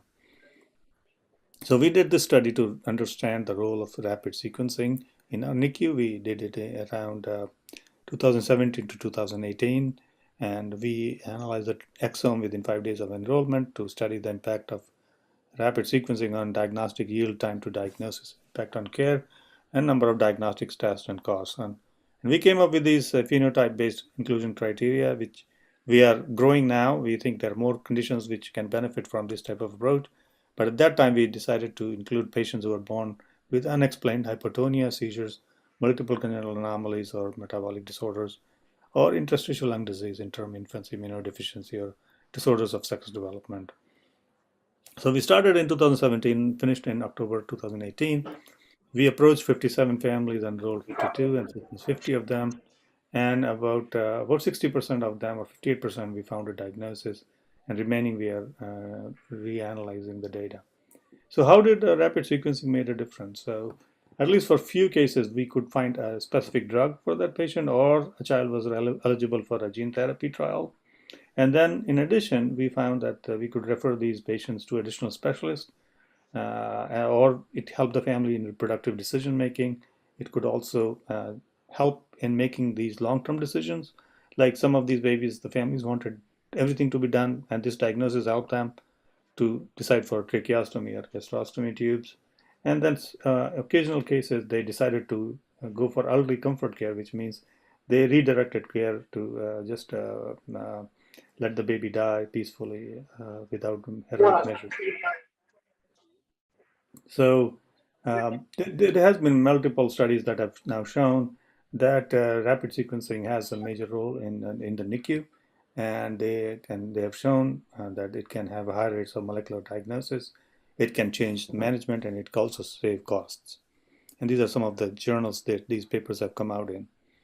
So this is a recent study we're just starting now, where we are trying to implement this rapid sequencing approach in our community NICUs, which means they are not affiliated with an academic center. And this is a project which we are calling as VIGOR, or Virtual Genome Center. And this project is funded by the NIH. And this is a big project which I will update you as it progresses along. But we are very excited about this. So our goals are to build this center where we can enroll 250 newborns with likely genetic condition. We can facilitate sequencing, and we can give our own interpretive reports on these findings, and also reanalyze data if there's no diagnosis, and then we look at our implementation outcomes in these patients. Moving on, we are also looking into genetic screening in the NICU by performing molecular autopsy. So I'm sure you have taken care of a baby who died of some unexplained cause, and you couldn't figure out what went wrong in this child's care, and or what was there were some unique findings, and we could not put a name to the condition. You do autopsy, still you don't know what you're dealing with. So we had a similar case a few years back. This was a full-term baby who had a pallor, hypotonia, poor feeding early on, and then on day of life 3 had MRI because child had these unusual findings, and there were some mild findings on the MRI, and there was a small lactate peak on MRS. The hospital where the baby was born, they did pretty nice workup. They called neurology, they called genetics team, they did some testing, and nothing came back positive. So the baby was sent home on day 18 on caffeine. And then the child was readmitted 3 days later into our NICU with several episodes of apnea, and turned out child was seizing pretty badly. Brain MRI was absolutely terrible. We did again the whole set of tests. Everything came back negative. And that time I was conducting this rapid sequencing study. So we enrolled them, got their DNA, we got their blood for DNA extraction from both parents and the baby, and also we did a skin biopsy on the baby to grow fibroblasts, and the baby died on day of life 27. And again, no real diagnosis despite autopsy. Very nice family. They wanted to get to the bottom. Young family, they wanted to have more babies. These are some of the MRI findings. I'm not gonna go too much detail because we have limited time, but it was pretty, this was the first one on day 3, and then this is the following one. It shows that pretty extensive damage to the brain with swelling of the brain, which was very concerning. Anyway, because this patient was, luckily we were doing the study then, and we did a rapid sequencing, and we found that the child had 2 variants in a gene called HIBCH. Now this is a mitochondrial enzyme. Deficiency causes Leigh syndrome. And in fact, the presentation was not very consistent in this patient because C4OH is a biomarker for this condition, and this child, C4OH was not elevated. And the disease in this child was quite severe. So despite having the exome, the genetic team or the metabolic team were not convinced that this is the right diagnosis. So luckily for us, because we had saved those fibroblasts from the patient, we could evaluate the activity of this enzyme, which is HIBCH, and we found that the child was really deficient, quite deficient. 0.8 was her levels, and the reference rate is 5.3 to 10.5. So the family used this information to perform pre-implantation genetic diagnosis in their subsequent babies. They have now 2 normal boys, and 3-year-old and a 6-month-old, and they are doing fine. And they are very thankful, and they in fact did a fundraiser. They raised $72,000 for my lab, And in fact, they just did another fundraiser and raised about $200,000 to continue this type of work. So this is a segue to our focus, which is also the translational research that we can do with all this technology, and one of them is gene discovery. So we've been running this Manton Center for Orphan Disease Research. We are trying to focus on gene discovery, where we can help these undiagnosed families with getting a diagnosis. So we started this center in 2009, and we have now more than 2,000 plus families already enrolled, and we have 100 plus papers that are published by our team on this novel gene discoveries. This was one of the first papers we published, where we showed how we could use this approach in finding the diagnosis for a pair of monozygotic twins who had Ohtahara syndrome. And that time, we were the first one to describe the link of Ohtahara syndrome with SCN2A mutation. And now it's well known, but that was the first report of this condition linked to SCN2A. So this is the mother who visited our lab because we found the diagnosis, and this is her son, who is also developmentally delayed, but at least we know the diagnosis, and they have 4 more kids now because this is a de novo condition. So they took a chance, and the risk of recurrence is less than is about 2 to 3%. So they're all healthy. So we have this protocol where we enroll these families, we get their samples, we do studies, and as I said, more than 2,400 families have now been enrolled in this.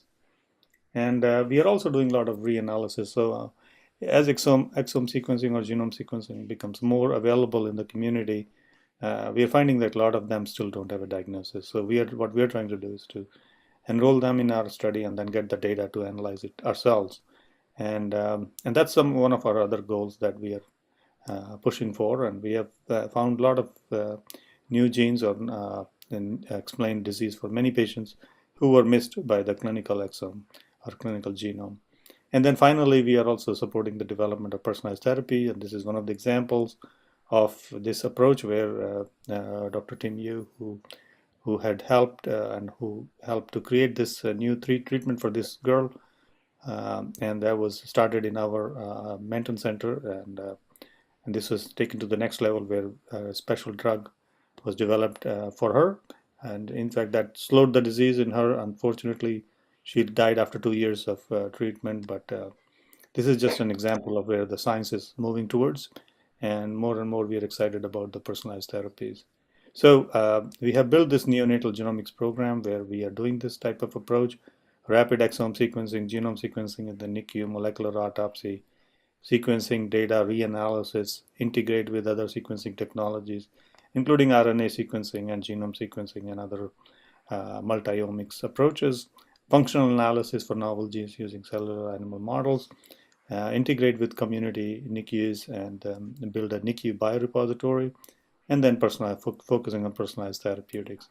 So this is our team we established in 2016, and I've been the director of the program since then. We have several faculty who are working on this and many fellows who are helping this.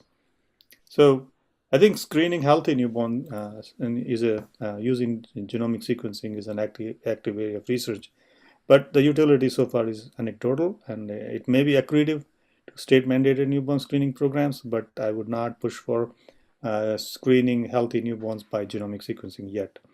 And then rapid sequencing of NICU babies, on contrast, who have a likely genetic condition. This can be a good place where to start sequencing, and that's what we are pushing for. And then it's a vast area of research, and that's something that I wanted to emphasize as well in today's talk. So with that, I want to end and just say that this would have been possible without all the funding and all the support from my team and the Manton Center. So with that, I'm happy to take any questions. So, thank you so much for spreading light on the various aspects of neonatal screening.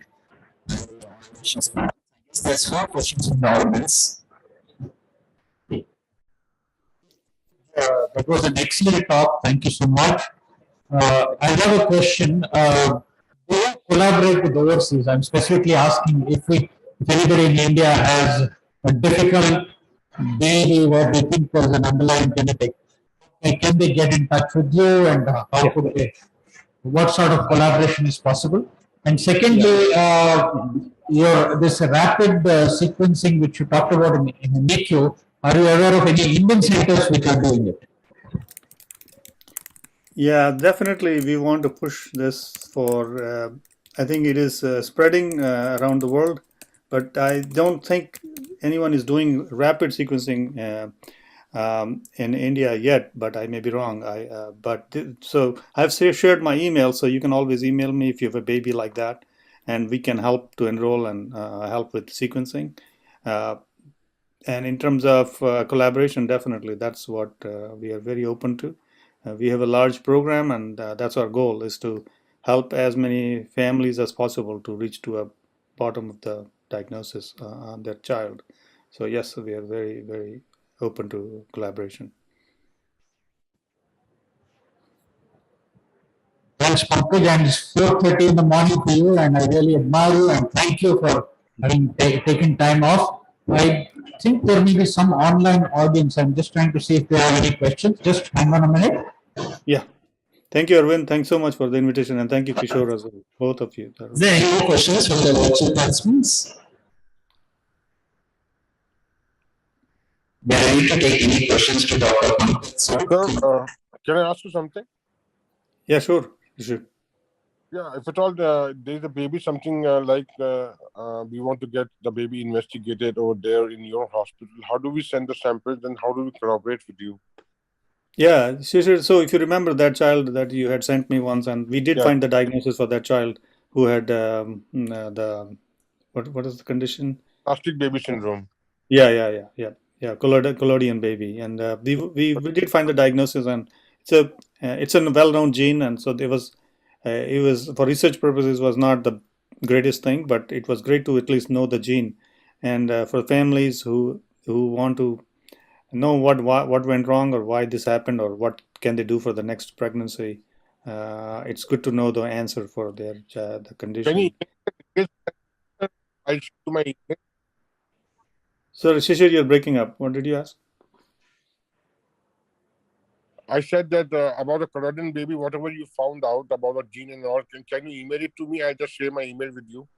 Yeah. I will send you. Yes, absolutely. Yeah. Thank you. Yeah. Sure. Yeah, and exactly this is so with Shishir, we were able to consent the family. We could get the sample, and we did find the answer for that family. So we are able to help such families where we don't have a diagnosis, and this was an example of what we can do. Thank you so much, sir. Have a good day. All right. Thank you, everyone, and please email me if you have any questions.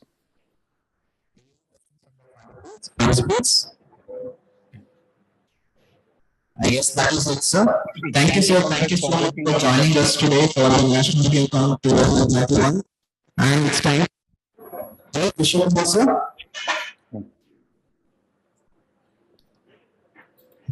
Kishore, sir, do you have any question? No, I was just thanking Pankaj for waking up at 4:30 in the morning to give this lecture. Thank you. Thank you so much, Kishore. Anything for you guys here have been amazing, and I have very fond memories, and I'm looking forward to visit and see you all. Thank you, Kishore. Thank you. Bye. Thank you. Bye. Thank you. Bye.